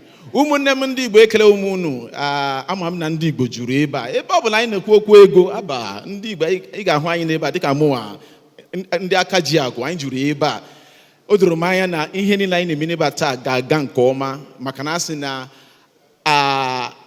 atụ ewu n'ubi ọgbala n'ọba. Ụka akpara akpa, gịnị ka eji ekwe ya? Isi ka eji ekwe ya. Igbo kwenu, Igbo kwenu, kwezionu. Ọ dị mma. Lákòótọ́ mo wá kí gbogbo yín ẹ̀lédè Yorùbá pé ẹ káàbọ̀ sí àkọ́tún ètò wa ti ọdún annual banking finance conference ti Chartered Institute of Bankers ti Nigeria tó fún wa ní àǹfààní láti kópa nínú ẹ̀. Mo nígbàgbọ́ pé àjọ máa gbádùn ètò yìí àtàná láti bẹ̀rẹ̀ ètò yìí. Àdẹ̀ ń gbádùn ètò abẹ́ẹ̀kọ́ àbẹ̀ àní pọ́blẹ́mù àní pọ́blẹ́mù àdẹ̀ ní pọ́blẹ́mù. Ladies and gentlemen, my name is Adedeji Odulesi, Co-Master of Ceremony for this August auspicious, prestigious occasion. Thank you for being a part of this program. We are just buying time because we are still putting a few things in order. We are still going to finish on time today. And we believe next year, all things being equal, we should be here again to really not be repeating, but actually enjoying the dividends of. Because by that time, something will have happened. I won't tell you what will happen, though. But our people that want to jackpot, they know what will happen. You don't need to jackpot because Nigeria will begin to flourish. Amen? Because you see, these eggheads, we have these wonderful people that are providing solutions. This time around, the solutions will be given and they will be implemented. And then we'll go to the original next level, though. We'll go to the original next level. Yes, IT people, are we ready? We don't have the luxury. Are we ready? Pass encore. And I'm also to be doing comedy here today. We're not ready. All right. So, ladies and gentlemen, this is the situation we are here putting together. Very competent, brilliant, vibrant, and radiant people to ensure that we actually tackle financial issues we have in the country and take our dear, beloved country to the next level. You're good to go? One more, okay. Okay, while they are doing that, we just need to buy time. You see, many years ago, some of us thought we were... Pardon? No, he says not ready. Should I introduce him? Okay.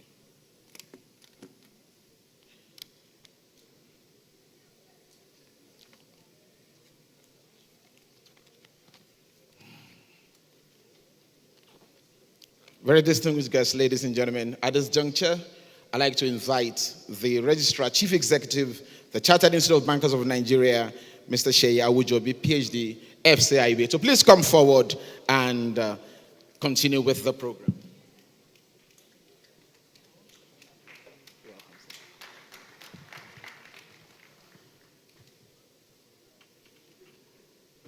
Thank you very much, MC.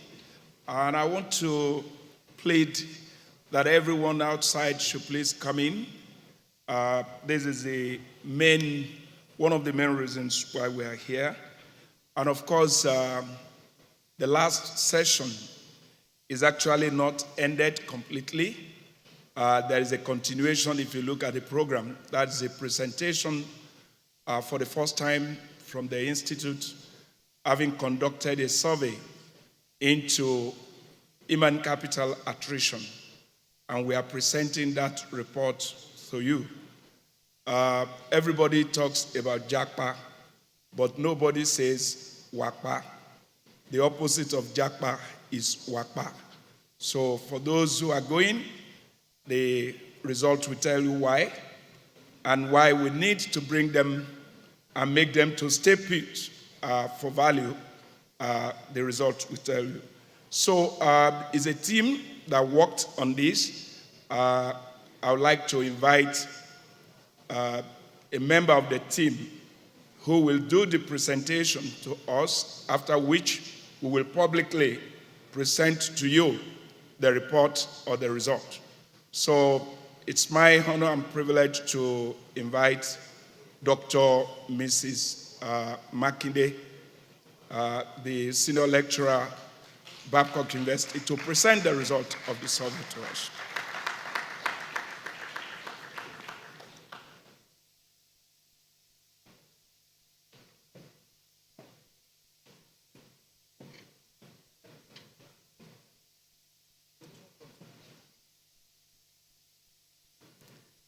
Good afternoon again.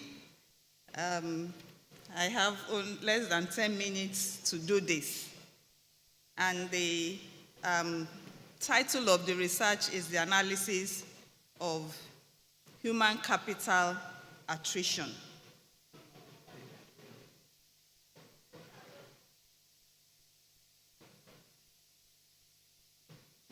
So it's not activated. Okay. Thank you. Now, human capital attrition. We have heard a lot about this concept since yesterday. And like it has been rightly described, the JACPA syndrome. Now, I will not dwell on the abstracts. I just want to make some introductions. We know that the human resource or the human capital is the most essential resource that an organization should have. No matter what you have, if you don't have the right people at work, then all other resources will be a waste. And attrition is not peculiar to Nigeria. The United States, in UK, Europe, and so on, there are percentages as been projected of people leaving the workplace. However, what are the factors that are responsible for this attrition that we are talking about? A researcher conceptualized the reasons or the factors into three main categories: the personal factors, the pull factors, and the push factors. The personal factors are inherent in the people, in the persons in the workplace. The pull factors are the factors that are attracting the workers from outside, while the push factors are the factors that are pushing the workers out of the workplace. So these are the three factors that were considered in this study. And the theoretical foundation is the job embeddedness theory. Simply put, it means making the work interesting to the workers so that the worker becomes part of the organization. When the job is embedded, it is not likely that the worker will leave. Now, this is the model of the study, and we adopted the survey research design. The population is 50,161 management staff of banks. It cuts across several banks. Simple random was adopted, and primary source of data was used. The instrument was tested, and the response rate was 94%, so people responded to the instruments. Now, the summary of the finding. The personal factors, that is, as a person, what are the things that will make me want to leave my work, is not really significant. So the null hypothesis was rejected, so it was not accepted.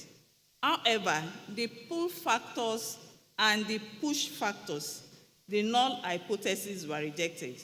And that simply means that the pull and push factors are the reasons why people leave. While this is the measurements model, we adopted the structural equation model. So this is the structural model. When you look at the personal factors, it's not really significant. It's not statistically significant. But the pull and the push factors are significant. And what do?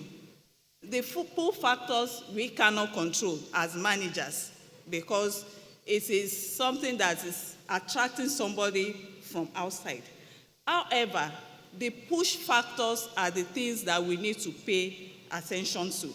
That is, things that are in the organization that will make people want to leave. And these are the things that we really need to work out as an organization. So, what are the people running from? Like Ore asked the question. Managers, what are your workers running from? These are the things that we need to actually look at. Okay? So, in conclusion, my time is running. The study concluded that personal pull and push factor actually influence human capital attrition in the banking industry. However, the push factor is what we can control. It is therefore recommended that push factors such as workload, job recognition, job status, work environment should be given due attention by management so that the attrition rate can reduce. Managers should not be too rigid about job functions, workload, and work pattern, especially when it relates to the millennials, the Gen Zs, and so we can develop flexible work pattern that will make people work comfortably, if I can use that word. And then there should be regular review of policies, and then we should benchmark work pattern and conditions against global best practices. Things that are targets that are not reasonable should not be set, so that this JAPA will be less attractive to the staff. We should ensure attractive work environments. And one of the panelists in the previous panel talked about work culture. We should be very deliberate about the work culture of the organization. And I think if we can adopt all these recommendations and work on it, the banking industry will stop bleeding. Because let me use that word, it's bleeding. People are leaving and it's affecting all of us. So if we can actually work on this push factors, things that are pushing people out of the workplace, then many workers will prefer to stay when the environment is conducive and the culture is acceptable. I think I will stop there. Thank you very much.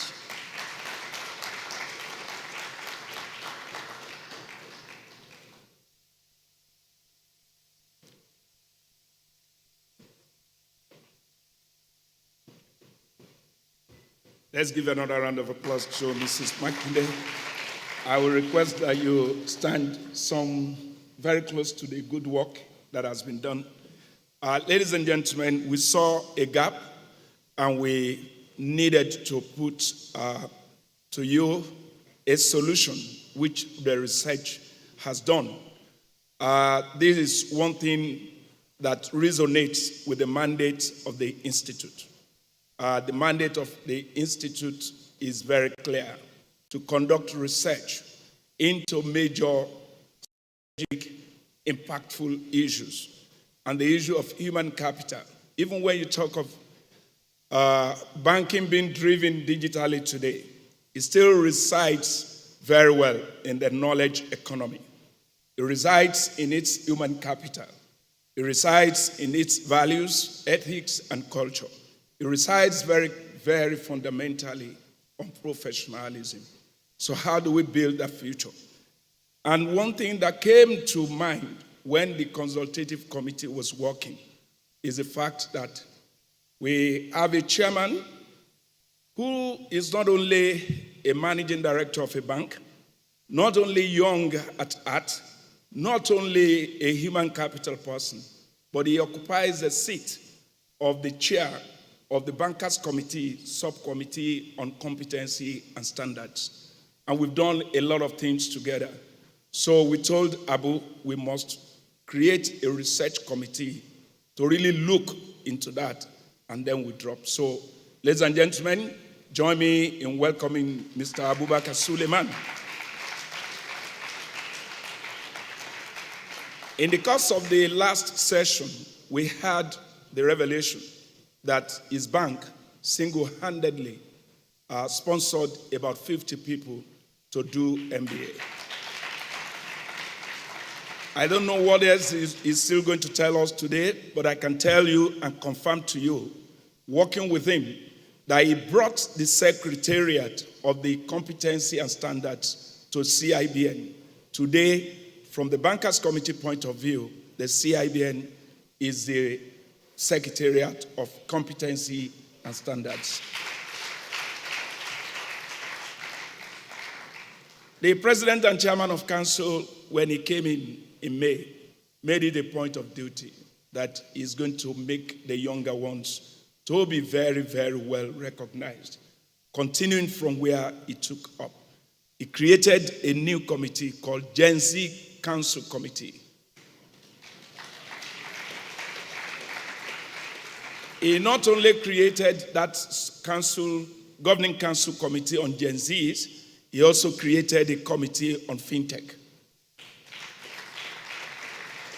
And today, he will be very, very happy to say that to the human capital is leaving a research that Mrs. Makinde didn't tell us further areas of other suggestions. We beamed our satellite on the banking industry, but of course, what is happening in the manufacturing? Are there no jackpass there? Or are they only wakpas? So that is for further suggestions. So I'd like to invite the President and Chairman of Council, Dr. Ken Okpara, to join this team that will unveil this work. I also have in the house people that you may not know that have played very greater roles in this.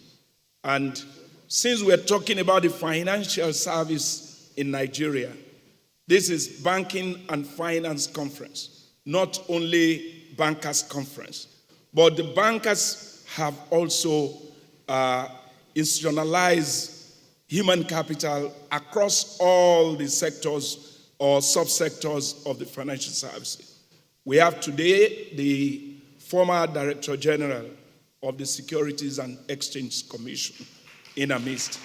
Mrs. Mary Joseph Uduk, MNI FCIB, she will join this team in unveiling this. That is good. Give her a very warm round of applause. She came in quietly, sitting down there, not knowing that she has been found. A golden fish has no hiding place.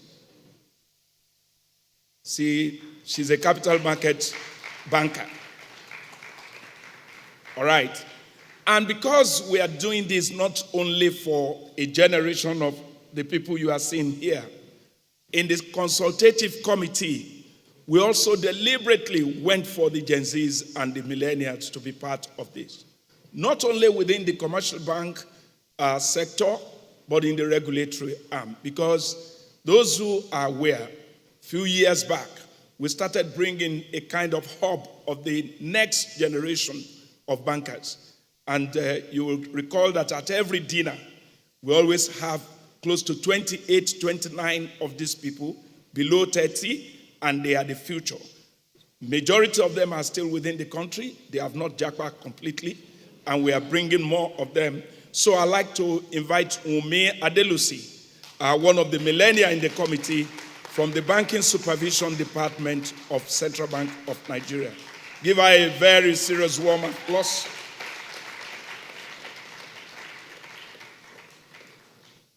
Ladies and gentlemen, I am going to request that we have a federal government presence very well. And we have the DG, Budget and Planning. He is going to integrate the continuity of this research, I'm sure, in the federal government plan. And I don't know whether CIBN will be appointed as a research organ of the federal government for the financial services industry very soon. Pastor Ben Akabwese, FCIB. All right. So I will ask Abu to lead, and the president will support him in unveiling this work of research. And I will tell you where you can find both the hard copy and the soft copy later. Over to you, sir.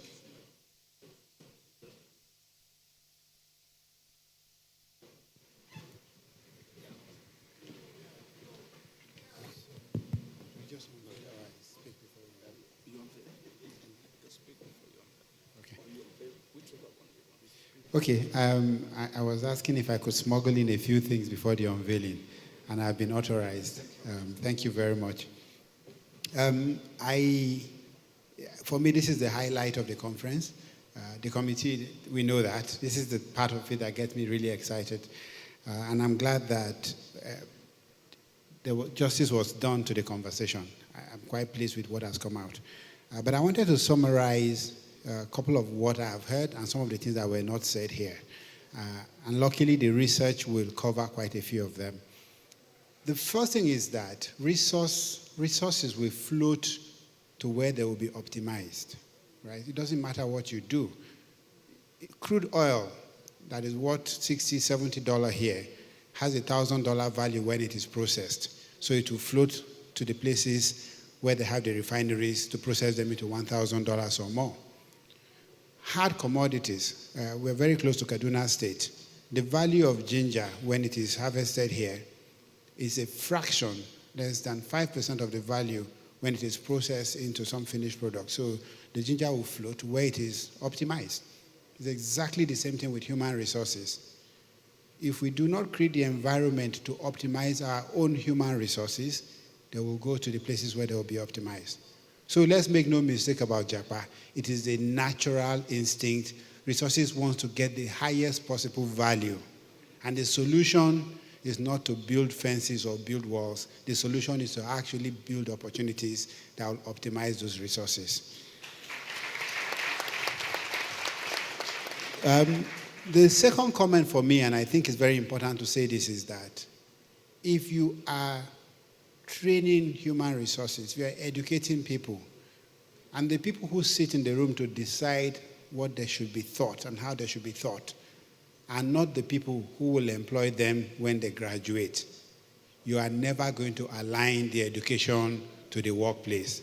How many employers of labor sit in the room with the Ministry of Education when they decide what our curriculum should be?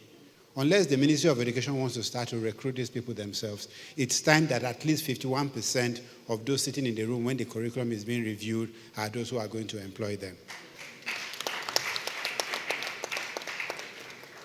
I also think that we panic a lot, and I think JAPA is at a panic stage, and I think it's unnecessary. And here is my logic. I'm going to use some random data. If we assume that 100,000 people are likely to JAPA, say, over the next 2 years, if we also assume that the JAPA is coming from a population of no less than 1 million people that have been well-trained and therefore are attractive, there are at least 10 million people that have received the right kind of education and have the right potential to be converted to qualify for the job that the 1 million is doing. How can you have 10 million people waiting to be trained for position and you are panicking about the loss of 100,000 people? For me, JAPA may be the greatest opportunity for Nigerians to deal with unemployment, and we should take it as a challenge rather than look at it as a crisis that we cannot recover from. And finally, my nightmare is to be part of a conference that, when it is done, ends up in a communique and nothing else. And I have spent the last few months telling myself that this will not be the same. And so, after some private conversations with a few members of my team, and I whispered it to the registrar as I was coming up, I am proposing that the CIBN launch a fund for the retraining of workers, for the retooling of workers to replace those who will be jackpot. And that they should start with a minimum of a $20 million fund, and Sterling Bank will start by contributing the first $1 million to the fund.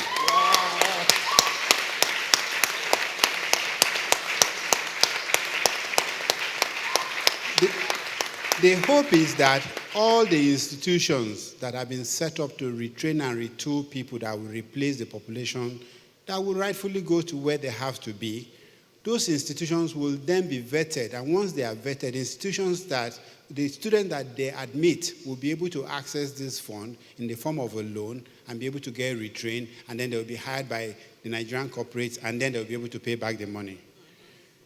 Our thought process is this will not be financed just by banks. It will be funded by government where possible. It will be funded by development institutions. It will be funded by high net worth individuals. It will be funded by even the employees themselves who would like to invest in this fund, so that it belongs to all of us for the purpose of retraining some of us to remain here and build this country. Thank you very much.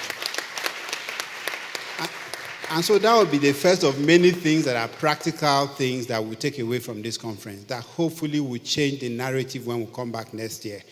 The second, and obviously the one that is mostly awaited, is the work that has been done. I want to thank everyone. They say that the solutions to our problems usually are to be found in a book. The solution to JAPA will be found in this research work. Thank you. If we know what to do with it, we will solve the problem. Thank you.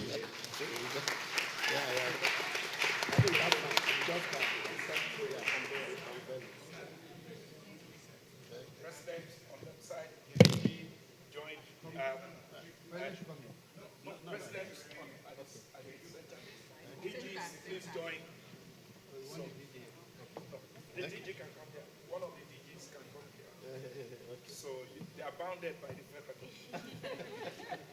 So you cannot collect it.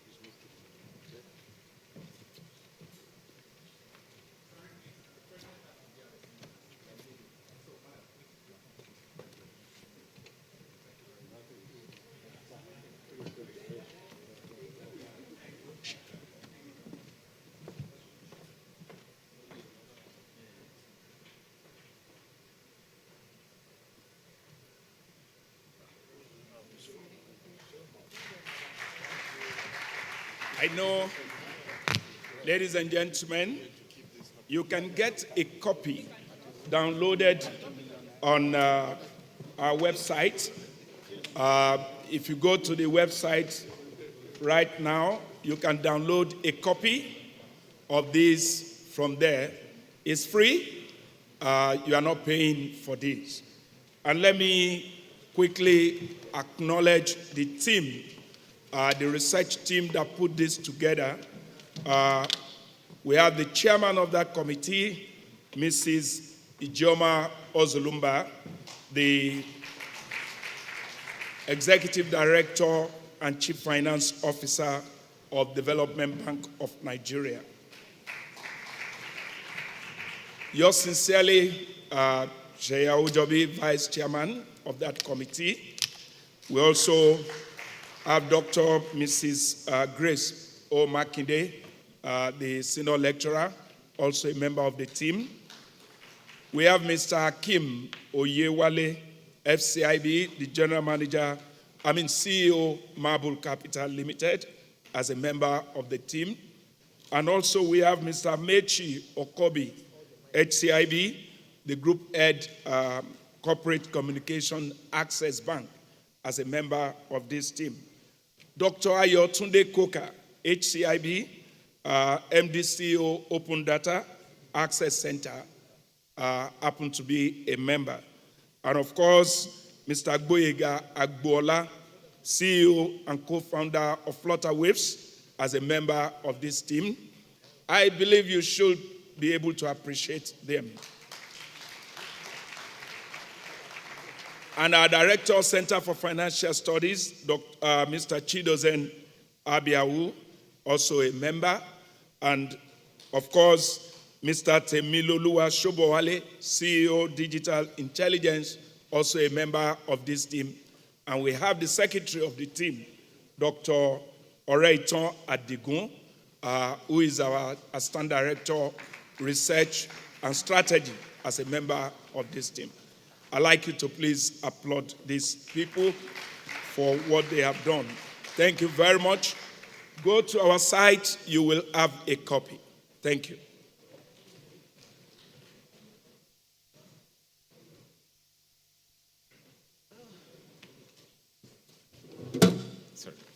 Thank you very much so far. We quickly go into the next session, which is the business session 4. Banking and FinTech, the nexus and opportunities. Pardon? Yeah. That's what we're going to straight away. No, sorry, a few people are flying and they can't miss the flight, please. So we just want to accommodate it. Yeah, but it's ready. Bear with us. Banking and FinTech, the nexus and opportunities. Kindly join me as I call upstage the chairman for this session, Mr. Ade Bajomo, President, FinTech Nigeria, and Executive Director, Information and Technology and Operations, Access Bank. Loaded with information. Up next to join him, the speaker, the Managing Director and Chief Executive, Hope PS Bank Limited, Mr. Tunde Kukboni. A round of applause for him. You're welcome, sir. Our panelists, please make welcome the Chief Executive Officer, MTN Nigeria, Mr. Carl Teriola. A round of applause for him. You're welcome, sir. And finally, the co-founder, Traction Apps, Mr. Dolapo Adejuyibe. Solid team we have here. Mr. Moderator, sir, we are supposed to do 1.5 hours, but we're actually running out of time. I know FinTech people are here. IT, the essence of IT is to fast track, right? Not the old way. So convince us that it will work by turning 1.5 hours to 1 hour. Thank you, sir. Okay, sir. Thank you. Good afternoon, distinguished ladies and gentlemen, and of course, the president of CIBN, the governing council members, the past presidents, and everyone. Yes, this is going to be the agile session. We will respect time. But as the comparer said, yeah, I felt really on the back foot because when the business can't solve problem, they put it on technology. But we'll do our bit as usual. No, on a more serious note, I have a fantastic panel with me here. I'm going to spend just about 5 minutes painting the picture, and then I'll let our speaker talk, and then our panelists will answer some pretty straightforward, direct questions. So if we can't take your questions there, we'll take them online, and I promise you we will respond to each one of them. So I'll just set the scene, really. They tell us we're in the 4th industrial revolution, going to the 5th industrial revolution. So on the 1st industrial revolution, which started around 1749, yeah, that was when we had the steam engine. Yeah, and all of that old technology started, they perfected it, invented telegraph, and then eventually Nigeria had railways and Africa had railways. Then we moved on to the 2nd industrial revolution. Yeah, and that's about mass production and science. And the famous quote then was from Henry Ford. You know, when people asked him, you know, what color they want the car in, they said you can have it in any color as long as it's black. That's the principle of mass production. And we still use that principle, those principles today. Then we'll move on very quickly into the 3rd industrial revolution, which is around the 50s. Yeah, 40s, 50s, transistors, big transistors, the first computers, ENIAC computers. You know, an ENIAC computer, some of you know, occupied a space of 1,800 square feet. So it's bigger than this stage. Yeah, and it's probably no less than 2 billion times slower than an iPhone 4. Then we moved on very, very quickly into the 4th industrial revolution. And you hear all about artificial intelligence, machine learning, AI, storage, cloud computing, internet of things, and all of that.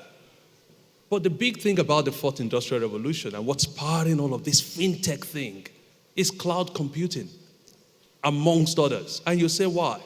Carl and I were talking earlier on, and he mentioned an interesting point, which you bankers see. Yeah, the telcos see it as well, but we see it in banking. You know, just cast your mind back a few years ago.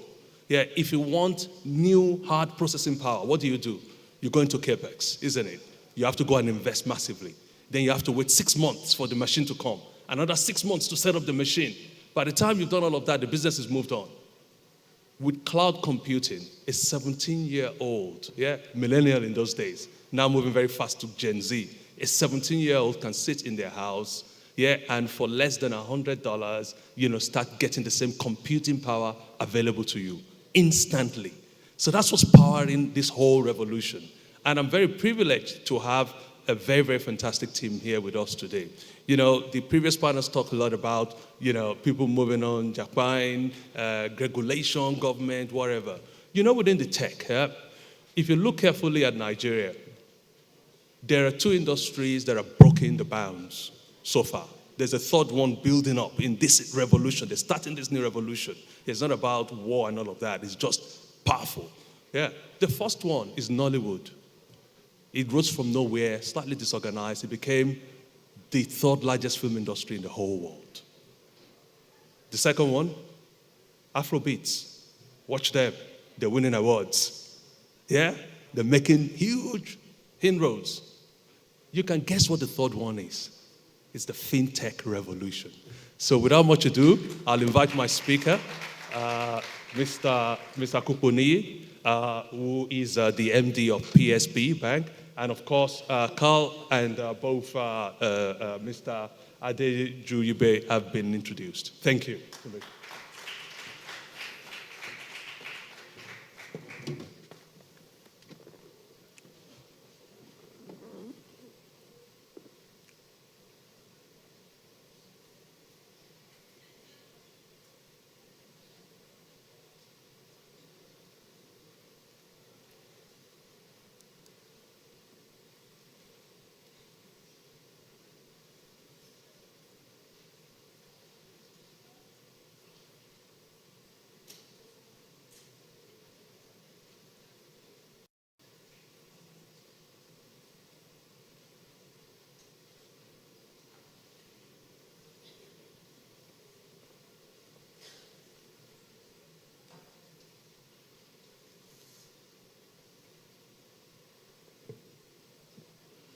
Good afternoon.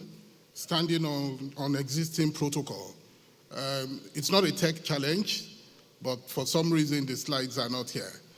That will not in any way disturb, the flow for today. Incidentally, given the introduction done by the chairman of the panel, we might actually just then sit down and then begin to talk about fintech and banking, because I don't think there's going to be any better explanation as to what technology-driven environment can be. But let me just attempt, without the slides, to just give you a few points. Throughout the course of the day today, we have heard how technology has facilitated people working here in Nigeria, living here in Nigeria and working abroad. That is the power of technology. That is one of the things that technology can do. When you now relate it to what has happened in the banking industry in the last 2 decades, you then begin to see the acceleration of banking services. Some people used to say in those days that banking is where you go to transact. The bank of today is in your hands, is on your PC, is on your iPad. So banking has moved significantly away from where you go, but to what you do. Incidentally, given the power of technology, we also had organizations termed fintechs come up in the last 6, 7 years back, and these organizations have done tremendous things in the market. They've actually challenged the ways that banks run their businesses today. And these organizations are at times also called challenger banks. Part of them are the PSBs, payment service banks that we have in Nigeria today. Part of them are the very well-known ones, Flutterwave, and so on and so forth. We have unicorns amongst them, which also goes to show the level of trust that investors have in these organizations to also then be giving money to them in order to be able to better improve the environment. And if you look at it, it's also a sort of a way of ensuring foreign direct investment into Nigeria. In 2021 alone, 63% of about the 1.37 billion naira that came into the country in terms of investment went into financial technology companies. And this shows how important those kind of organizations are. There are several use cases that financial technology can be applied into. And at the end of the day, what we are all looking out for as an economy is an improved environment that can generally, at the end of the day, lead to a high and improved standard of living. Financial technology can, as a matter of fact, also assist in the buzzword that we also always hear about in terms of financial inclusion. And for the challenge that these companies have also posed, it has then become imperative for banks to also look at the way they do things and ensure that, they revolutionize it, they make it a whole lot more convenient for people. My mother, before she died, never had a debit card. She would rather go to the banking hall to go and withdraw. I have a little daughter today who has never been to a bank. Meanwhile, she transacts. She's even more savvy than I am on the computer. And that is the trend. That is the way things are going to go. So I would just like to pause here and say that there are 1,001 use cases where we can apply, the technology that will then drive several aspects of our being to eventually also then lead to an improved environment that will lead to improved standard of living. Financial inclusion that we always talk about, why is it even in the first instance important? It is important to the extent that when people are included, They have access to finance. They are then able to grow their cottage industry. Growing their cottage industry will also then mean that they are able to recruit more hands because, of course, as their business is growing, as their business is expanding, they are then able to recruit more people. When they recruit people, from the flip side, there's some form of accountability. Government revenue is also, will also then increase in terms of taxes from these guys that are now employed. And government will then have appropriate level of revenue for infrastructural development. And that is why financial inclusion is very important. These are things that the revolution in the banking industry, the revolution in the fintech space can also assist in enhancing. It can extend to the capital market, and it does extend to the capital market when you're looking at crowdfunding and so on, to the insurance market, to the health sector. There's no limit to what technology can assist in pushing forward. So I'd like to just stop here, and apologies again for some reasons. The slides could not be projected, and we'll discuss more on the panel. Thank you very much. Thank you very much, Tunde. I think the slides could not be projected deliberately. I was only joking. Yeah, it's all in the interest of time. But we're going to just go straight into some pertinent questions and hit the heart of the matter. I think it was Bill Gates that said several years ago, a lot of debate come between techs and banks and all of that. You know, people used to say to Microsoft then that if banking systems worked like Microsoft software, then banks will have collapsed and people will have lost money. So I think Bill Gates had one back at some point. And he said, banking is necessary, but banks are not. So without much ado, Carl, will a telco-driven banking business model be the way to solve the huge financial inclusion problems in Africa? Or can banks benefit from fintech collaboration or telco collaboration and be more successful at this? So good afternoon to everyone. I think we say all protocols observed. Forgive me if I'm not recognizing dignitaries in the house. Quite intimidating as a lowly engineer to be in front of bankers and financiers, but I take comfort that I've seen a lot of banks in Nigeria being led by engineers. But I'm not exactly the subject matter expert. I've been a thoroughbred telecoms person for the last 27, 28 years or so. The way I see this space, Ade, is there's banking, there's fintech, which in a lot of ways is trying to disrupt the traditional banking industry. And then there's a whole space of unserved and underserved people across Nigeria and Africa, the statistics of which this audience will know much better than me. And why a telco-led model can be instrumental in changing the dynamics of that is because, look, if we look at the number of BVNs or bank accounts in Nigeria, there's probably still a long way to go in terms of penetrating people into financial inclusion systems. The reason why telcos have been a big part of that is a multitude of reasons. One, we are present in every single local government, every one of the 774 local governments in Nigeria, in multiple points in each of those local governments. So we have a distribution network that can serve people in every nook and cranny of Nigeria, unlike the traditional banking systems that have had to use branches. Two, we have those customer relationships with the initial registration requirements.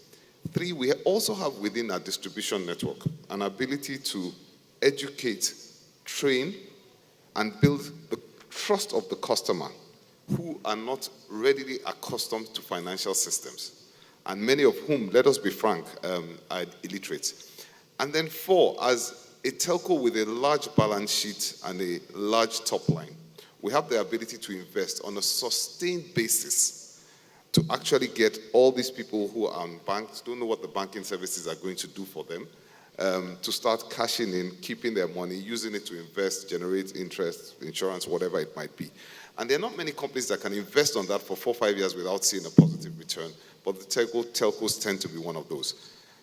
What I'd like to also highlight is in every country where MTN has a mobile money business, as we call it, PSB business as it's licensed. And I think Nigeria is the last one where MTN got that license. We have seen it actually strengthen the traditional banking industry because a lot of cash is brought out from under the mattresses into the financial system. So we think we have value to add in increasing financial inclusion because we can invest, we have the distribution network, we have the customer relationships, and we think we have value to add to the traditional banking industry because it bolsters the quantum of cash that is now within that industry. Thanks, Adi. Thank you very much, Carl. Very, very poignant points. Dolapo, let me come over to you. One of the crunch points, if you speak to if you speak to fintechs, remember these guys sit in their rooms usually. Yeah, normally one or two guys. They call themselves founders. They've got a great idea. Yeah, he's laughing already. But the reason why they survive is because they break rules. They don't have to be heavily regulated. In fact, they don't want to be heavily regulated. They don't want all of those stuff because regulation can stifle innovation sometimes. But it's essential if you're taking people's money. It's essential if you're going to build trust. So, Dolapo, is the regulatory environment hampering fintech and innovation in Nigeria? And what are the changes required to ensure that Nigeria's financial services stay on top of the next digital wave and can continue to innovate and lead not just Nigeria but Africa? Thank you very much. Hi everyone. It's a pleasure to be here. I would also say all protocols observed. I think there's a lot of talk when it comes to fintech and the regulatory space, but I take a different perspective. Thanks. I take a very different perspective. I can confidently say that in Africa, in terms of the regulatory bodies, right, Nigeria is one of the most innovative. You can go any fintech outside of Africa, they want to be in Nigeria, and it's not just because of Nigeria's market size, it's also because there is a regulatory body that understands. And you can also check, right? Every fintech in Nigeria that has tried to expand outside, there are very few that have done that organically. It's maybe through acquisitions, but it's been, it's been very, very hard for them to do it organically. I think just to even double down on that, I think what we have seen from the central bank or the regulatory bodies, that they've gone above and beyond to basically sometimes make competition better, or even just enable the financial sector. We've seen the rails. There's been, recently NIBS launched the QR code. There's been a breakdown of the PSS license into different parts that has allowed more players to come in. I think, when investors ask, because, as a founder, as someone doing business, the one question you get a lot of is, regulatory risk, because there's a lot of noise there. And what I say is, we just need to do better at really understanding the regulatory body's agenda and making sure that we align to it. I think the noise that we've heard is because both parties haven't, sat down to really understand what is the agenda and how do we align to it. I think, in my mind, we imagine that there will be more innovation, but in my mind, I think it's more around how do the fintech have a seat at the table. How do we, understand, okay, when it comes to the FX or other types of payment channels, what is allowed and what is not allowed. And I think, knowing the kinds of bodies that and founders, we can innovate from that point of view. I think what we've seen a lot of fintechs do is also create a board of advisors who kind of have ears to the regulatory bodies to basically provide advice. But I think a lot could be done. It could be easier if the fintech folks have a seat at the table. Thank you. Thank you very much, Dolapo. Thank you. Dolapo. Yeah. Tunde, when you were speaking, you spoke about talent. You went on to financial inclusion. You even talked about funding, and you teased everybody about some unicorns that were breeding. By the way, unicorn is a company that is worth $1 billion. Yeah, and Nigeria has 7 of them already. And the push is now for decagons. Yeah, that's $10 billion and all of that stuff.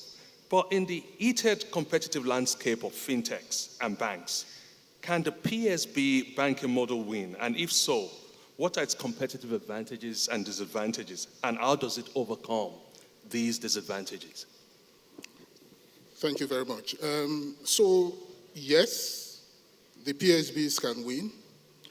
And the model we run today, the fact that we are branchless, we don't have banking halls, costs in terms of investments, given what the traditional banks have have today, we do not have.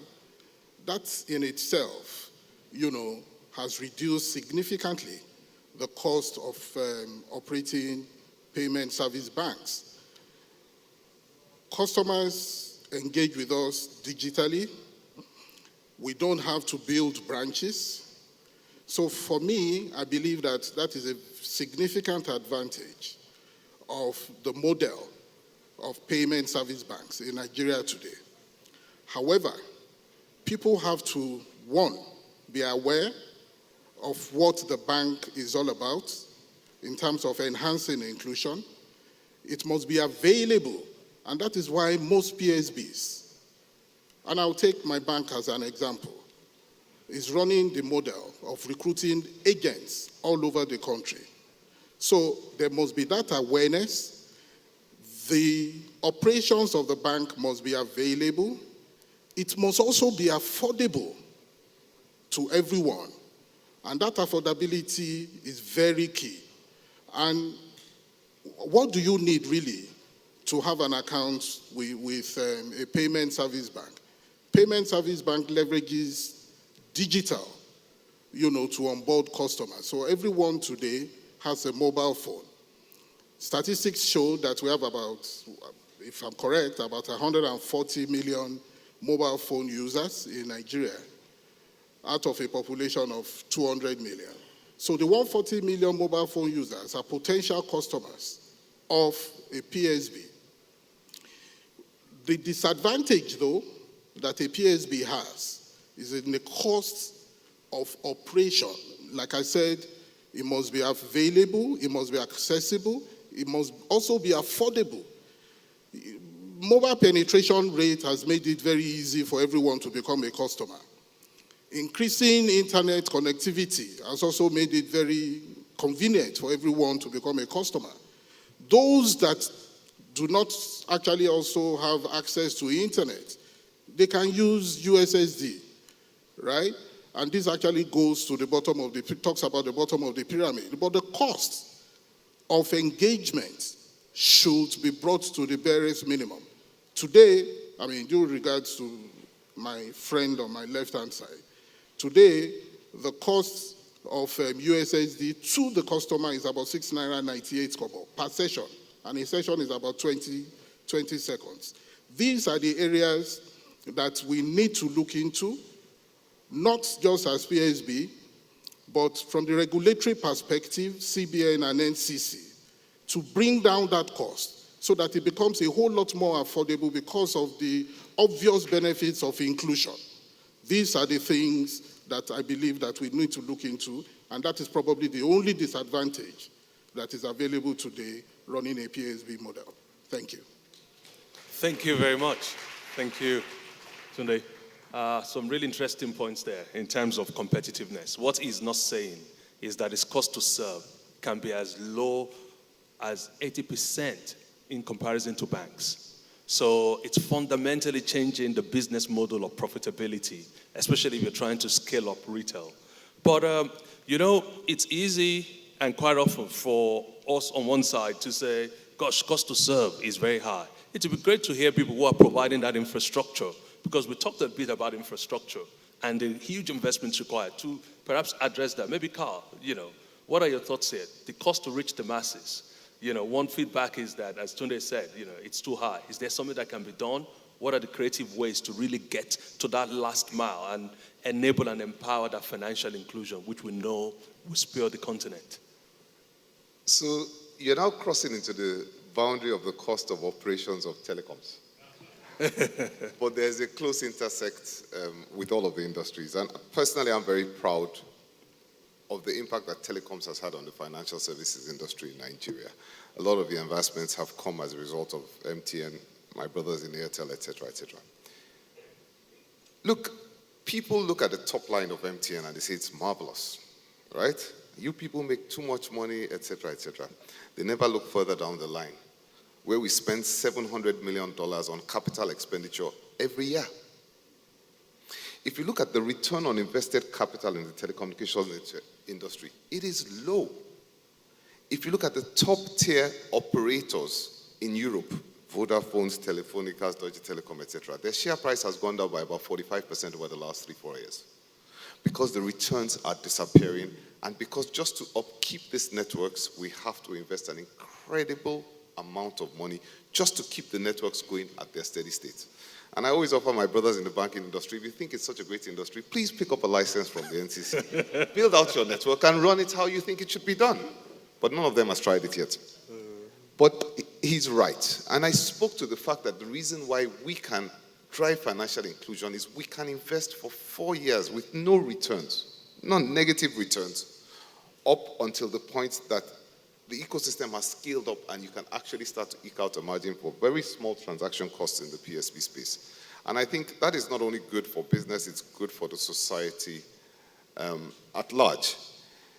Now, the reason why there is the cost of 6.98 naira for the USSD is because out of every 8 radio channels that we put in place, one of those channels is dedicated for signaling, which USSD uses. So there is a capital cost for USSD to be consumed by our infrastructure. On 2G, and a lot of the people that use USSD are 2G only customers because they don't have smartphones. 1/8 of our radio capacity, and there's transmission capacity and backhaul and all of those things, is actually for signaling, a good chunk of which is used for USSD. So it's a very real cost to the telecommunications industry. But we're willing to look at all methods possible to bring this down in collaboration with the NCC and the Central Bank of Nigeria. The biggest and quickest way to actually bring the cost of telecoms deployment down in any telecoms industry across the world, mobile specific, is to give spectrum out as much as possible and at lowest cost possible. So that helps that cost structure quite aggressively. I'll just say one more thing. I think banking and telecoms are the only industries that I know of, and perhaps less so banking, because if I look at some of the incremental charges that have come over the years, but it's the only industry I know of where the cost per unit has come down consistently every year since we launched in 2001. If you're buying a bag of Gary, a flight ticket to Abuja, a Toyota Corolla to Kumbo, etc., all of the prices of all of those things have gone up like 3, 4, 5-fold in the last 20 years. And telecom keeps coming down. But somehow or the other, we need to be able to fund this massive capital expenditure that we roll out just to remain in the steady state for the years to come. But like I said, I think it's important. The cost to serve has to be brought down for the financial services industry. We want to work constructively on that. And we are always talking to our core telco regulator and telling them that the best way to do that is to actually give as much spectrum as possible, because then our cost of capital or cost to deploy our network services comes down quite aggressively. Thank you. Thank you, Carl. Let's talk about teaching elephants how to dance, or whether elephants can dance. Yeah, you know, there's no bank, certainly not in Nigeria anyway, in the last 3-4 years that we hear fintech or telco or PSB in their boardroom that will not say, how do we respond to this threat? Can banks really respond? Will banks learn, and can banks learn the fintech way of innovation, agility, and all of those good things? And if banks learn it, what's there left for fintechs? Yeah. Would there be fintechs and banks? Would there be banks and fintechs? Would there be no fintechs and banks? Or would there be no banks and fintechs? Dolapo, perhaps you can share some insights there. Thank you very much. This is a very, very passionate topic for me, because as a fintech, I think the way the industry or the CBN has structured things is that a fintech cannot survive and cannot operate without integrating with a bank. And I don't know if that's like a sure way of control, of holding us, but it's something that we have seen. But like, even the question for me, it goes beyond, I mean, Carl, I will also react to what you said. It goes beyond just banks, but telcos. I think it is great for several reasons that I will mention. I think one of the things that we have seen that before fintech started, our startup started, that, MTN, the banks have been on this thing and building infrastructure one way or the other for years. And I think, a part of me, what we are seeing now is that now, we have banks who are launching their own startups. And I'm like, I'll mention the reasons, but I'm like, my perspective is you have the infrastructure. You can't compete with fintechs, and I'll explain. Build and zero in on that infrastructure. If the infrastructure is costing you, maybe through partnerships, you can get more revenue to offset the cost. And why is it that, there are giants that reawaken, but a lot of fintechs are not nervous? Why? You talk about agility. How do you basically ensure that, yes, you have thousands of employees, but you can keep a small company mindset? I have meetings, for example, on Mondays, Tuesdays, but those meetings we are solving. If it's going to be a 1-hour meeting, we are picking up the phone and calling and not just making decisions, but solving and infecting those decisions now.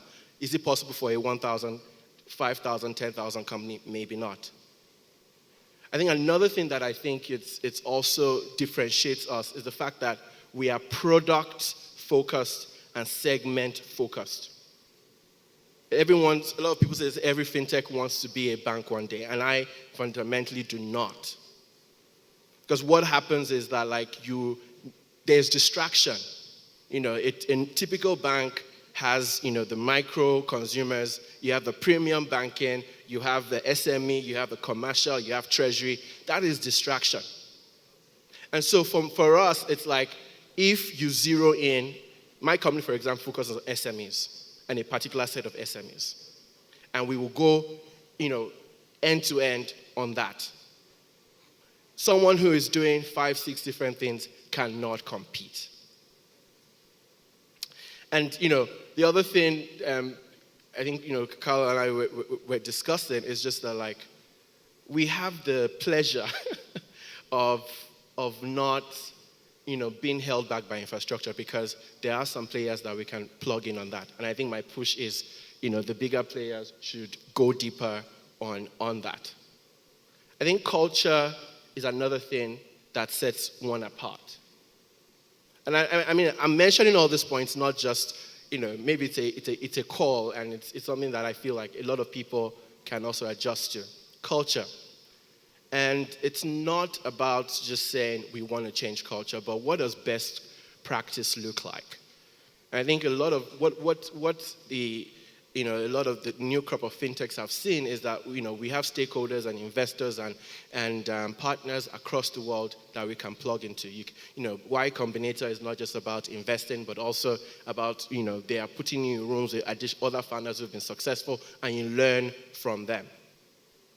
And so it's like how, in the previous session, we're talking about how do you basically make a culture that is ripe for Gen Z, ripe for millennials. And I think that it's about working with those people who have done the best, right? And I think, for me as well, everyone talks about Japa. I try not to talk about Japa. It's like, how do I retain? How do I make people happy? How do I make, how enable people to bring their whole selves in? For me, as a founder, it's less. Yes, business goals will happen, but to be very honest, what keeps me up at night is people. is people. And how do you emotionally, to a certain extent, engage to drive that?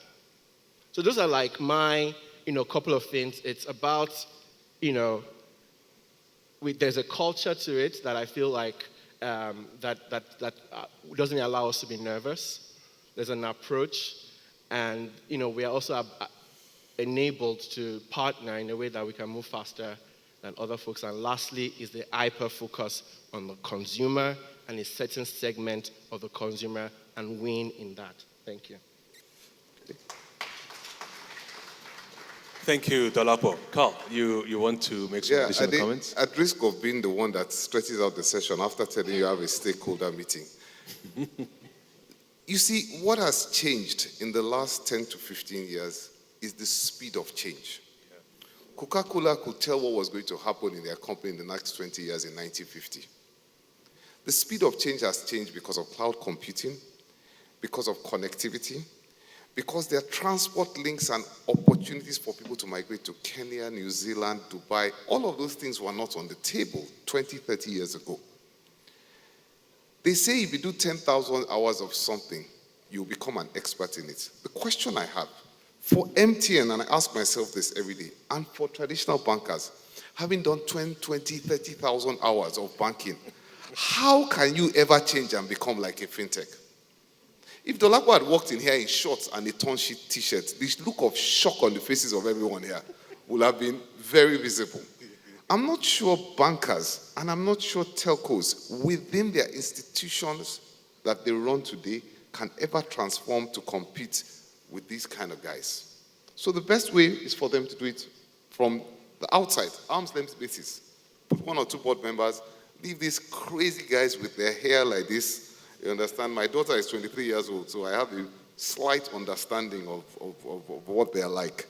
Very impatient, instant gratification. If they're not interested, if there's no emotional connection to what they're doing, they've moved on, etc. And let them create themselves. And stay distant, fund them, let them create their own culture, let them run things the way they need to, and try to give them some semblance of governance. Good luck with that.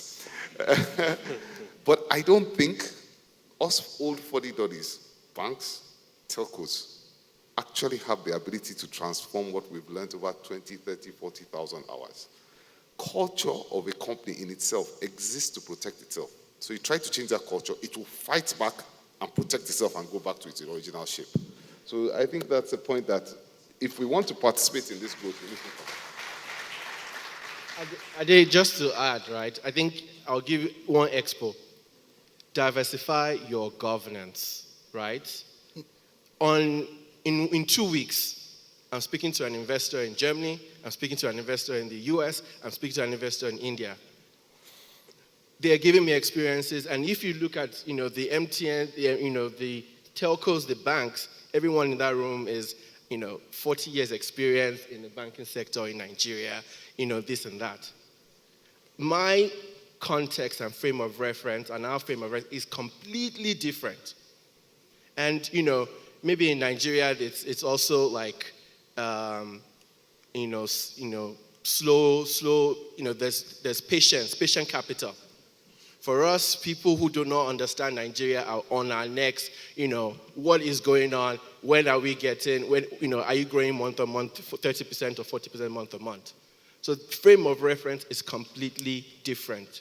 And that's something that, the banks can also try and do. Yeah. Thank you very much, Carl and Dolapo.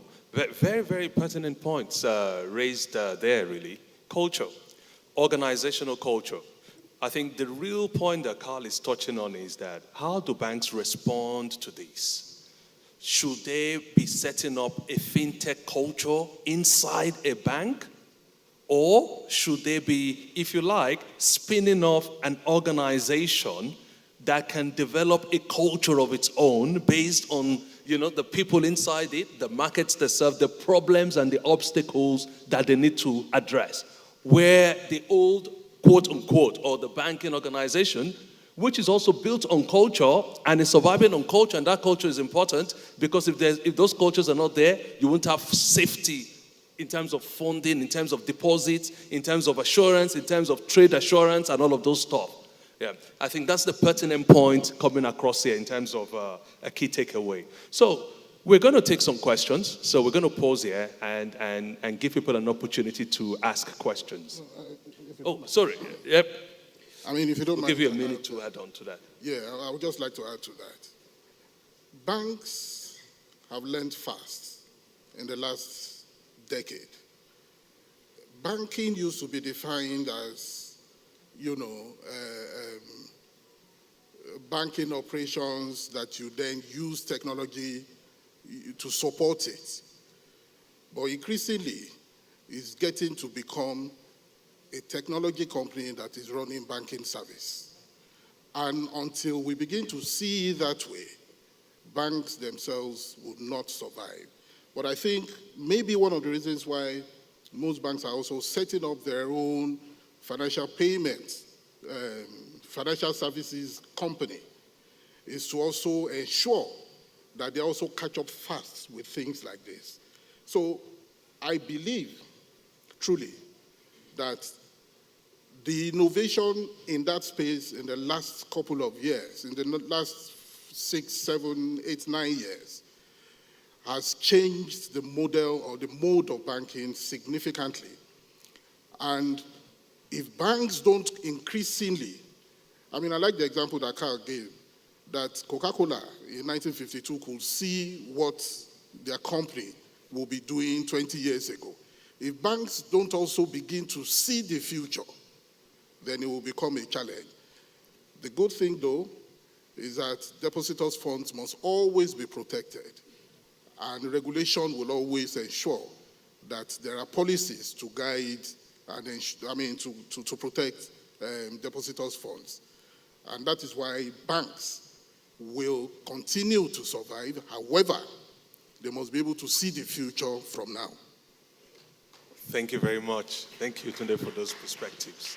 So we can take, I don't know the number of questions we can take. It's time-bound and response-bound, so the floor is open. Questions? Have we bamboozled everybody into? Oh, there's a hand there. 2 hands. Ladies. Great stuff. Oh, by the way, those 2 hands are ladies. Yeah. I think somebody was saying that this is not a panel, this is a manel. Yeah. So ladies, you really need to get into this tech business because the ladies, some of the ladies I've worked with tend to have some of the best minds around this solutioning, as some of these guys will agree with me. So we need more of you here. Good afternoon, everyone. Standing on existing protocol. My name is Ngozi Okoye from Stanbic IBTC Bank. And my question is, so there's been a lot of emphasis on Gen Zs and millennials. So, and as a banking institution, we cannot ignore or not pay attention to the fact that like the older generation still makes up a large percentage of, the banking business as a whole. So while we're trying to be fast-paced and forward-thinking, we still have to find a way to convey to the older generation that, okay, this is what is happening. For example, someone made a statement that, I think it's Mr. Bajimo, he made a statement that banking is necessary, but banks are not. So in a situation like that, for example, maybe there's a mommy in the market or anywhere or in the farm that gets a debit alert or has a problem. And you're saying, oh, okay, just log your complaint online and it will get resolved in 3 days. And my mother that I know will want to go to the bank and ask questions. Like, I feel like the older generation always feel more secured when they can walk into somewhere and speak to somebody. Even if, yes, they know that it will still be logged online and still be settled online, they still want the assurance that my money is safe, my investment is safe. So I want to know, what's the plan for the older generation? Are we just going to leave them behind and, be like, if you're not going to go with, the tech thinking where people can be all right? Or, like, what's the plan to carry the older generation along while we're trying to move forward? Thank you. Very good question, Ngozi. You're talking about digital inclusion. That we shouldn't be talking just about, the digital natives, or even some of us who think we're migrants, or we don't know where we can stand. There's some people that are just excluded. What do we do with that? How do we handle that? Tunde? Okay. Would you like to take that? I would like to take that. In the first instance, and I will talk about digital inclusion, but let me just try and address the question. Number one, your mom has a challenge. She's done a transaction, and she would like to go to the bank to lodge the complaint. The level we are getting to in banking now is such that there is automation. So with that challenge, that transaction that your mom has done, she may not even need to go to the bank because there is auto reversal that will take care of it in the first instance, that will not make her to go and complain. And several other organizations, my own organization, for example, right, will ensure that when a transaction fails, it is automatically reversed. Where it fails automation in terms of instant reversal, right, there are people who will pick it up and ensure that that transaction is reversed the second day, within 24 hours. So that is the level that we are getting to with technology and in terms of automation. But let's now talk about digital inclusion. The traditional banks, for reasons best known to them, they will still have bank branches. I mentioned earlier on that my own mom too, before she died, she would not stay in the house, even if it is to go and greet the cashier in the bank. Good morning, how are you today? I want to withdraw 20,000. You know, it's a form of way of her going out. So there will be people like that who will still be going to the banks. But you see, their going to the bank should not also be because they have a challenge that automation cannot fix and immediately. And nowadays, if my knowledge is also not failing me, for every account opened in the bank now, banks also ensure that not only are those accounts carded, but they are also enrolled on digital platform. Because the cost of doing business is even also going up. Most branches of banks now will tell you that they close by 3 p.m. You will not see anybody in the bank. So gradually, the awareness would also then ensure that people in those categories also then become, digitally enrolled, even if they are not going to use it all the time, but at least it will be available for them. And this is my own perspective towards this. Thank you very much, Tunde. But while you were talking, I could see smiles of disbelief somehow. I think part of the real problem here is that the technology does not work as well as we want it to work. So, is that not an opportunity? Can a fintech provide solution to that problem? Can banks partner with fintechs? And let's have the most reliable payments infrastructure in Africa. Don't let's say, it's the telco, or it's the core banking provider, or whatever. Let's find these solutions through collaboration and cooperation. But everybody's talking about their moms. So, my own mom too, I call her digital grandma. Because since Facebook came out, she was on Facebook. She doesn't want to go into a bank. She will use USSD, she will use anything, but she does not want to go into a bank. And to extend your point, there's also the whole concept of aging population. So even though we have a larger, younger population, there's a concept of aging population. Who's addressing their needs? Who's solutioning for them, both in the digital and analog world? I think those are questions and opportunities for us to take on. Carl, you wanted to add?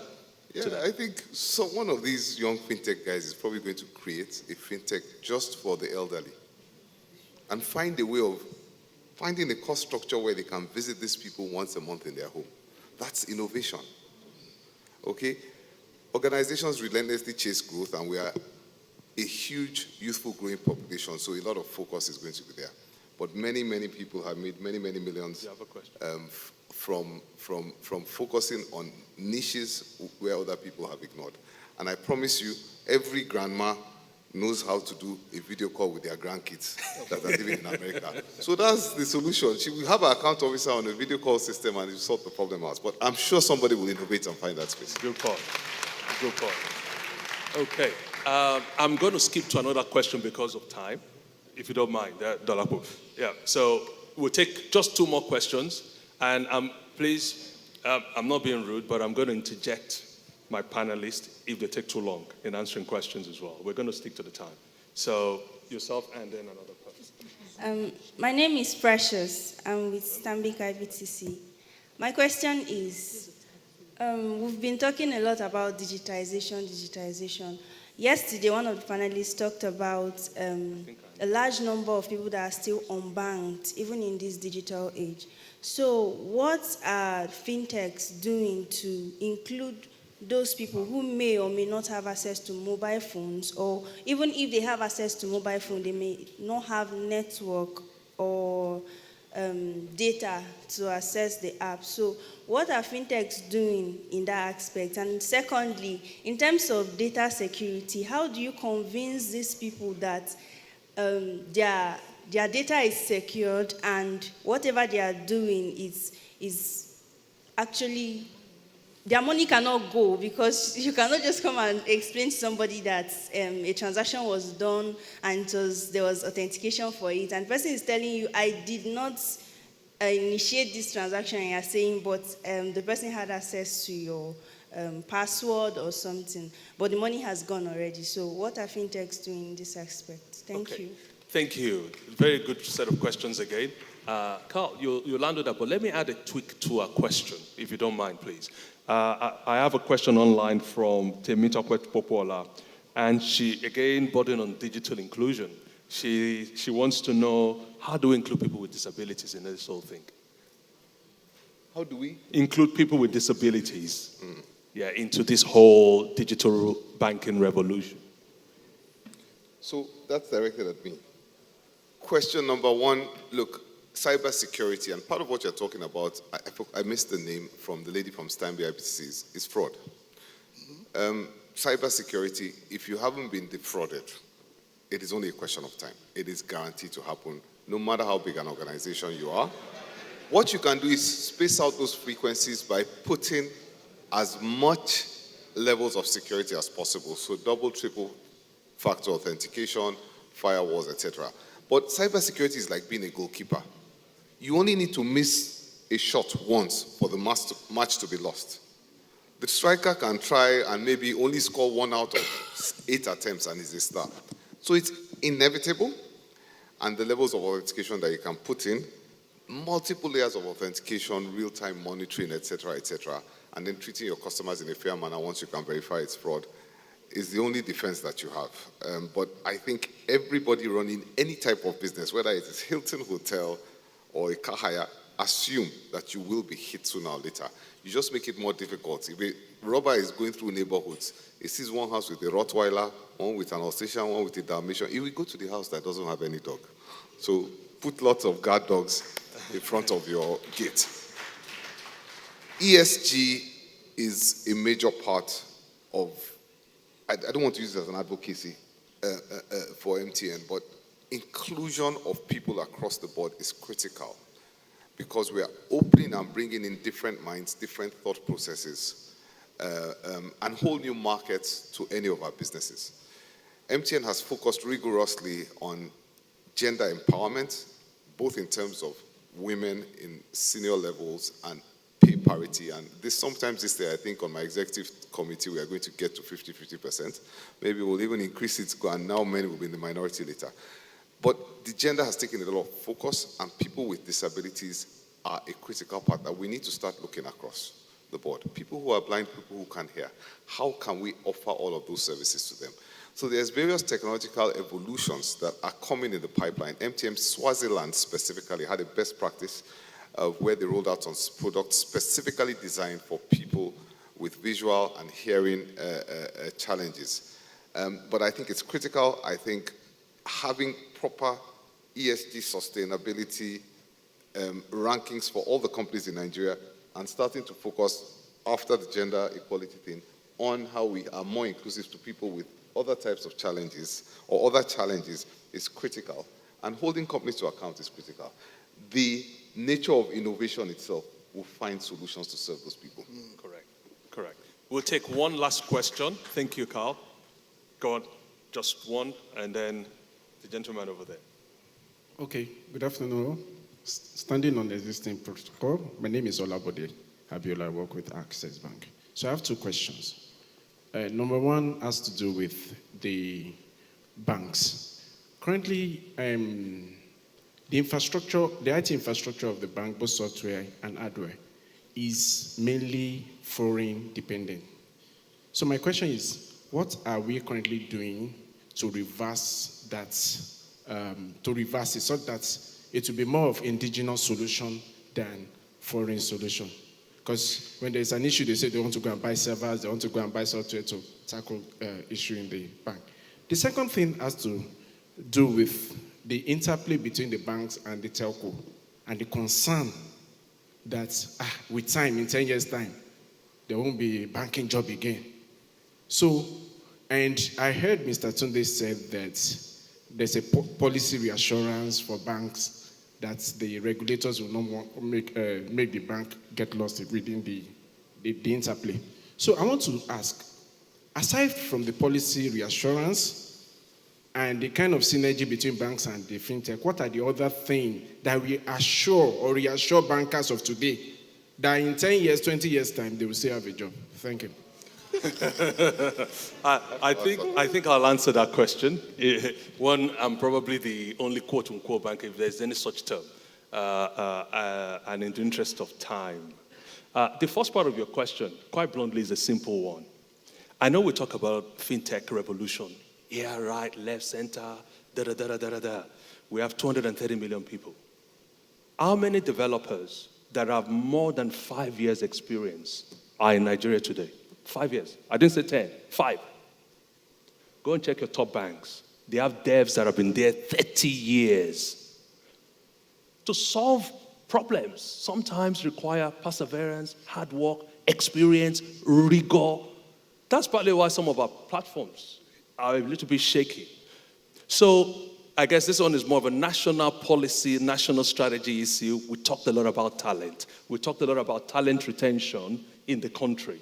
Yeah, and all of those things as well. I think we have to get to that stage where talent retention in the country gets to a robust level that can support businesses of trust and reliability as well. So, and the fintechs, the good thing is that the fintechs are attracting, or they're addressing that, and you'll see them come in leaps and bounds over time. The second good thing is that I'm not too worried about those Japai. Let them get the 10 years, 20 years experience. Can you just imagine the Nigeria of 20 years' time? When they get to their glass ceilings, one of the panelists, I think it was Rosemary, talked about the tightening economic situation back in the West. If that continues, we're praying not. But if that continues, the world you're running to is even worse than the one you are in. So you just see a cool down in there. So the point I'm making is that you will see that trend. We must support made in Nigeria, but you can't do it at the expense of your business services. So you have to make genuine, clear business choices in that space as a wedding. In terms of your job, yeah, the only way to do it is just keep evolving.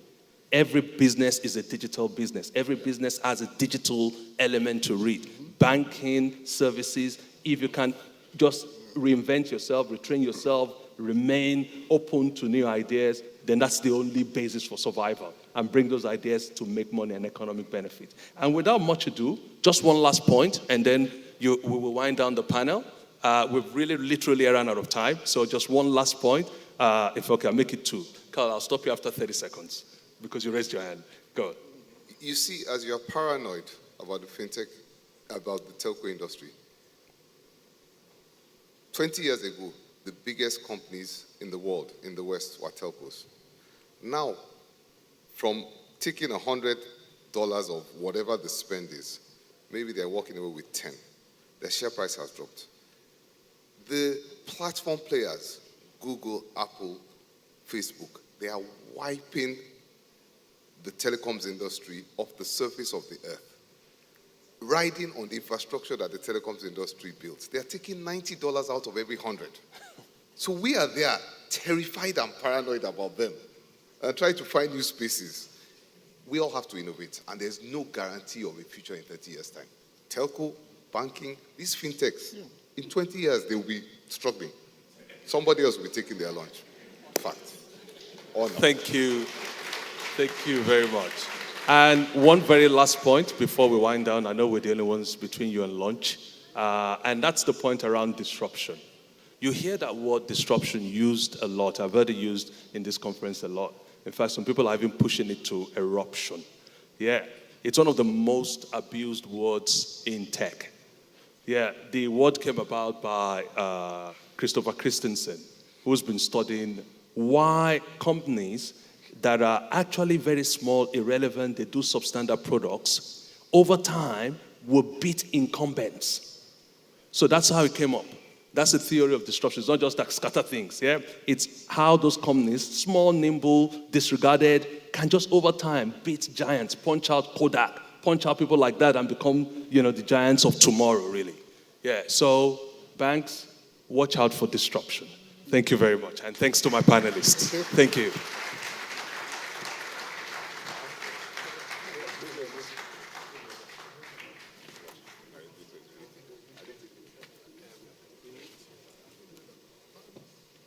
Thank you very much. I'd like to invite the office holders to please join the panelists for quick pictures.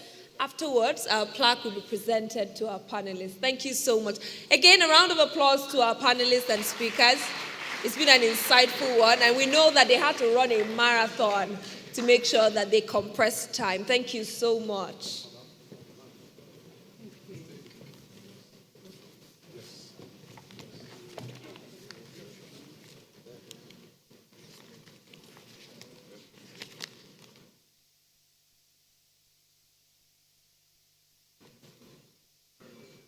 Thank you very much. And we'll ask the president to please present the plaques to the speakers, starting with the chairman, Mr. Adebajomo. Presentation of plaques, please. Starting with the chairman, Mr. Adebajomo. A round of applause, please. Thank you.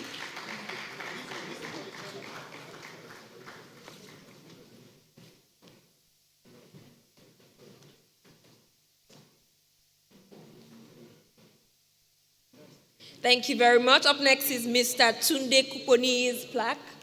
A round of applause. Thank you.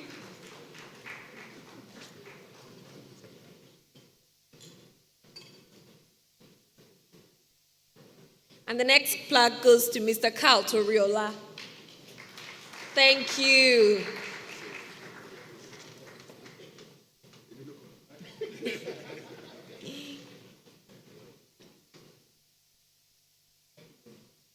And then to Mr. Dolapo Adejuigbe. Thank you very much. A plaque for Mr. Dolapo, please. Thank you.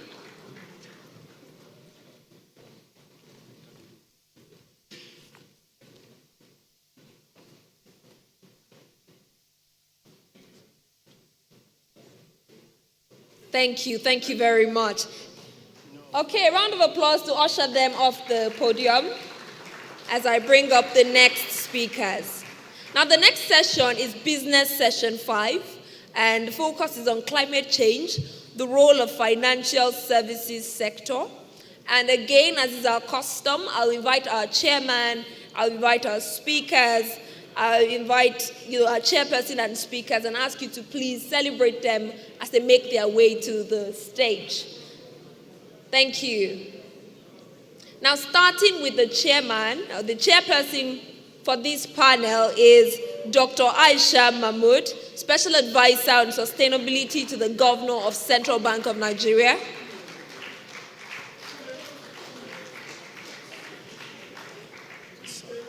Sorry, ladies and gentlemen. I think it's courteous for us to say we are sorry. You are supposed to be on lunch, and we need to let you know that we are just planning to run everything quickly so that we can leave this place for lunch straight. So apologies that we are doing this the next 30 minutes so that we can have your lunch appropriately. Do you agree? Those who are in support say aye. Aye. Those who are against say nay. So the ayes have it. Okay, so the registrar said the ayes have it. Thank you very much, sir. Thank you.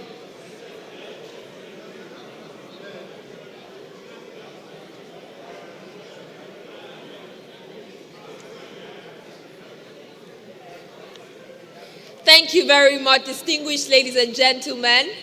And to our virtual delegates who are joining from different parts of the world, we trust you are having an amazing time. Please continue to share your questions on the app.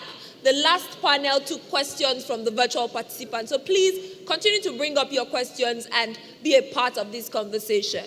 Now, the next panel is focused on climate change, the role of financial services sectors.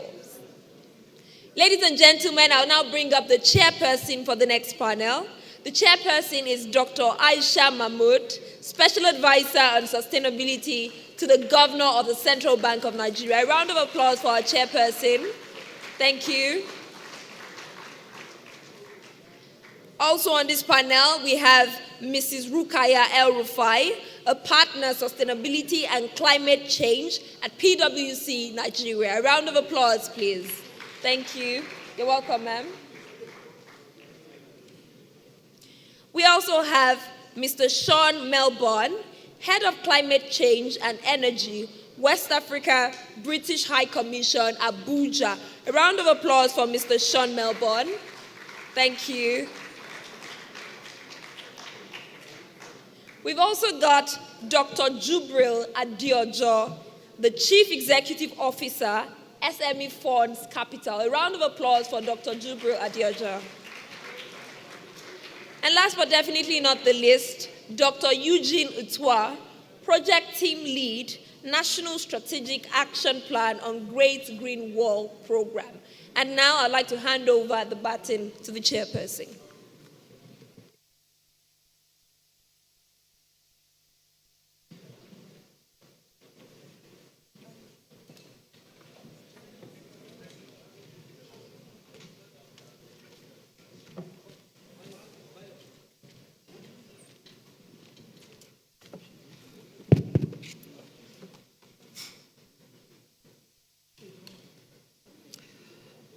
Distinguished participants, ladies and gentlemen, please permit me to stand on existing protocol.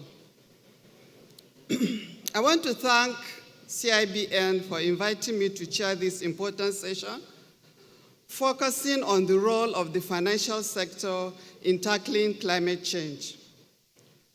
You will agree with me that we are in an era of unprecedented uncertainty and fragility as the world faces a growing triple planetary crisis: climate change, biodiversity loss, pollution crisis, and this is coupled with the recovery post-COVID-19 pandemic and the current Russia-Ukraine war.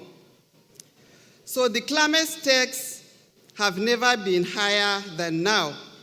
And this underlines the urgent need to align all financing flows with the national development priorities to transition to a low-carbon, inclusive, and resilient economy. The World Economic Forum 2022 Global Risk Perception identified climate change as the gravest threat to humanity and the biggest long-term threat to the global economy, which is at the risk of losing about 18% of GDP if no climate action is taken. The global economy could also lose 10% of its total economic value by the year 2050 due to climate change, according to new research by World Economic Forum. Ladies and gentlemen, climate change and the transition to a low-carbon economy create both risks and opportunities for the financial sector. But at the heart of this challenge, there is an investment gap that needs to be urgently abridged. UNEP-FI estimate that for full decarbonization, the world needs investment in the order of 5 to 7 trillion US dollars annually. It has been shown that the transition to a low-carbon economy, coupled with the green recovery from COVID-19 pandemic, present a tremendous investment opportunity. According to World Bank, supporting a green post-COVID recovery can generate more than $10 trillion in investment opportunities and create over 200 million jobs in the emerging economies alone.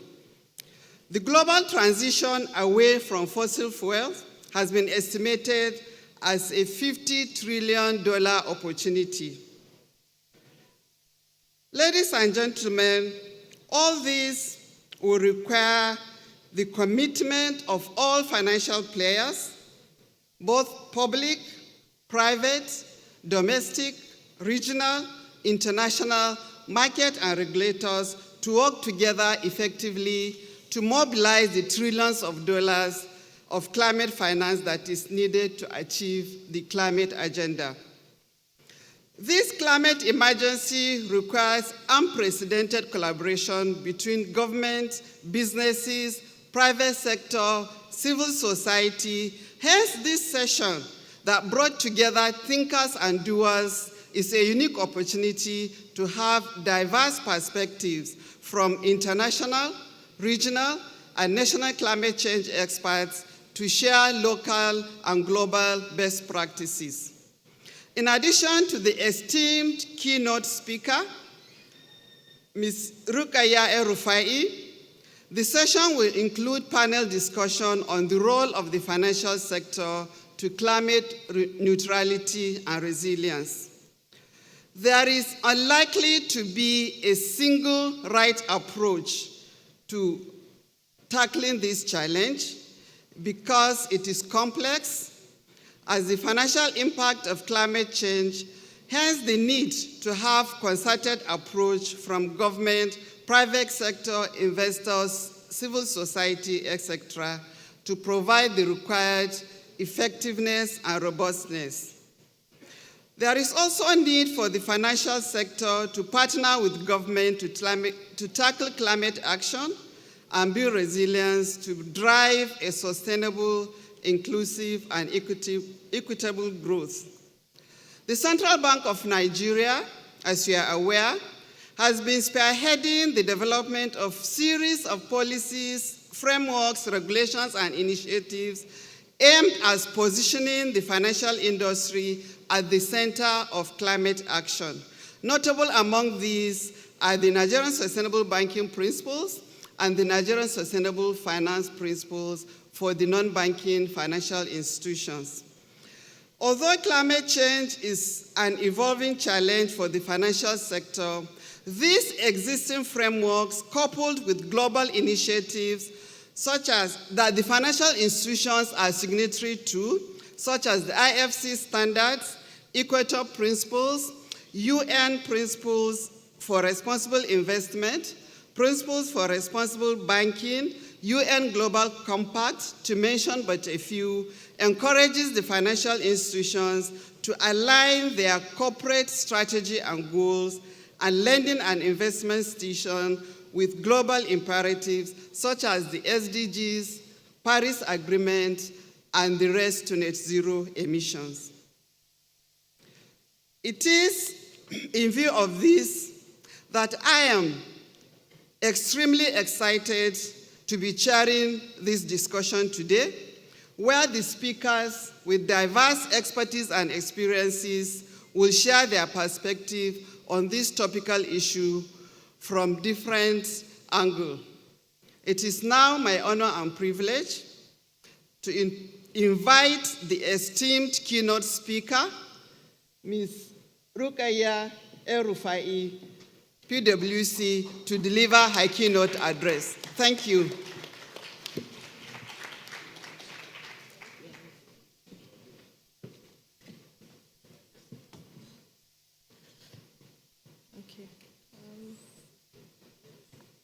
Good afternoon, distinguished ladies and gentlemen, permit me to stand on existing protocol.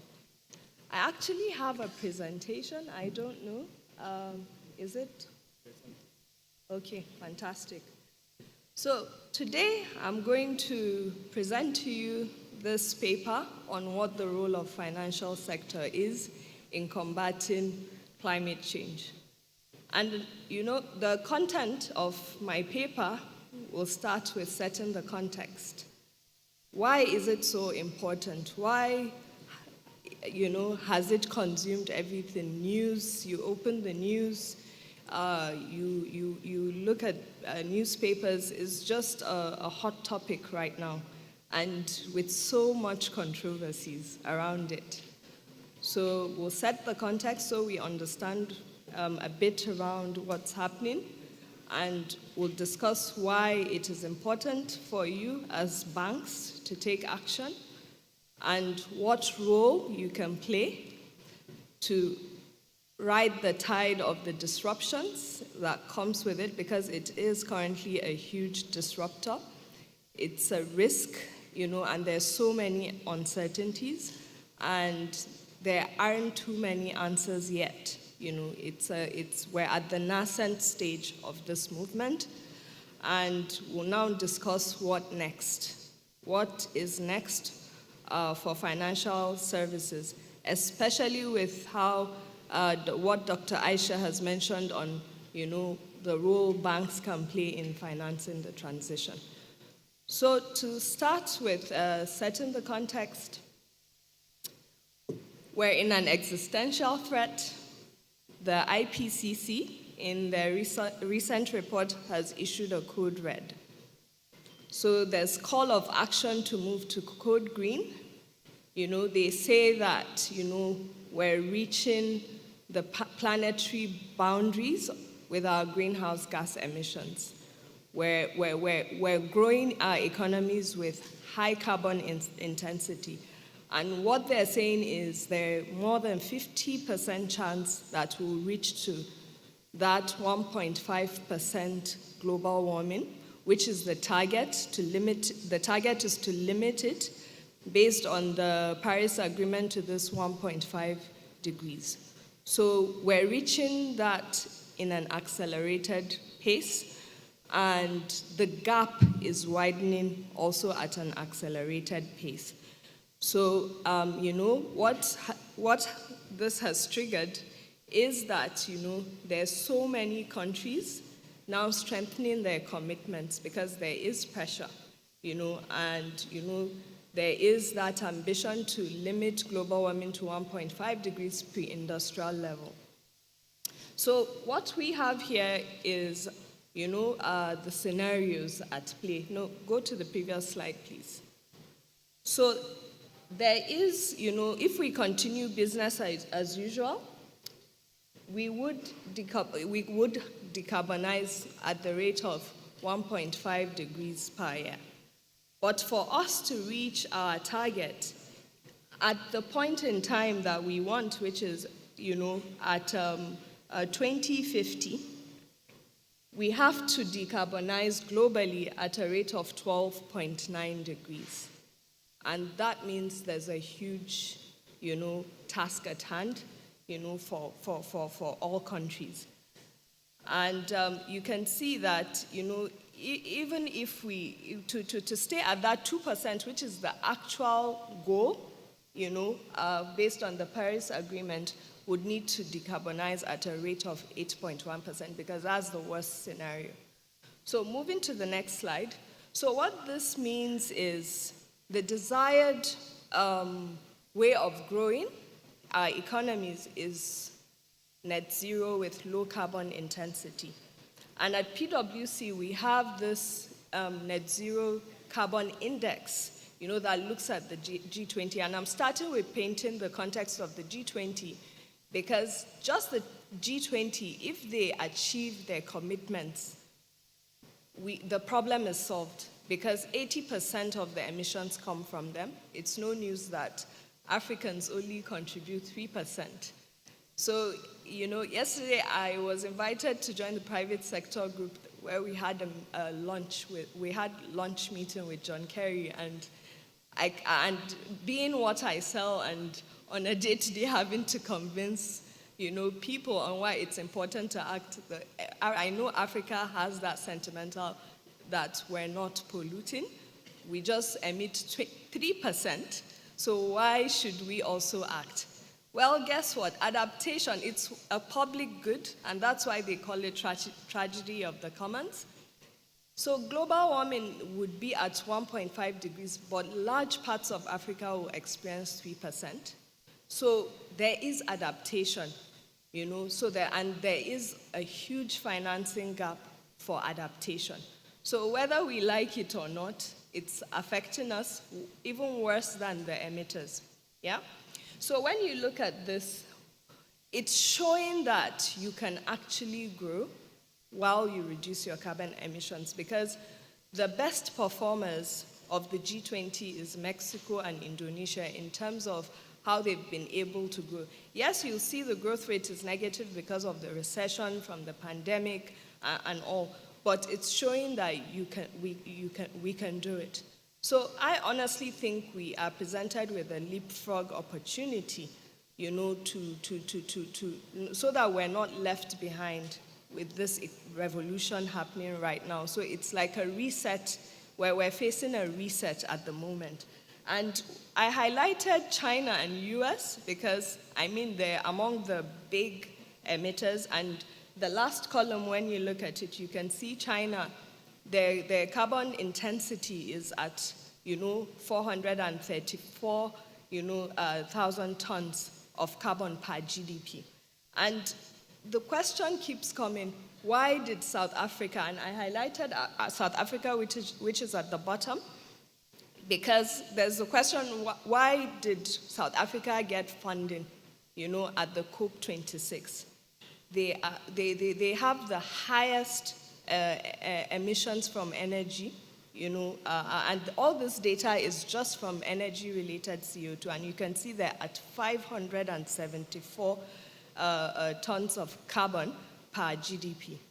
And they also had a clear plan that they presented and a case. So for us to just sit and watch, and fold our hands because we don't emit so much is actually not an option. So coming down to bring it home, so we've done the GLOW, and now we're coming to we've done the GLOW, and now we're coming to localize, since our theme is glocalization. So bringing it home, Nigeria is on track because we've committed to be net zero by 2060, and we also have our NDCs. Just recently, the next slide, please. Just recently, the Vice President launched our energy transition plan. So, it's very important because, we're highly dependent on fossil fuel. It's a carbon-intense sector. And, there are just a lot of critical decisions that needs to be made in view of energy transition and just transition. And when you look at the chart there, you'll see that for us, the biggest emitter is even land use change and forestry, because we're very agrarian. Our economy is very agrarian. And energy is the second largest, emitting sector. And when you look at the chart there, you can see residential. When it comes to energy consumption, residential is huge. So our own, for us to, this means for us to effectively decarbonize, we have to go somewhat rural, and it has to also involve individuals, because you can see the residential percentages, because with energy, including even cooking methods, it goes as basic as that.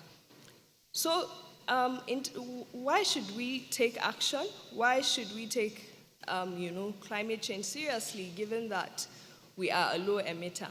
And then, of course, there is the just transition. I haven't seen anyone forcing Africa yet to act.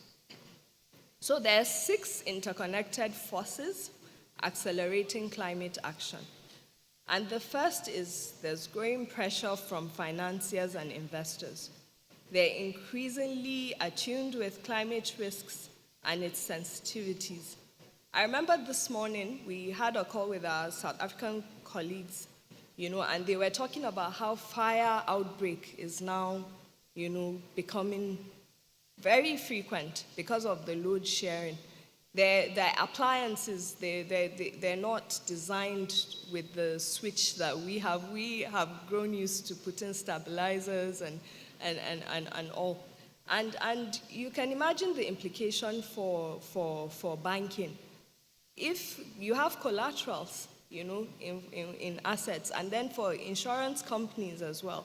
So there is a lot of risks that banks and financial services needs to underwrite.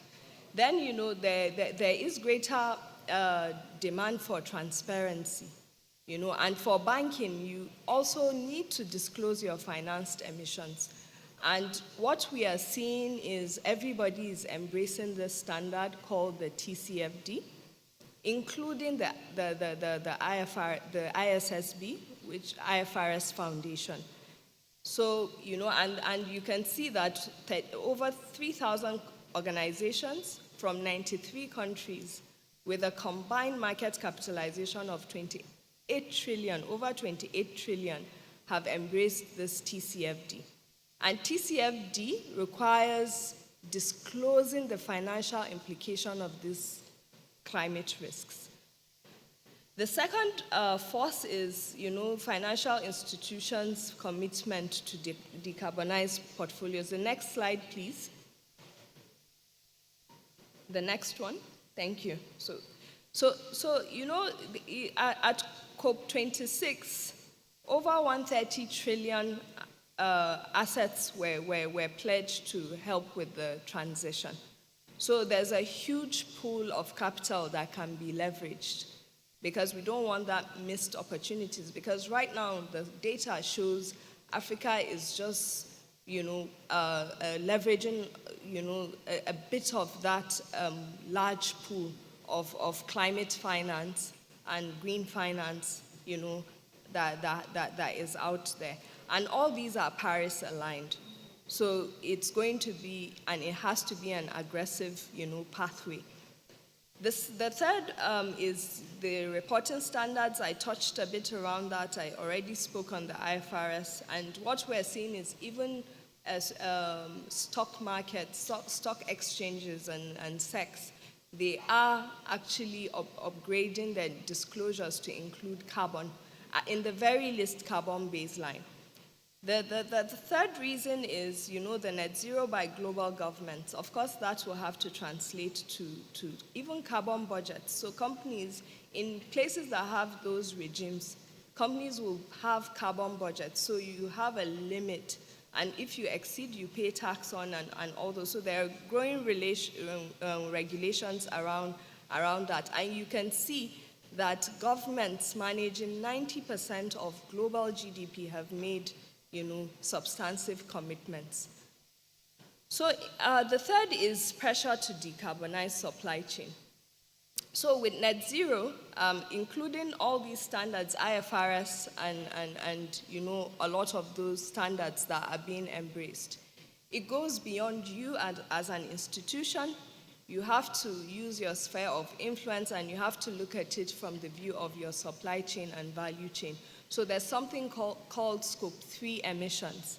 And for banks, it means you have to calculate your financed emissions and the carbon intensity of your portfolio. So what are you financing, and how is that indirectly, contributing to emissions? The last but not the least is increasing stakeholder focus on climate.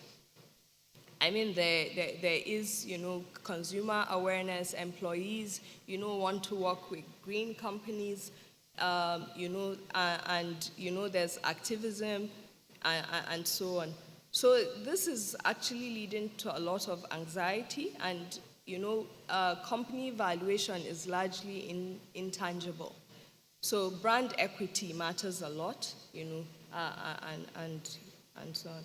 So in terms of the role of the financial services sector, I can say that, there are four questions. Sorry, apologies, we have two there. There are 4 categories of questions that, a financial services organization should ask itself.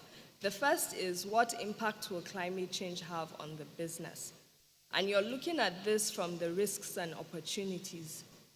And you run your analysis, stress testing, and to ensure that you fully understand what you are facing. And of course, every challenge presents an opportunity.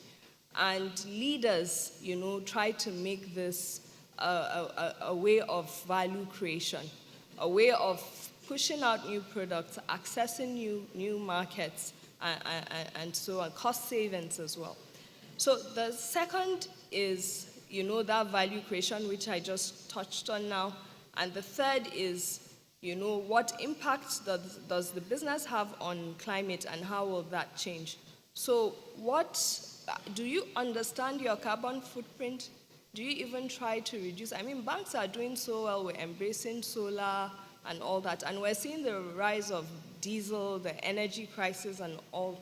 So these are the type of things. So how do you reconfigure even how you operate and ensure that you reduce or avoid or completely eliminate your carbon footprint? The last is, what disclosure requirements or framework would you need to adapt? The landscape, I'll have a slide shortly on that. The landscape, the regulatory landscape is huge, and it all depends on your stakeholder expectations and reporting requirements. So going to the next slide. So to just expand a bit on that, in terms of the climate risk analysis, of course, you're looking at your physical risks. I already mentioned an example of that with the fire incidents, flooding, and all that. And then, of course, the transition risk.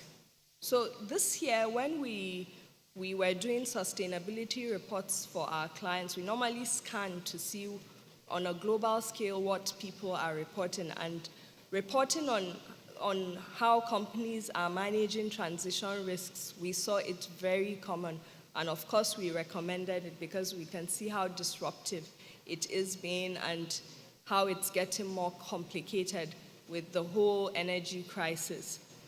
So the second, in terms of the products, I would take you through a case study very shortly so you can see how HSBC is actually positioning themselves and the kind of products they've come up with, to support their customers, have a successful transition. So going to the next slide, and to just expand a bit on green finance and the kind of opportunities it presents for financial services, it would trigger, you reconfiguring and rethinking how you make lending decisions. You have to look at ex-post monitoring. You have to look at your risk management processes.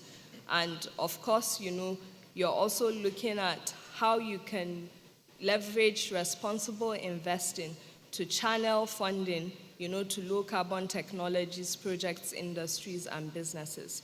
And of course, a huge one is green bonds.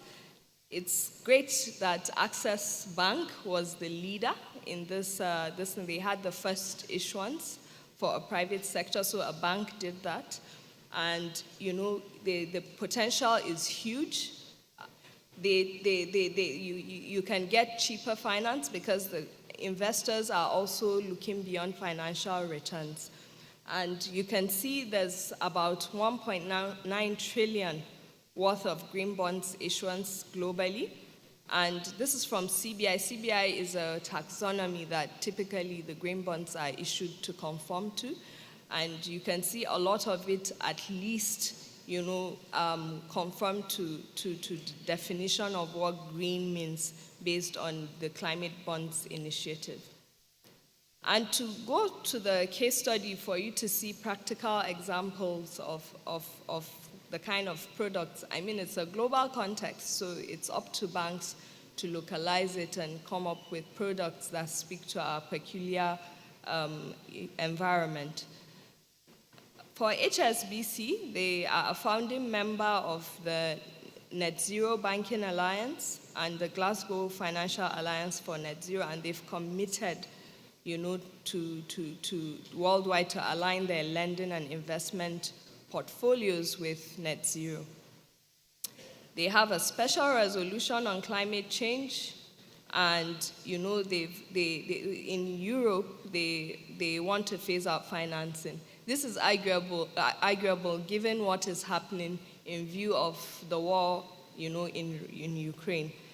And they were part of Pioneer Partners for Sustainalytics is an ESG rating, and in terms of the kind of green finance tools, they have green term loans to large corporates, they have green revolving credit funds, and they have green asset finance products, which facilitates financing green assets through hire purchase finance on operating lease. We recently did a study on why diesel-powered generators is pervasive over renewable energy.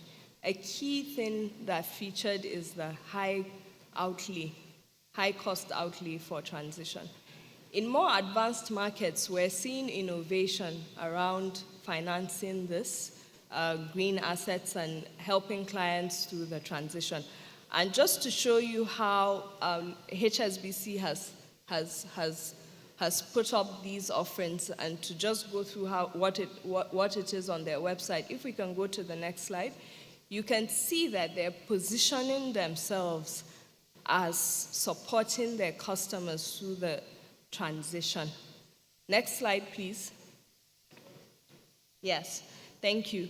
And you can see how they are proposing to help is they have a network, so they have specialists, they have connected thinking and insights, so they acknowledge that one size fits all, and they have breadth of solutions. And when you go down, you'll see they have an SME fund, because it's super important to carry SMEs and the informal sector along, because they make up the bulk of the economy, and they have other financing facilities there.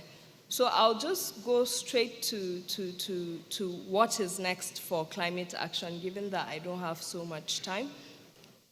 The first is, and this is what would shape and determine what the future will be. No, go to slide 20, please. What's next for climate? So the first is the direct effects of climate change are accelerating, and they have growing potential of causing serious social, economic, and political disruption. We're seeing, that here in Nigeria. The terrorism happening in the northeast has direct links with the drying up of Lake Chad. We're seeing the energy crisis in Europe and how that is even leading to electoral outcome, because Liz Truss actually won because of the energy package she has. The second is growing harms from climate change will increase emphasis on adaptation and resilience. The third is political events are increasing net zero transition momentum. Yeah, they are powering back coal plants. They have gone back to exploration of fossil fuel, but it is definitely a short-term intervention, because there is a demand-sided intervention, and energy demand, they will have regulations to actually drive down demand of energy. The third is carbon pricing. The fourth is carbon pricing may accelerate. We've already seen an announcement by the NSIA here in Nigeria to partner with Vitol on carbon markets, and we already have the Climate Change Act that has been passed. Yeah, I'm going to wrap up. Please try and wrap up. Your time is up. Yes. So the last point I would want to make here is, the growing attention to nature and biodiversity as well, because they are all interconnected, and it's the next big thing, following climate, nature-based investing. So thank you for your kind attention, and I'll hand over to Dr. Aisha.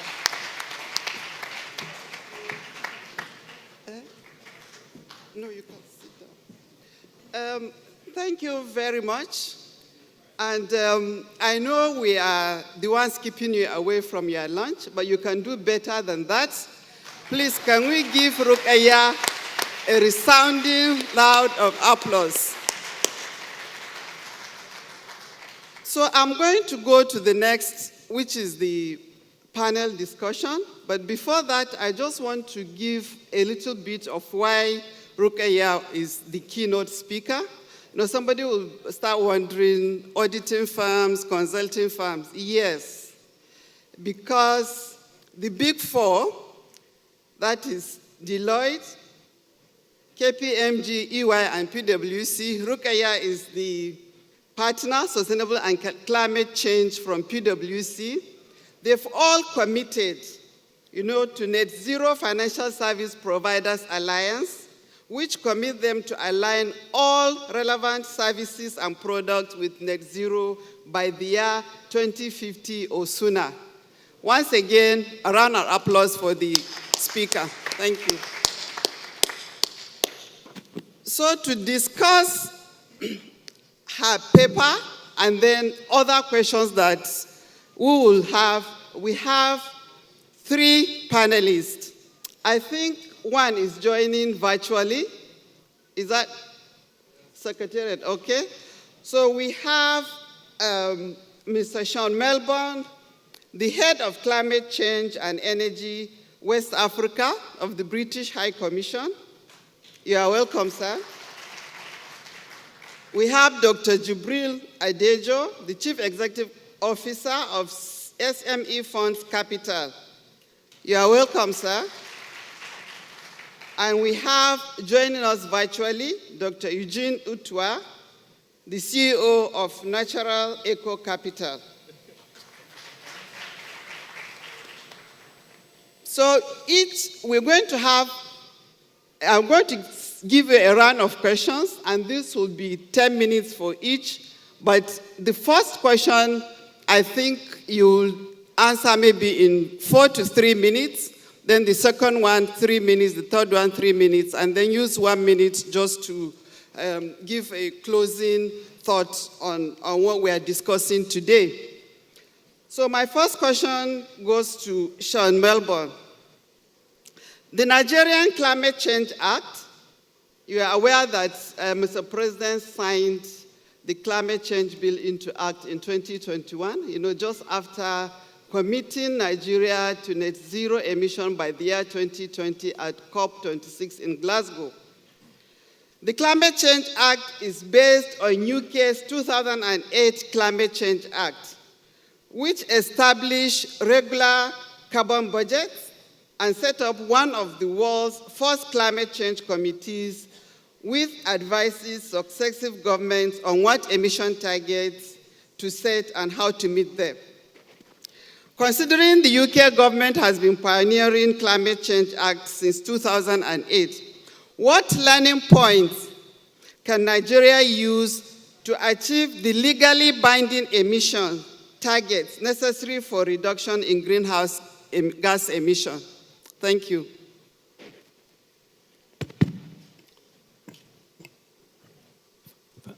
Thank you very much, Dr. Mahmood.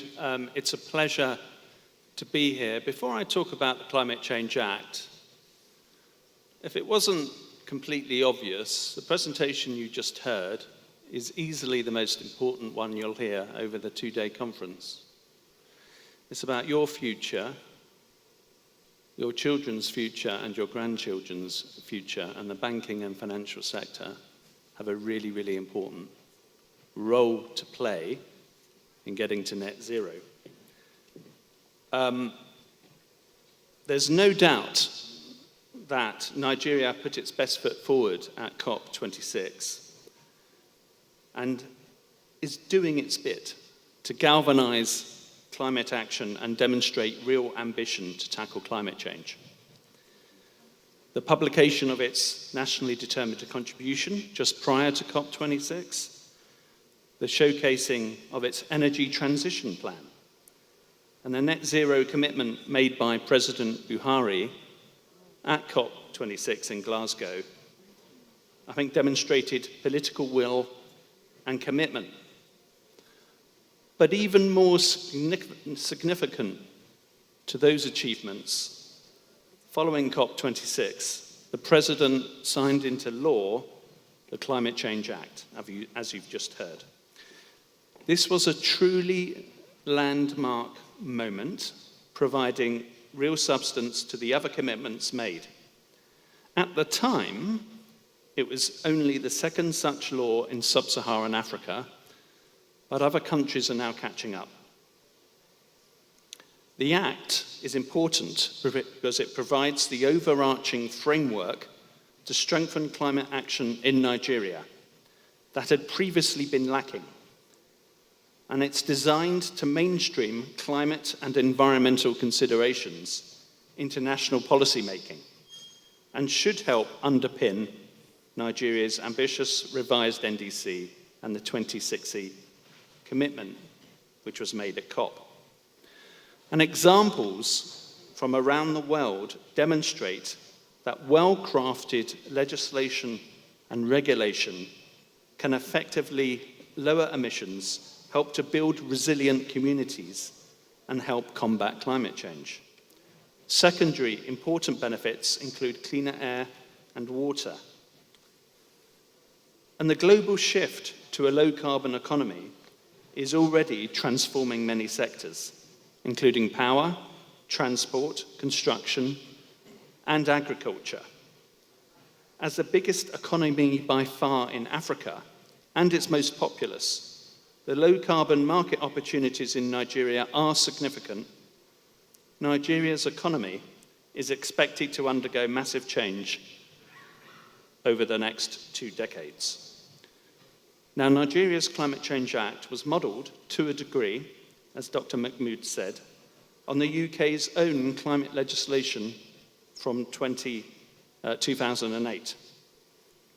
Our Act offers a number of lessons for the UK and other countries on how climate legislation is best structured to be effective, and it might be helpful to share some of those lessons here.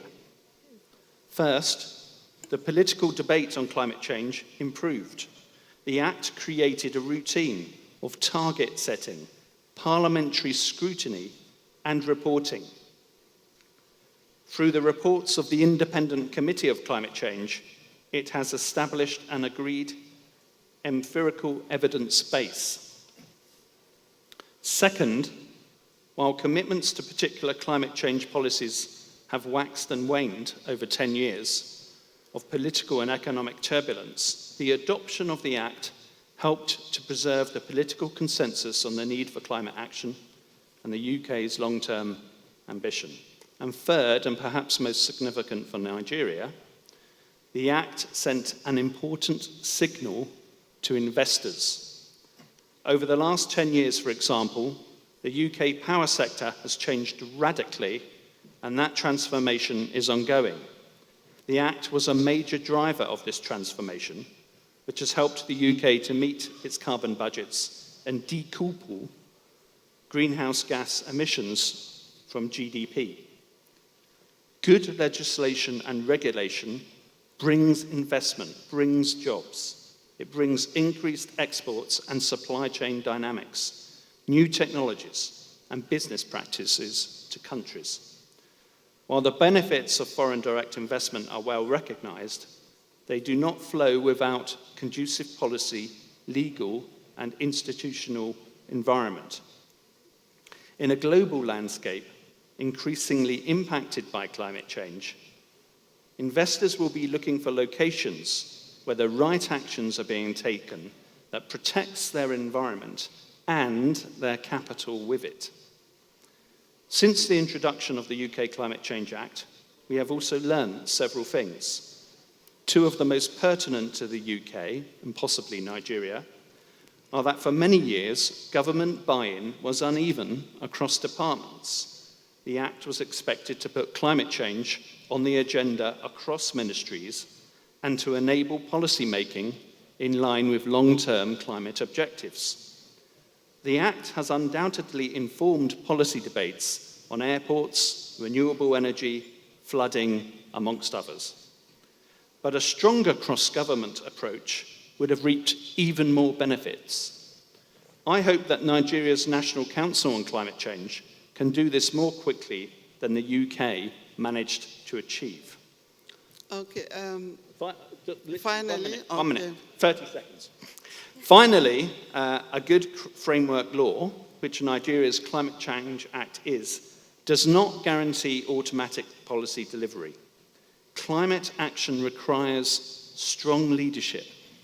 A key challenge over the next decade will be to invigorate the political and societal consensus on accelerated climate action in line with the objectives of both the Climate Change Act and the Paris Agreement, and implement key provisions of the Act. Thank you. Thank you very much. Thank you.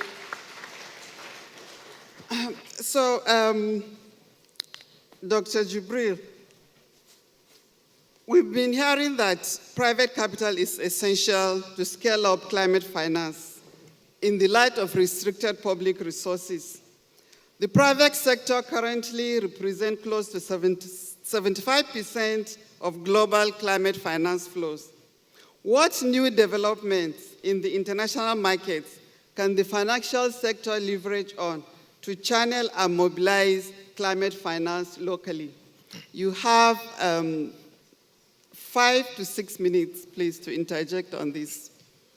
Thank you so much, Chair. Good afternoon, everyone. First of all, I have to appreciate CIBN for inviting me again for the second time. And straightforward, climate change, ladies and gentlemen, it is real. But there's so much money to make. I remember, go back to history, it's always during the time of crisis that a new world order or a new worldview is being shaped and constructed. So the question for Africa, or perhaps Nigeria, is what role are we playing? And how far are we holding the stick?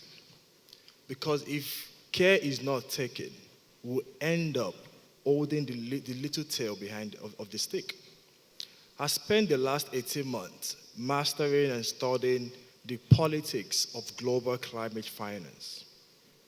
When you hear that private sector is supposed to contribute 75 to 80% to the climate finance that is required to achieve, is it Paris Agreement? Is it 2060 net zero? Whatever it is, for Nigeria, for Africa, we don't have all that money. But we have enough to get started. And I must applaud the financial banking sector in Nigeria and the development banks as well for a job well done, for combating a crisis that Africa did not cause.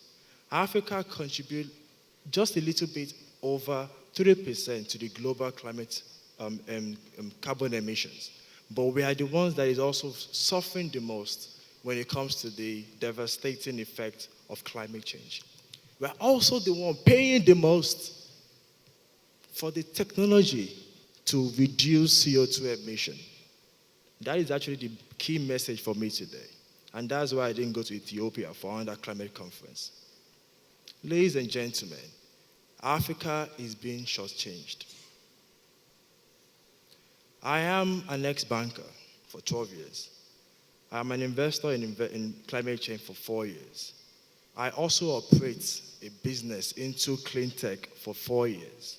So trust me. And I also advise government, ministers, and presidents on climate funding across the continent. Developed countries, rich economies that contribute the most to climate change, pay the least for the technology that we all need to employ to reduce the CO2 emission. Here are examples. In America, for example, during Obama, now during Joe Biden, if any person or a business or any household goes to a bank to borrow money to buy solar assets or batteries in their homes, less than 5% down payment, even zero down payment sometimes, the government gives them the money, 70% of that money back into their account in form of solar credit, tax credit, carbon credit. As a business owner, as an investor in this place, in this country, we put in 30% of our own equity in any project we want to do. And then we have to go borrow money at 20%, if you're lucky, 17% if I get a DBM money. For a country, for a business that never contributed so much to climate change.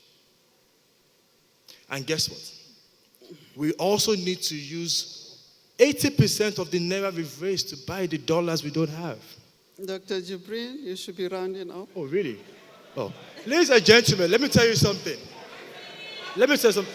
You know, the Royal Highness, Sanusi, Lamido Sanusi, so sorry. I like to put humor to my comments. Okay. Let me make a comment. Sanusi, some years back, went to Singapore to make a speech. And when he got to the podium, instantly they gave him a piece of paper to say that he had 5 minutes. And he said that, guys, I traveled hours for this conference, and you are rushing me to come and speak to you. Ladies and gentlemen, I'm equally hungry. But let me tell you something. Let me tell you again. I canceled my Ethiopia trip for this meeting, honestly speaking, because the truth must be told.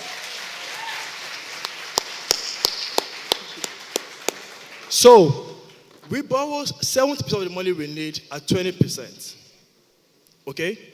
Now, here's my own thing. Joe Biden, 2 weeks ago, last week, launched a $300 or so billion energy fund for businesses and homes in America. The same thing Obama did. It's fine, it's a country. Now, we are going to ask for money. We don't need fresh money.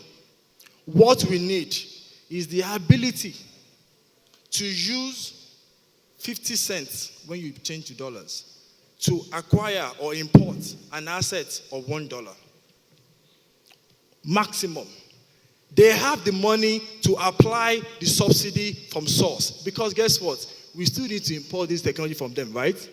If we are not careful, we will end up like Sri Lanka, that use all their foreign reserves to import things because we don't have enough. That's the crisis at hand. So, ladies and gentlemen, the reason why I'm giving you this global politics, because this is how it works. People will make money. During war, Russia is making money right now. Africa too must make what? Money. Okay? So, in conclusion on this note, is that, yes, we are negotiating. Here's the question. Who is negotiating? Is it National Assembly? Who is negotiating for? Governors? Are they risking their capital? Do they risk that? Do you understand what I'm trying to say? Is CIBN part of the negotiating committee for the country? You are the ones putting your money on the table. You have to negotiate. BlackRock is negotiating on behalf of America. JP Morgan, all these guys, CIBN must also negotiate because you are the best users of capital. I'm not happy, I'm very angry. That's why I'm telling you this. Ladies and gentlemen, there's no time to sugarcoat. That's why I like the president of AFDB, Dr. Akim Additional. We have the brains, but let us have a term sheet that we use in engaging any foreign partner. Thank you. Thank you. Thank you very much. I think we've been given the go-ahead to continue for the next 1 hour. So, Dr. Jibrin, thank you for making it so interesting. So to Dr. Eugene Itua, who is joining us virtually. The keynote speaker, Rukaya, mentioned that it will not be possible to solve the climate crisis without protecting and restoring nature, and the world will ultimately need to tackle both simultaneously. Can you provide further insights on how the financial sector can galvanize the interconnectedness between climate change and nature-related risk to transit to a low-carbon economy? And you have 5 minutes, unless the audience want you to speak for more than that. I don't mind. So 5 minutes, and it starts now. Thank you very much. Good afternoon, ladies and gentlemen. I want to thank CIBN for also inviting me to this very program. Our chairman, I'm not too sure when I will get enough from the audience to continue, if I have just 5 minutes. But just to quickly say that, yes, Luca is very right in what the statement she made. Addressing the climate crisis certainly means that we expand our toolkit and bring in nature to be part, in fact, to be at the heart of all the efforts we're making. The urgency to act on this intertwined crisis of climate change and nature laws has never been higher, as we all know. Nature is everyone's business. Nature is the foundation of our economy. And we are indeed told that half of the world's GDP, about 44 trillion USD, is dependent on nature and its services. It is also said, according to Business for Nature, they have said that nature-based transition will generate as much as 10 trillion USD in business opportunity, and indeed create about 395 million jobs by 2030. But interestingly, we want to appreciate that healthy societies, resilient economies, and thriving businesses depend on giving nature its space. And we must. But have we? No, we haven't. And that is why nature is in crisis today, placing human and the planetary health at risk. We want to appreciate that the key natural ecosystems are heading towards irreversible tipping points with dangerous consequences for the stability of our planet. And so everybody's talking. Earlier, you were not including this as part of your program. But here we are, talking about climate change, talking about nature. Interestingly, the World Economic Forum has ranked biodiversity loss, ecosystem collapse, and failure to act on climate change as 3 top of the 5 threats that humanity faces within the next 10 years or in the next 10 years. So if all of us, more or less, are dependent on nature, should we not guide nature? For the financial institutions, we want to appreciate that you are so exposed to nature-related financial risks, resulting from the impact and, of course, the dependencies on nature. For instance, we have risks that include financial loss due to credit, market, and operational risk resulting from negative impacts on nature. Through regulation, market assets, you can add to this list. This also includes, ladies and gentlemen, transition risk from new costs related to inevitable policy responses on nature, and physical risk from the effect of loss of certain species, genetic variety, and key ecosystems on which our clients' operation depend. And of course, we also depend on this. We want to appreciate that.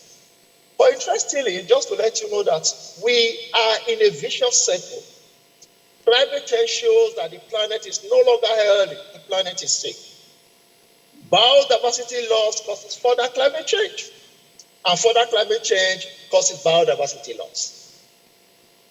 Unfortunately, for too long, we took natural resources for inexhaustible. And so we didn't look at it. We didn't consider the consequences. Today, we are all talking about the consequences. Climate change and the rapid loss of biodiversity tells us that all of us must transform how we do businesses, which means that finance needs also need to be transformed as well. For the financial sector especially, what do you need to do? A whole lot. First and foremost, we need to prioritize investments. Dr. Itua, please, can you round up? Okay, thank you. We must align financial flows to nature-positive outcomes, ladies and gentlemen, and manage the risks, manage the impact, manage the dependencies. of the operation we are investing in, or the businesses we are supporting. With that, we'll be able to create opportunities that include nature in all our decision making. The financial institutions in Nigeria, for instance, can also draw inspiration from the 55 signatory banks, insurance, and then investors of the Finance for Biodiversity Pledge. You can check what they've done. They've tried as much as possible to see how they crystallize action in this front that will enable them to avoid, enable them to manage. Thank you. Thank you very much. And indeed, enable them to manage nature loss. They are also called the governments. Thank you. Dr. Jibrin, I wanted to give a concluding remark, and what I want you to talk about in 1 minute, is just that you are aware that the Nigerian government recently launched the Energy Transition Plan, and this is a strategy to achieve the zero emissions. And also, we are told it will leverage on gas, because we've launched the decade of gas by the year 2030, so that we can have a gas-powered economy by the year 2030. And it's been estimated that it will cost about $410 billion by the year 2060 to implement this plan. Please, how can the financial sector forge partnerships with investors like you to achieve this goal? In 1 minute, please. 1 minute. Oh. Okay, I think I've said so much already, but key things here. Ladies and gentlemen, we have to start to create our own narrative and stand by them. China, that's what they do. Japan. When our company was issuing the very first corporate green sukuk in Africa last year, we had a debate on if it was green or not green. Because someone was saying that our grid is gas. Because the taxonomy and the standard that our local exchange was subject to was an European standard. Now, we now have to wait for European Parliament 6 weeks ago to justify the reason why they want to start investing in gas as a result of the Ukraine and Russian war, to qualify gas as green before we started applauding them. That's unfortunate.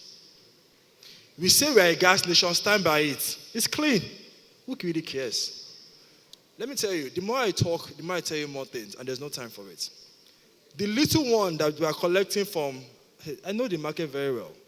The little money that you would think we are collecting from them, as they call it performance-based grants, let me tell you, it's grant to the SMEs, but it's a debt, borrowed money that our country has borrowed on something that we did not cost. That is where my anger is. The energy transition plan, is good English and black and white, but we are still asking them for money that you will still take back to them. I don't understand. Let me tell you one final point. The G7 has a combined GDP of $33 trillion. If you had China, Russia, India to it, are over 45 or 50, close to $50 trillion. Let me tell you, these people have money to give us without any interest rates, even no payback. This is the same people that will come to our country and tell us to not apply VAT on imported goods. Thank you.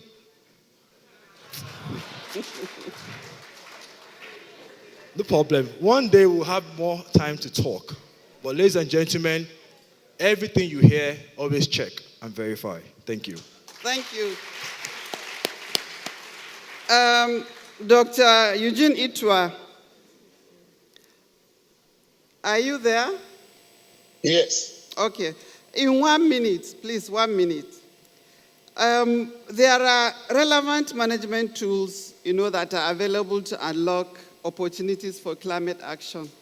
So, can you tell us a few of these tools that the financial sector can leverage on to unlock these opportunities? Thank you very much. Thank you very much. Just to quickly say, since I have very limited time, let me just speak to this very quickly. To strengthen the capacity of the financial institutions and the SMEs that they support. About 2 weeks ago, the African Development Bank launched a set of toolkits developed to support the financial institutions, developed to support the SMEs as well. And so I would say that the financial institutions in Nigeria should leverage on what has been created. They are quite flexible. They can be adapted or adopted, depending on what you are looking out for.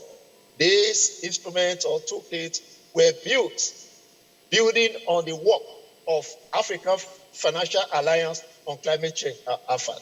So the tools are there for you to quickly access. Thank you very much. Thank you. Sean, finally. Nature-based solutions such as forests and wetlands have been identified to provide long-term socio-economic benefits, including climate mitigation and adaptation. Please, can you, in 1 minute, give us some insights on how the implementation of nature-based solutions by the financial sector can be a catalyst to tackle the climate challenge that we are facing? Thank you. Thank you, Dr. Mahmood. I think Dr. Itua was pretty good on this subject as well. 3 years ago, climate and biodiversity were not talked about together. It was just climate change.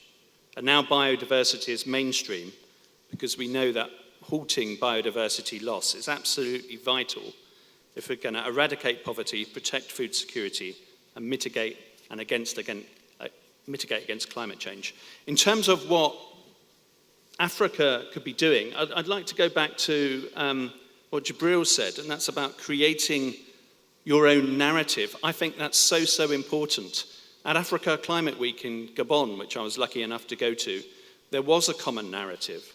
And Africa, I think, needs to translate that to the global stage. And even if it doesn't get a sort of common position at COP27, there's a set of common messages to strengthen Africa's position in negotiations and to really present a united voice. So one very specific example, Nigeria and Africa, I think, can really benefit from the development of carbon markets now that the so-called Article 6 has been concluded in Glasgow. It's a massive economic and financial opportunity for Africa. Africa missed out from the Clean Development Mechanism, one of its predecessors. It's really important it doesn't do that now. So it's great that carbon markets is in the Climate Change Act in Nigeria, and I really would urge Nigeria and other African countries to really develop that, as Gabon is doing, and as Costa Rica has done, to get the finance to protect nature, protect forests, protect communities that are around there, and also in sustainable climate-smart agriculture. Thank you. Thank you very much. So, distinguished audience, distinguished participants, ladies and gentlemen, I've been pushed to rush the conversation, but I think it is very, very important that we have feedback from you. So I think we need to have comments or questions from the audience, even if it is just 1 or 2. So please, any comments or questions? I can't see, sorry, the light is directly on my eyes. Okay. Another banker turned. Thank you, Doctor, and thanks to the panelists. I'll be short and sharp, and it's some form of recommendation. I'm a former banker also, and I'm the president of the Renewable Energy Association of Nigeria. So interestingly, banking is contributing to, manpower in the energy space. So I'm proposing that we should have a sort of collaboration and partnership between Chartered Institute of Bankers of Nigeria and the Renewable Energy Association of Nigeria to address a few things. 1, building capacity.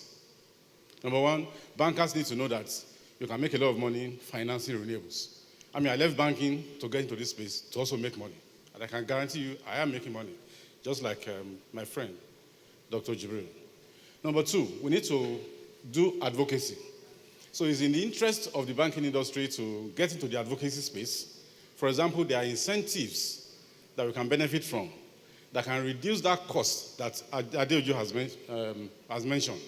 Some of them are already provided for in policies in Nigeria, but they are not implemented. So CIBN, RIAN should come together and begin to advocate for these things to be done. And then bankers and banks can make more money. And I hope in the nearest future, banks retire from banking and join us to also do this.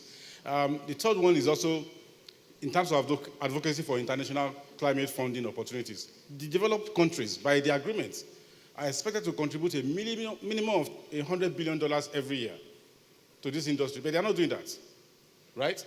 So a platform like that collaboration can begin to engage, even with government. And I must also thank Dr. Mahmoud for the role that CVN has played in this space. But we need to do more. And finally, it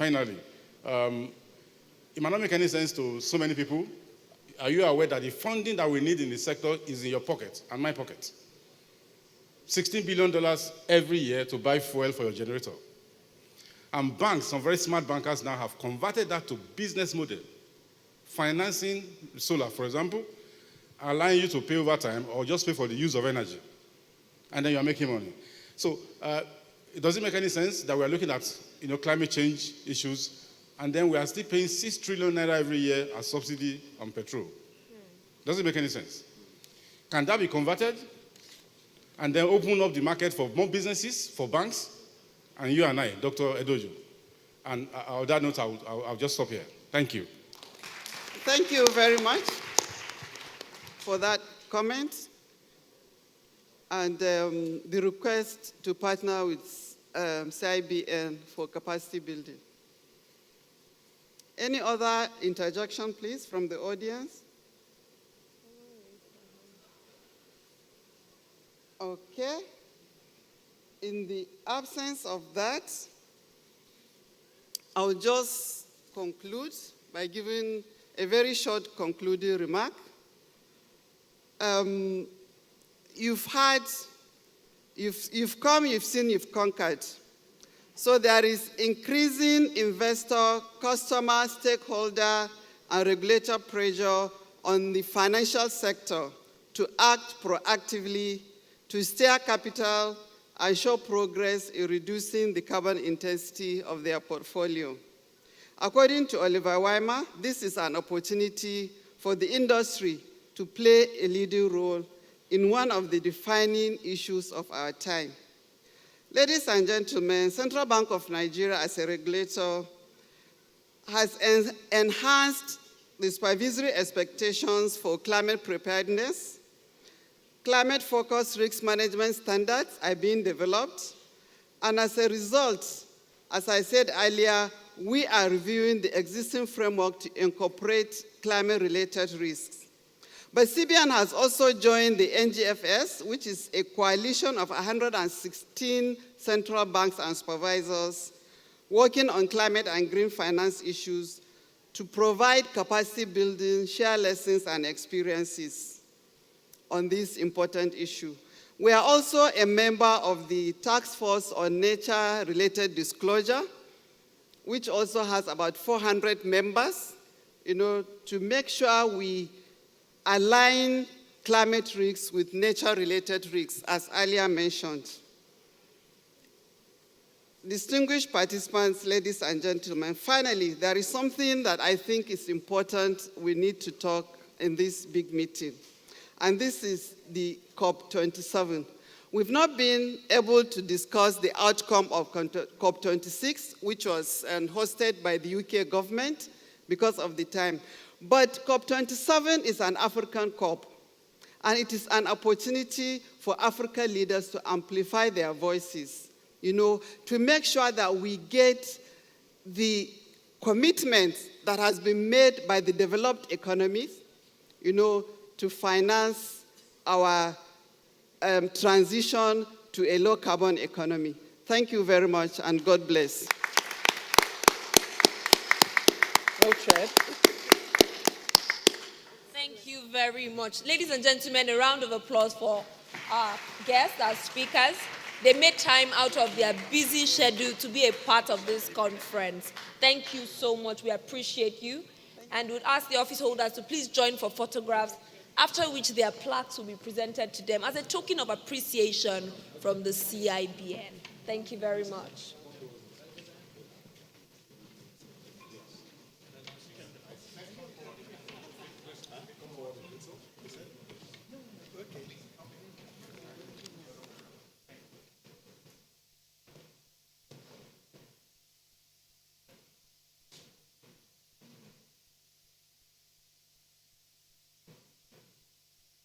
Thank you very much. So we start the plaque presentation with the presentation for the chairperson, Dr. Aisha Mahmood. Please, the president will be doing the presentation. Thank you very much. A round of applause for our moderator, who had to run a marathon to be sure that, we were on time and we were also able to achieve so much in this presentation. Thank you so much. Up next, Mrs. Rukaya El Rufai's plaque, please. A round of applause.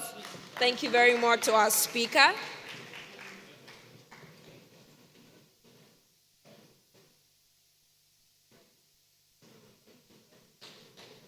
Thank you. Then a plaque for Mr. Sean Melbourne.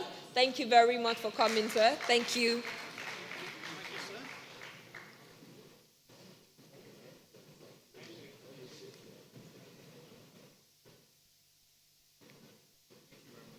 And also for Dr. Jubril Adiojo, a plaque for him. Thank you very much, Dr. Jubril.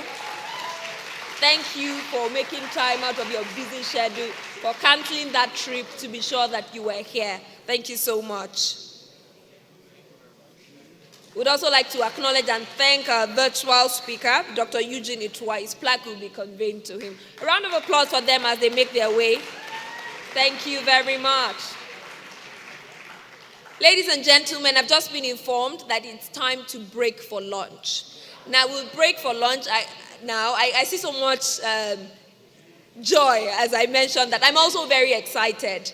And we'll break for lunch now, and we'll reconvene by 4:30 for the closing ceremony. Now, I've been informed that the closing ceremony will take place between 4:30 and maximum 5 p.m.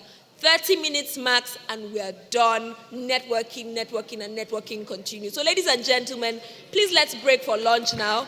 Let's come back by 4:30 and resume the closing ceremony. Thank you. 4:30 p.m., the closing ceremony continues. Thank you.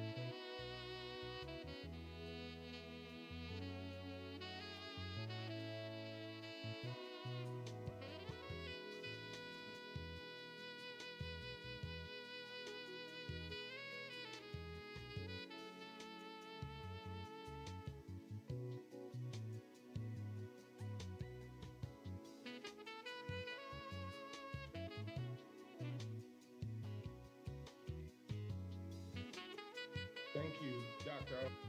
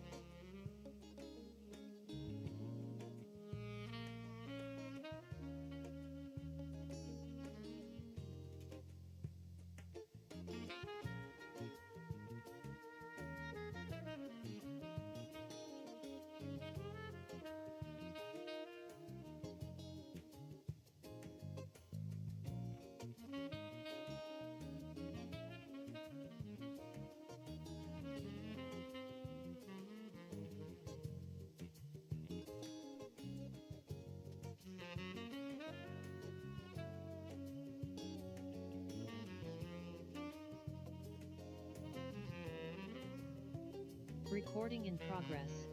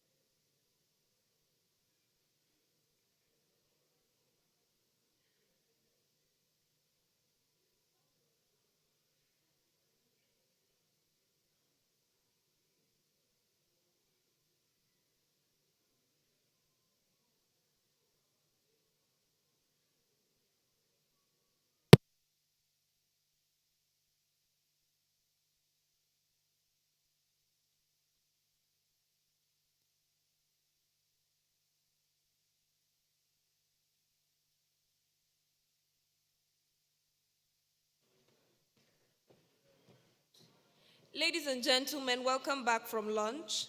We'll try to take this as fast as possible. We understand that we're pressed for time. Quickly, we'd like to take, before our communique, we'd like to take a quick 3-minute presentation from Todd Bowell, President and CEO, Bankers Association for Finance Trade, and Professor Oliver Turnbull, Deputy Vice Chancellor at Bangor University. Thank you.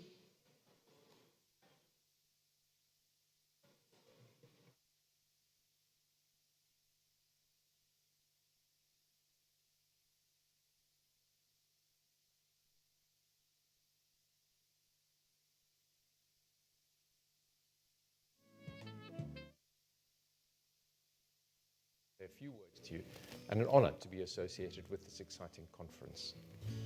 As many of you know, Bangor University and the Bangor Business School have a long-standing relationship with the Chartered Institute of Bankers of Nigeria, CIBN. We've been partners since the launch of our Chartered Banker MBA program more than a decade ago, and it's a program so widely recognized that people just use the abbreviation CBMBA.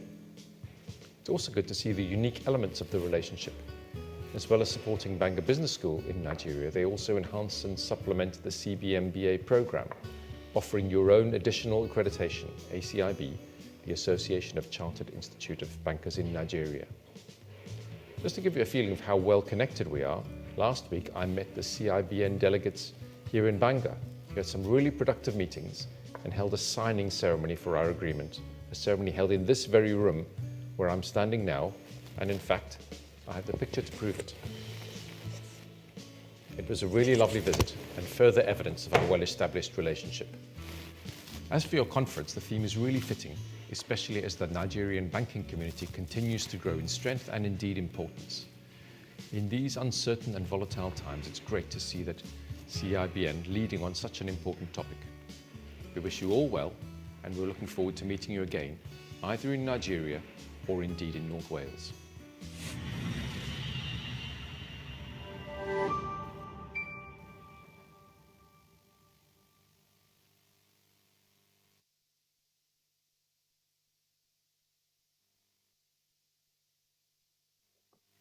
Thank you, Dr. Owajowi and Chairman O'Hara, for inviting me to join you for your 15th Annual Banking and Finance Conference. Greetings. My name is Todd Burwell. I'm the President and CEO of BAFT, the Bankers Association for Finance and Trade. We are a 101-year-old industry association whose primary focus is trade finance, cross-border payments, liquidity, and related topics. We'd like to welcome the Chartered Institute of Bankers in Nigeria as one of the newest members of the BAFT community, which is made up of roughly 300 institutions headquartered in over 60 countries on 6 continents. BAFT provides leadership in primarily 4 ways. Number 1, promoting thought leadership and best practices across the industry. Number 2, conducting advocacy on policy issues of importance. Number 3, providing education and training to our community. And number 4, building a global community to help advance transaction banking interests. Some of the areas of focus for our association currently include sustainability, including providing definitions for transaction banking products, recommending reporting and KPIs, applying net zero to a transaction banking context, and also providing education and advocacy around the topic. We also have a focus on digitalization, financial crime compliance with a particular emphasis on correspondent bank de-risking, supply chain finance. We're developing a model code for cross-border payments, focused on concluding the transition from LIBOR, as well as the implementation of Basel IV and other issues. Our Africa Council is particularly focusing its attention on the topic of sustainability and ensuring that the African perspective is brought into the global policy discussion.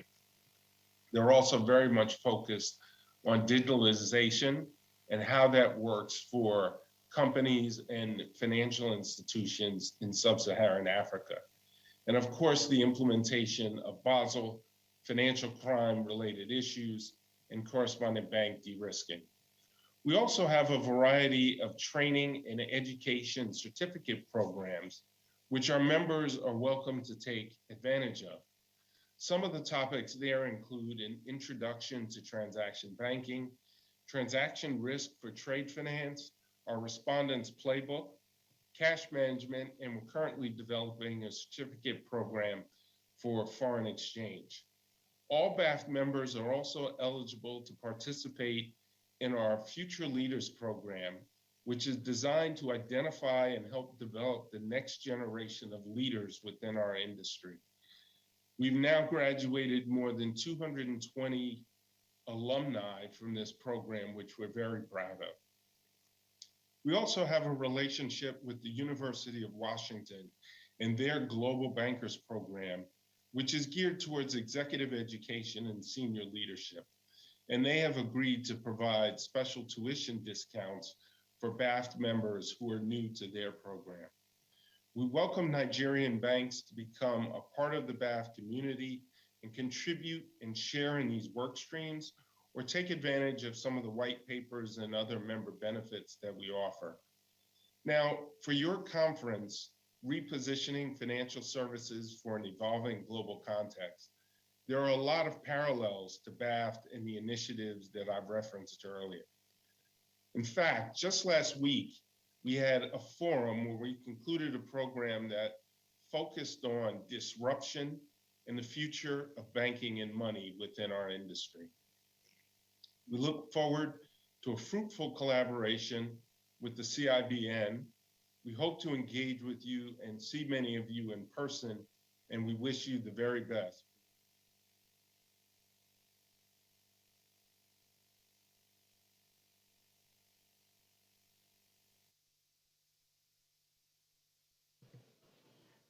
Thank you very much. Distinguished ladies and gentlemen, welcome back to the closing ceremony of the 15th Annual Banking and Finance Conference of the Chartered Institute of Bankers of Nigeria. Now we'll go ahead with the communique presentation. And to do this, I'd like to invite Mrs. Funke Feishito Ladimeji, the Executive Director, Coronation Merchant Bank, and the Chair, Women's Bankers Association. Let's give a round of applause.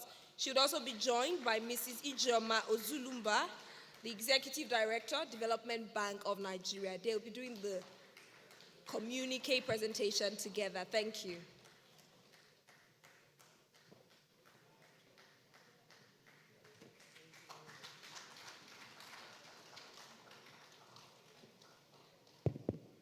Thank you very much. And good evening, or is it afternoon? Evening, ladies and gentlemen. And permit us to stand on all existing protocols that have been well laid. And so our job this evening is to essentially give you a quick summary of the conference over the last 2 days. And it is to essentially present I will call it a paper of sorts that will enable action after this conference. And so let me start, and then at some point I'll hand over to my co-speaker, Ijoma. Okay, so very quickly, and I know that we're trying to round up in as quickly a time as we possibly can. We'll try not to rush through, but we'll try and be a bit methodical in order that it is a meaningful exercise. So, of course, this has been the 15th Annual Banking and Finance Conference of the Chartered Institute of Bankers of Nigeria. And it has been a successful conference by any stretch of the imagination and by any measure for that matter. The theme of the conference has been repositioning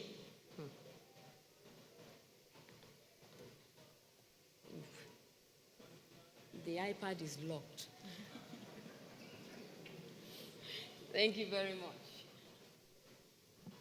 That's what happens when you're using somebody else's technology.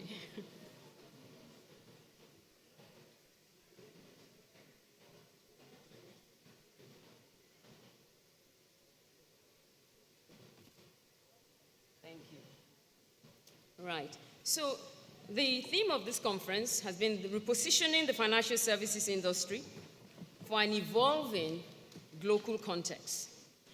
And this theme really has been the result of quite a bit of research. Research into insights and technical exercises and insights into what's happening globally, happening locally, and some of the many dynamics out there. And we felt that this theme captured a lot of those dynamics. And of course, the conference started with the President and Chairman of Council of CIBN, Dr. Ken Okpara, FCIB, and he presented the welcome address. We had two goodwill messages presented.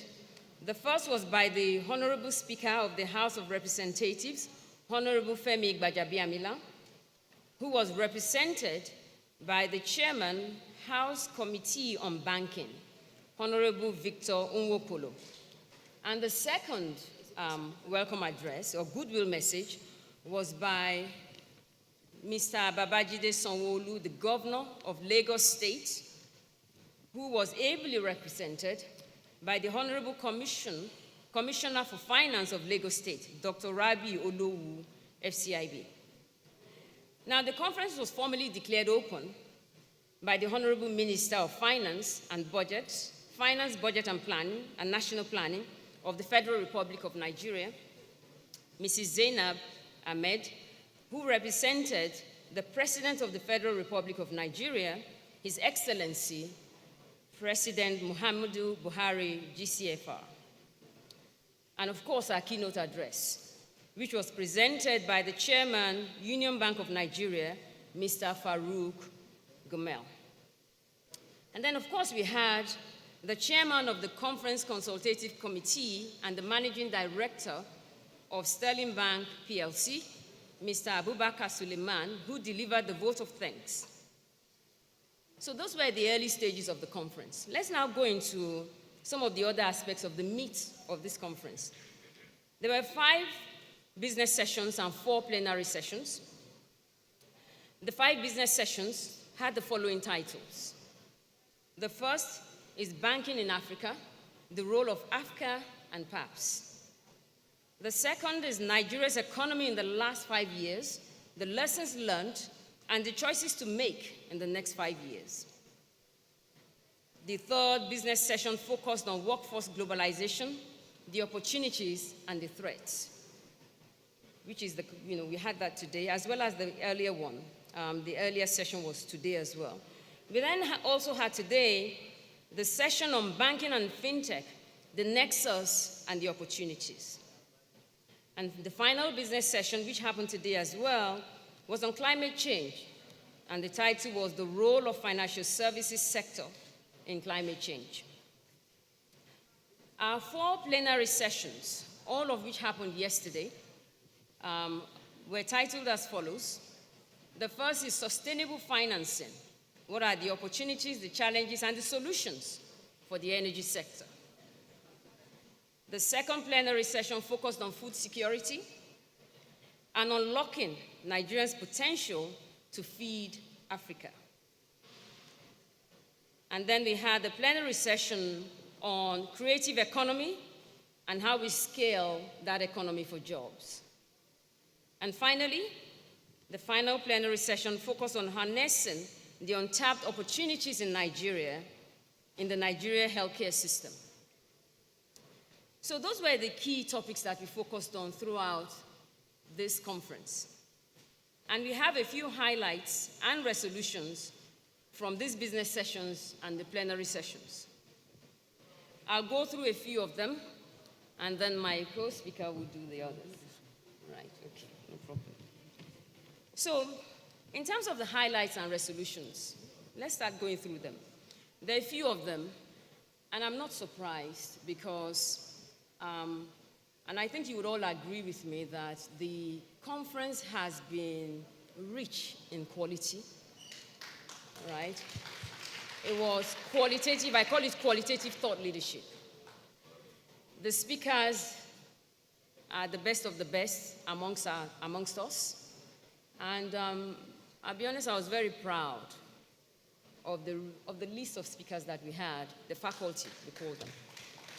And so I want to say thank you. Thank you to everybody that played a major role in driving those speakership, driving the faculty, even the topics. So let's go through some of the high points. The first, one of the key sessions around AFCA and PAPS, we focused on improving trade by resolving payment-related barriers as a fundamental requirement for the success of AFCA.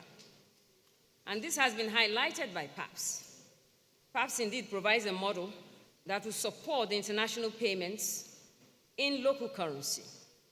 PAPS is looking to resolve specific payment-related challenges. That was the first on PAPS, and the role of PAPS and the intertwining between PAPS and AFCA. We then also came up with the topic about the fact that there are a lot of opportunities for Africa and the world that is not being tapped because of the low level of trade interaction on the continent. Another resolution was that reshaping the Nigerian business model as a result of the unfriendly macroeconomic issues, the need to reshape the Nigerian business model on account of the unfriendly macroeconomic issues. And we're all very aware of what those macroeconomic issues are and the need to transform what we do, the need for new solutions and new thinking. And then we focus on the growth of on-lending facilities for companies that have proper ESG goals and workable plans to present opportunities for businesses. On infrastructure, we said infrastructure development needs to be facilitated to ensure the success of both AFCA and PAPS. On the basis that AFCA and PAPS are part of the infrastructure that we need for markets, international trade as well as markets in Nigeria and in Africa as a whole. We then spoke also about the digital infrastructure. The fact that the exploration of new digital infrastructure to boost financing in creative sector is minimal at the moment and not yet quite understood. And the players in the industry need to identify the technocrats who understand the way technology works and plays with the creative industry. Another resolution talks about understanding how comparative economies finance the creative sector, and to consider the depth of equity financing with emphasis on creating special needs banks, investment banks, and other large asset funds, i.e. pools of money. And these are ways in which the creative sector in other economies are being financed. And indeed, employment of a deliberate rebate is a deliberate rebate for schemes. I think that is talking very much about the fact to understand the sources of money, the pools of money available to finance the creative sector, and looking at other economies for a relativity exercise to determine what is a good solution for us in Nigeria. And there's indeed a need to leverage collaboration among various international financial organizations to boost and grow and develop our creative sector. Now, with technological advancement, telemedicine has presented a viable solution for the provision of high quality and low cost health services, which is an outcome of the discussion on the healthcare system in the country.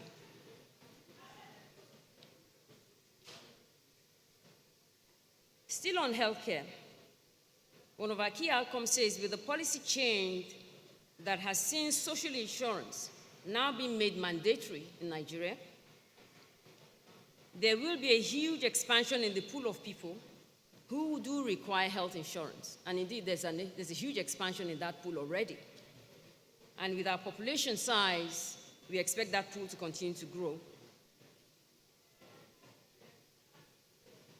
And this indeed presents an opportunity for the financial services industry to provide workable and sustainable solutions for this trend. We also said we need a social dialogue in banking enterprises, and this must be held on issues of common interest. And I think that's partly what this conference has sought to achieve. For HR managers, we said they need to be able to identify the factors that are within their control and strive to understand what their staff are running away from in order to be able to tackle the JAPA syndrome. And I think that is relevant to all and sundry, whether they are in banking or in other sectors of the economy. And of course, still on the topic of globalization of the workforce, the now trends within the workforce, we said with the growing globalization of work, talent has become indeed fluid and borderless. Rather than recruit workforce, organizations should improve and train internal talent. And we said it's not a matter of trying to stop resources from leaving the country. It is a matter of trying to drive and make sure they deliver value. For as long as they remain with any organization, let's make sure that they grow and they deliver value. As regards the academic curriculum, the academia, we said the curriculum needs to be modernized to match the needs of business in the current climate and for the future, for that matter. The financial sector has indeed a pivotal role to play in achieving net zero emissions for the country. Now, this is going into climate change. The green economy is what I'll call it broadly.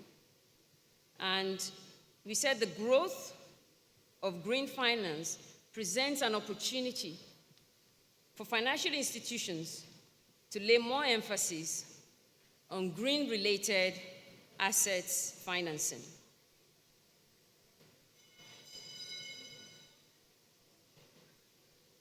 And CIBN has a role to play in that regard.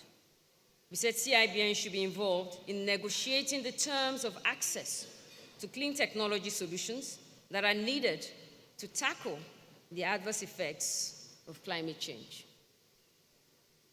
So that is, I would say, the first 3/4 of the highlights of this conference. I'm going to hand over to Ijoma to go through the others.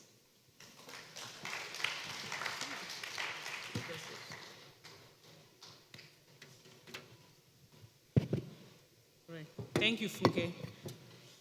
Good evening once again, everyone. I'm just going to highlight 3 of the key resolutions from this conference, just as a reminder. The first one is the first ever research material produced at a conference by CIBN. As the Registrar Chief Executive pointed out when it was launched, it's available in hard copy and also on the website.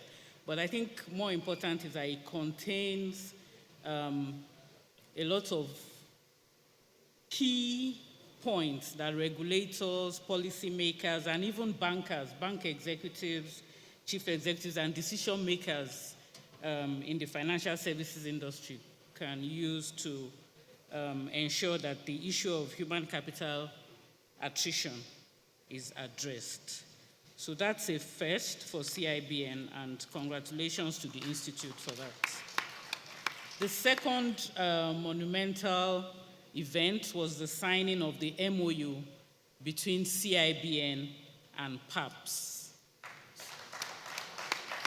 And I think it will be the beginning of the collaboration, and the MOU will be well actioned, and we'll begin to see the effect of that on the financial services system, not only in Nigeria, but as PAP's mandate is across the continent.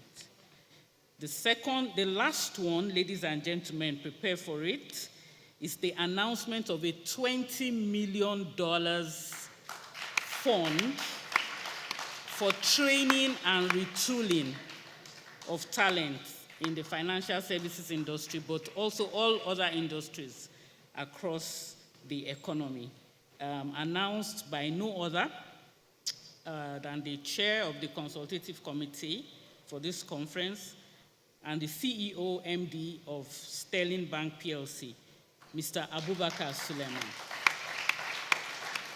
Thank you, sir. And he set the ball rolling by announcing the initial seed fund of $1 million on behalf of Sterling Bank PLC. Thank you, sir. Thank you so much for what you do for the industry. As soon as he announced that, I wanted to stand up and also announce on behalf of Development Bank of Nigeria, because who better to do it than Development Bank of Nigeria? But I've worked with my MD long enough, and I think I can speak on his behalf to say that you will hear from us on this fund. Thank you. Thank you.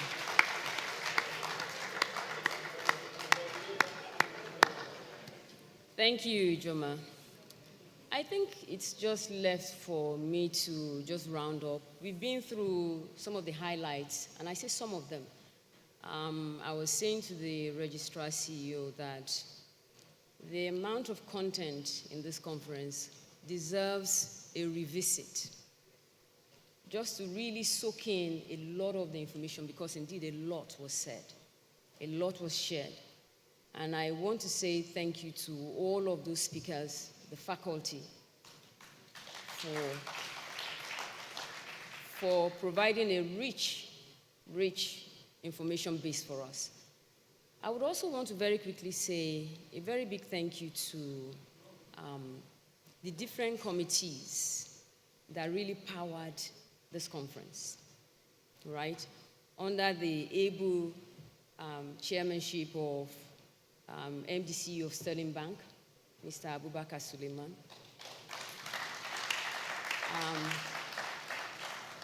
We had a whole list of bankers, right? Ijoma, myself, Akim, Oyewole, and many others. I'm looking for them. Members of CIBN, Akbeno, Fikayomi, masses of them that played a major role in what is a successful event. And I want to say thank you to everyone from the bottom of my heart, because honestly, it would not have been possible without all of those hands on deck. And so thank you very much, everybody. On that note, I'll hand over to, thank you.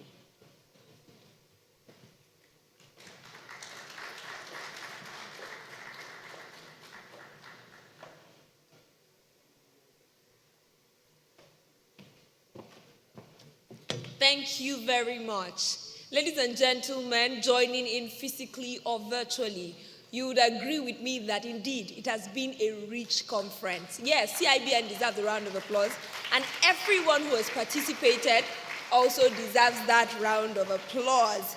It's been such an honor to co-host this event with my colleague Adedeji. My name is Temi Badru. It's been such an honor to serve as co-compare for this event. And it's time to introduce, for the exchange of conference baton, the Registrar Chief Executive, Sheye Awojobi, PhD, FCIB. Please join me as I invite him for the exchange of conference baton.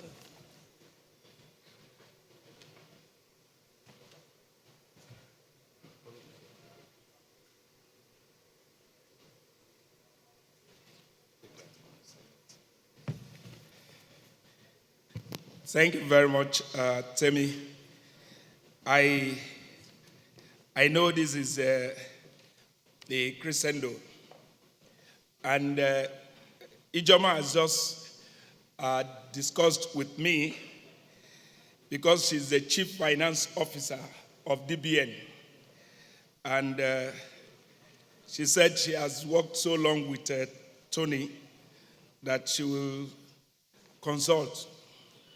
But while she was about to pass the message, EcoBank interjected that, you know, we are the biggest bank and we have impact across 64 countries, that the chairman should be ready for a run. The $1 million I learned is just a seed fund. And EcoBank has said something will happen also. But you know, I was expecting Funke to also say something, because she's also very close to the MD, and she didn't announce. Chairman, sir, I think one assignment that the president may add further is to see that the $20 million is available, and that will become the main game changer. There are 28 banks, commercial and merchant, and if $20 million is distributed, 1 million, it's not enough to go around all the banks. So what it means is that the development bank have added themselves to it, making 34, and then we are waiting for Central Bank NDIC. I think the chairman deserves a round of applause. It's on that note I'm going to invite him to step forward. While he's coming in, you must let him realize that he has done a yeoman's job.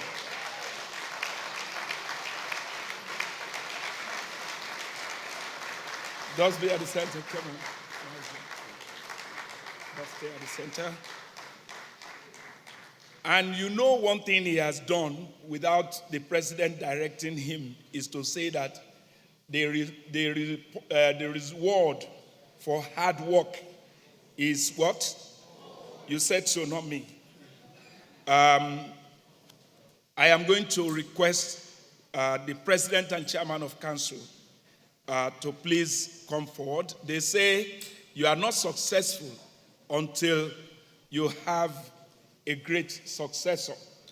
The president and chairman of council, Dr. Ken Opara, FCIB, please.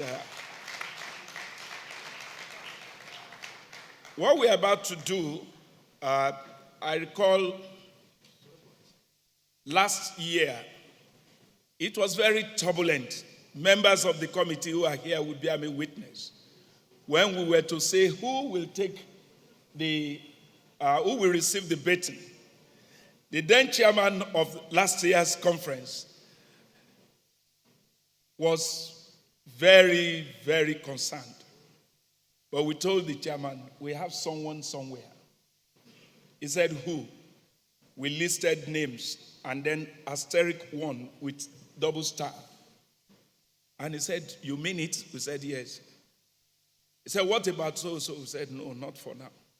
Who should do? Not for now. The chairman felt, why can't I choose the next person? And there's a reason for that. And I guess, once again, you know that we didn't choose a wrong person. But lo and behold, when he took us the first lunch and the first meeting, he made a statement at a hotel. He said, I am a lazy man. You know why I'm lazy? I will not tell you. He will tell you why he referred to himself as a lazy man, but that something will happen. So he will explain the concept of being lazy. And you have seen the result of how to be lazy. So if you want to be a lazy man like him, give him a round of applause. Because we now want him to hand over to other people who, in quotes, and they will achieve more than what he has achieved. Lazier people. But the job that he ran, we are giving to ebullient people. So permit me, and I'm sure ladies in the house will almost hit this roof, to say that we have, it's an institutional thing, but we looked at the leadership also. Bukola Smith, FCIB, and the managing director of FSDH will be representing the FSDH as an institution to take the mantle of leadership of the 16th Annual Banking and Finance Conference. She's very busy with board meeting today, and I'm aware, but she has respectfully asked an executive director to represent her. And when I announce the executive director, CIBN, you will know what is called heritage and succession. Mr. Taiwo Otiti, please step forward. He is representing the MD of FSDH, the chair of 16th Annual Banking and Finance Conference. We have two other co-chairs. I am happy to announce that Taj Bank, ably led by Mr. Hamid Jorda, who is also in a board meeting, and in fact, not just in Nigeria, but outside the country. But he was there yesterday with us before he traveled. He has ably sent his representative. May I ask Alhaji to please step forward? That is his general manager here in Abuja. And of course, when Ijoma was trying to tell you, I'm very close to my MD, and that I would like him to report, she didn't want to tell you that she's already aware of the fact that Development Bank of Nigeria is co-chairing the 16th Annual Banking and Finance Conference. And I cannot see Tony in the room, so Ijoma, as the Chief Finance Officer, has now moved from Chairman Research Committee to representing the co-chair. That is the Development Bank of Nigeria. So, Ijoma, please, would like to step forward.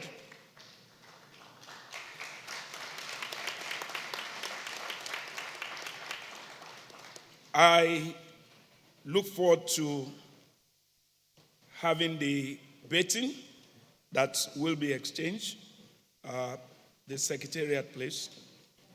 And before we do that, quickly, I will give the microphone to the outgoing chairman, who has a bigger job to now manage a $20 million fund for human capital development. Okay? All right. Yes. All right. I will hand over to the president, who will hand over to you, and then I will hand over to you, you hand over to president. The president will jointly with you hand over to the chair. So the arrangement is the chair, the co-chair, and they will hold it, and then the whole world will know. Thank you. But I know you may want to announce another level of dollar. Are you sure? You have space for it? There is space. Okay, let us take this. Well, I guess I would hand over first, and then if there is any comment, we can make it later. Thank you. I will formally hand over this to the chair of the 16th Banking and Finance Annual Conference, Mrs. Buki Smith. Sorry. Okay, hold on. I wasn't fully briefed. Okay, the chairman, this is for your office. Okay. It will be there. Thank you. So you hand it over to him. Sir. Okay, so... Okay. It's an insignia. Okay, I formally hand over this to you in appreciation of an excellent work. I'm wowed. I wasn't surprised. A big congratulations. Thank you so much. Thank you. Thank you. So, is it the one that... You will hand over this. He's the one that will exchange the baton with you. Okay. Okay. Okay. All right. Let's give a round of applause so you don't play with siblings. All right. Taj is not touching the betting. Are they being careful? You don't want to be too lazy. Eh? You don't want to be too lazy.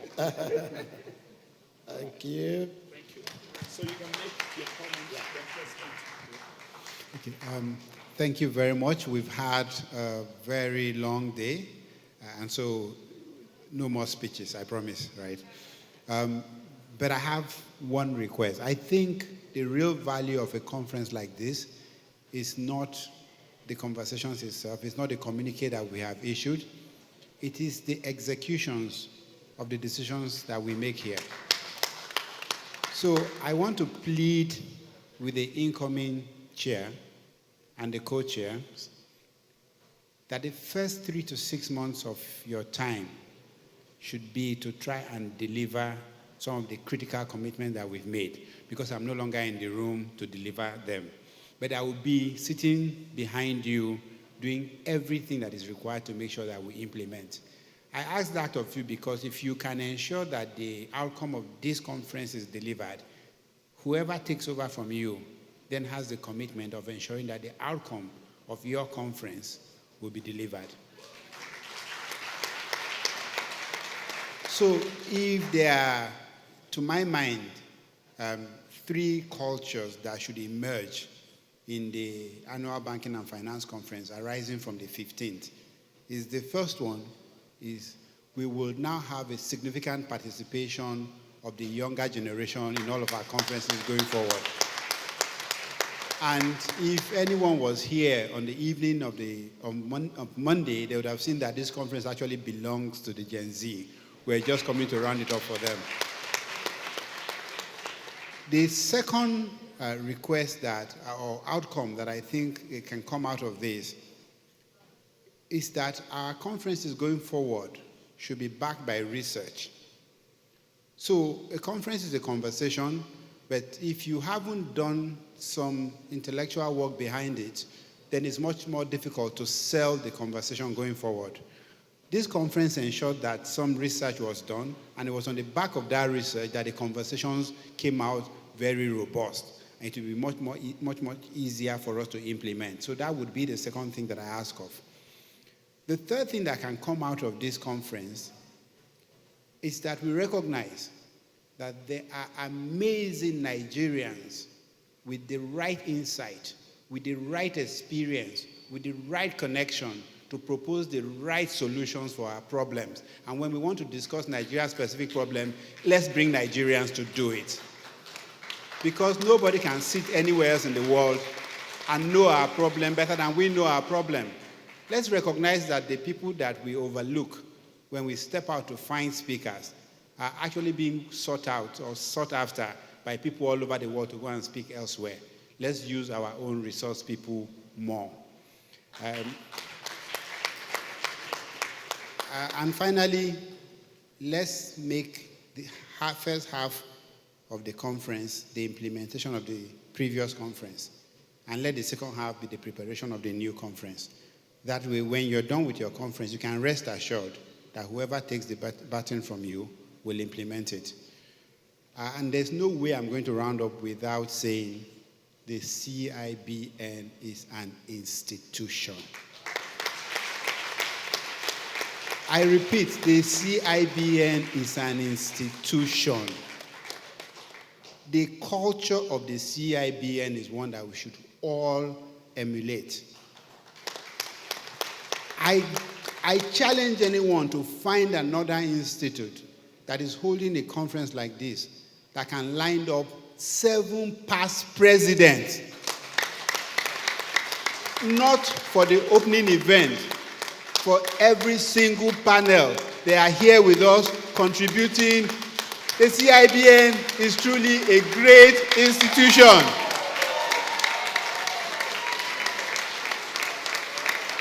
And I'm truly proud. I am proud to be a part of this.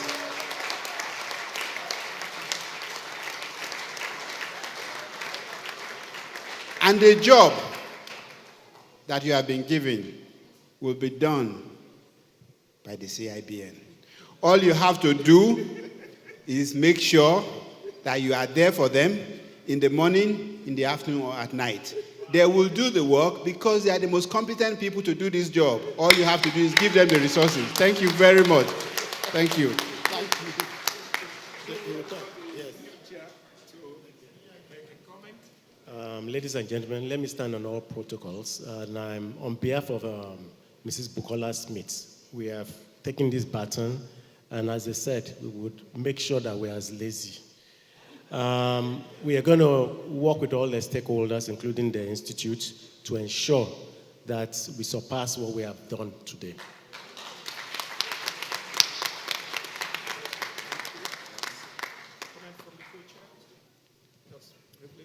Okay, thank you, everyone. On behalf of Mr. Hamid Joda, we take this responsibility and we ensure that we deliver as expected. Thank you. We'll ensure that we will still continue to be lazy, more lazy. Thank you. Thank you, Mr. Chair.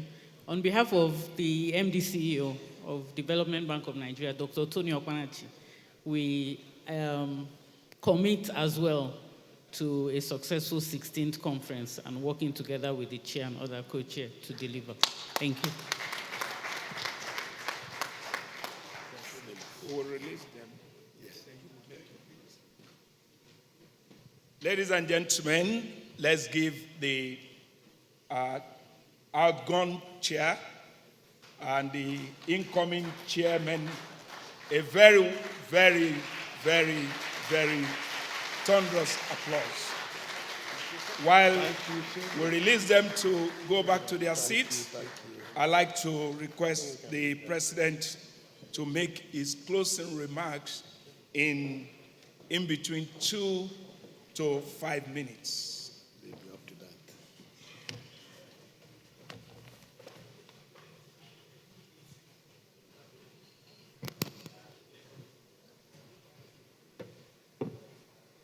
I think it's to say very big thank you. And I think you should turn to your neighbor to say, I'm happy I attended this event. Just turn to your neighbor.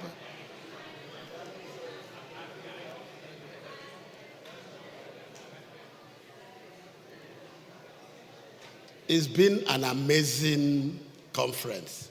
And one of the things that we've seen over the period is that each time we have a conference, the committee charged with that responsibility will raise the bar.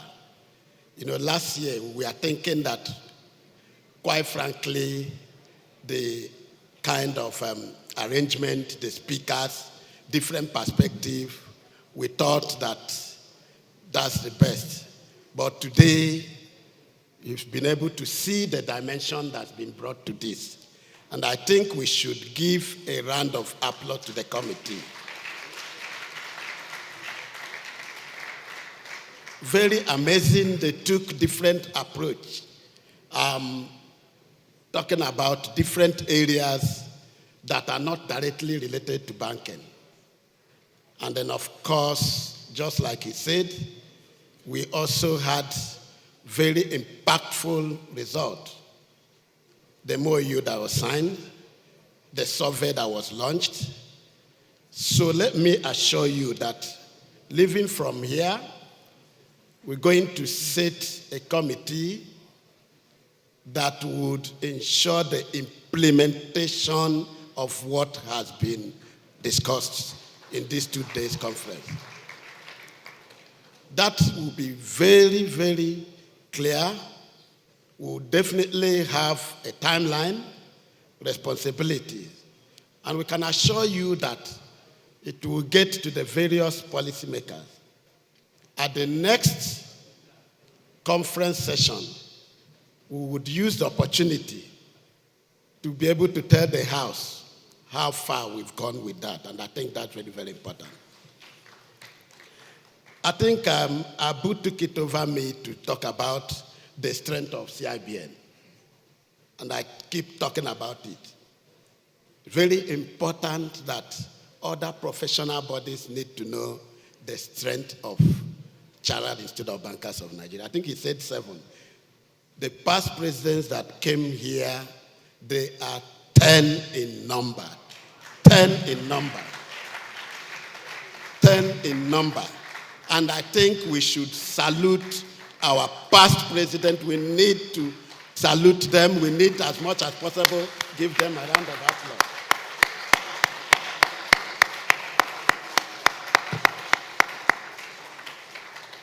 They are very, very, concerned about what happens. At the body of past president, you will see erudite discussions, a kind of advice that you can't even get in your workplace or whatever you're doing. And that's what we take, that's the kind of pride we take. I salute our past president. You are awesome. Thank you so much. Thank you so much.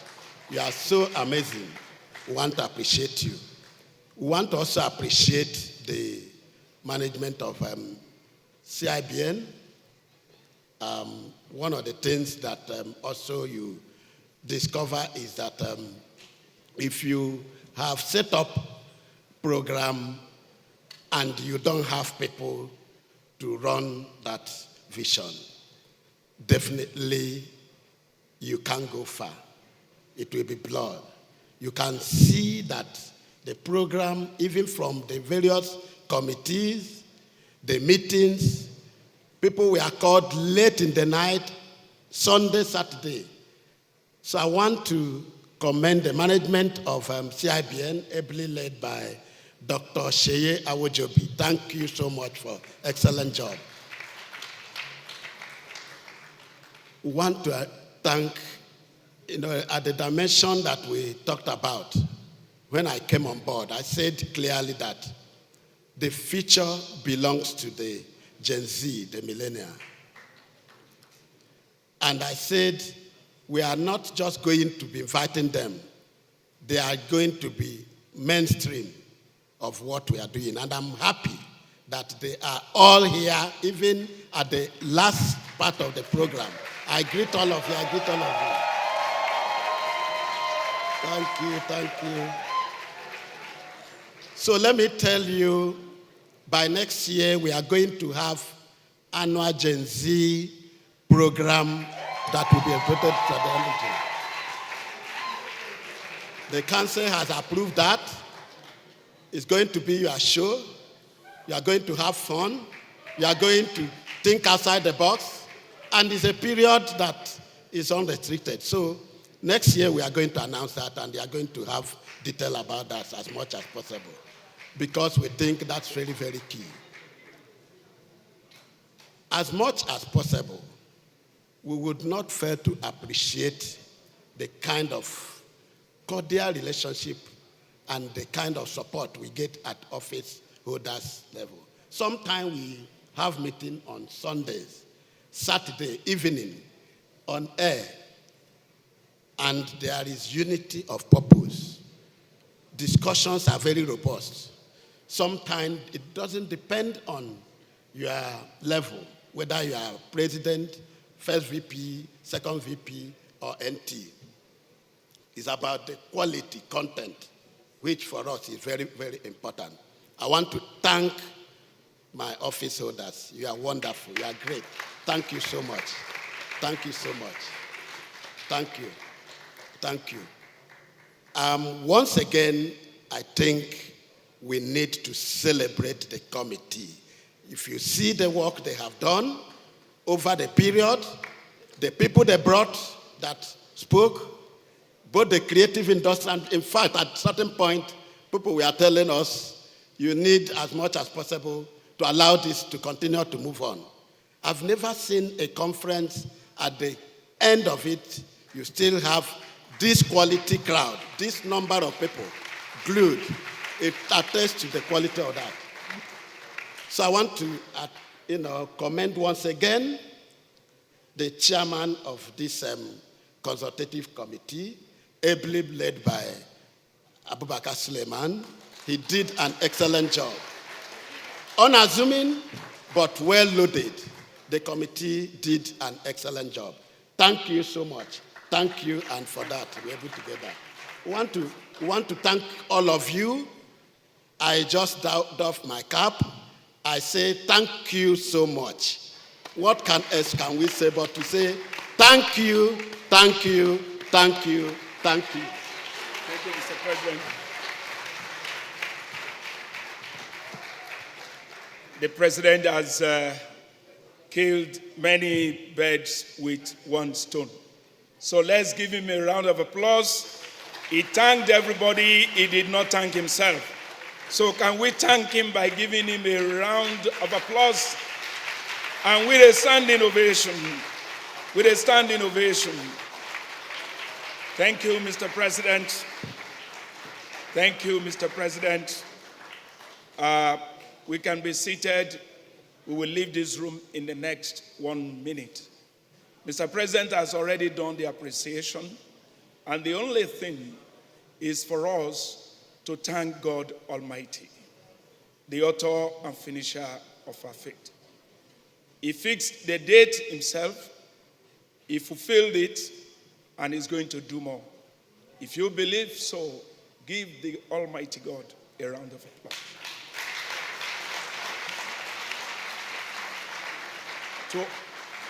To all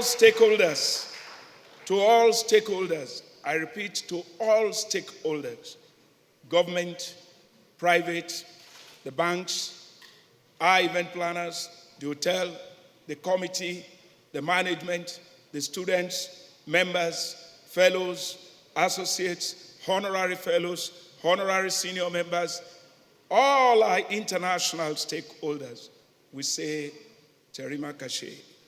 Thank you very much. Thank you very much. May we please rise for the national anthem. The president has something to say. I think I will just, on this note, formally bring this conference to a close. Thank you. Thank you. And bringing it to a close, we will request a spirit-led person to pray for us 2 seconds. 2 seconds. If you are spirit-led and you can do it 2 seconds, please come to the stage. If you are spirit-led, oh yes, madam, you can join. What God has joined together is a spiritual joining. So you can pray. Shall we pray? Father, we just want to give you all thanks. Thank you for this program. Thank you for that day that decision was taken. Thank you because you have proved yourself that you are there propelling CIBN. Thank you for our leadership that is so supportive. Thank you for the management that we keep on driving and driving. Thank you for the office holder for the unity of purpose. Thank you for our agencies and the millennials. And thank you for everybody, all the well-wishers of this industry. It shall be well with all of us in Jesus' name. Amen. Dear Heavenly Father, we thank you. Thank you for an awesome conference we've had. Thank you for everyone who participated in this conference. We thank you, Lord. Father, we pray that the outcome of this conference indeed is implemented. And with implementation, we move our country forward. In Jesus' name we pray. Amen. Amen. May we render the national anthem.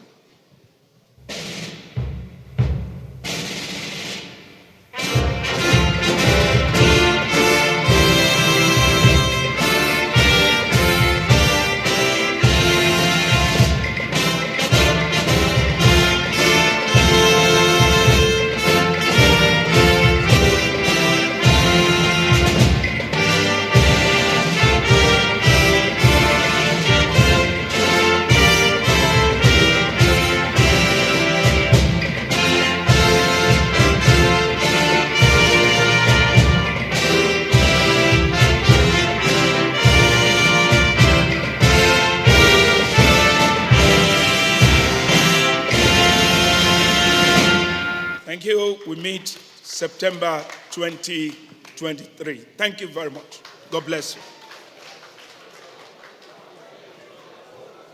Ladies and gentlemen, missing items. A phone was found, a black phone was found.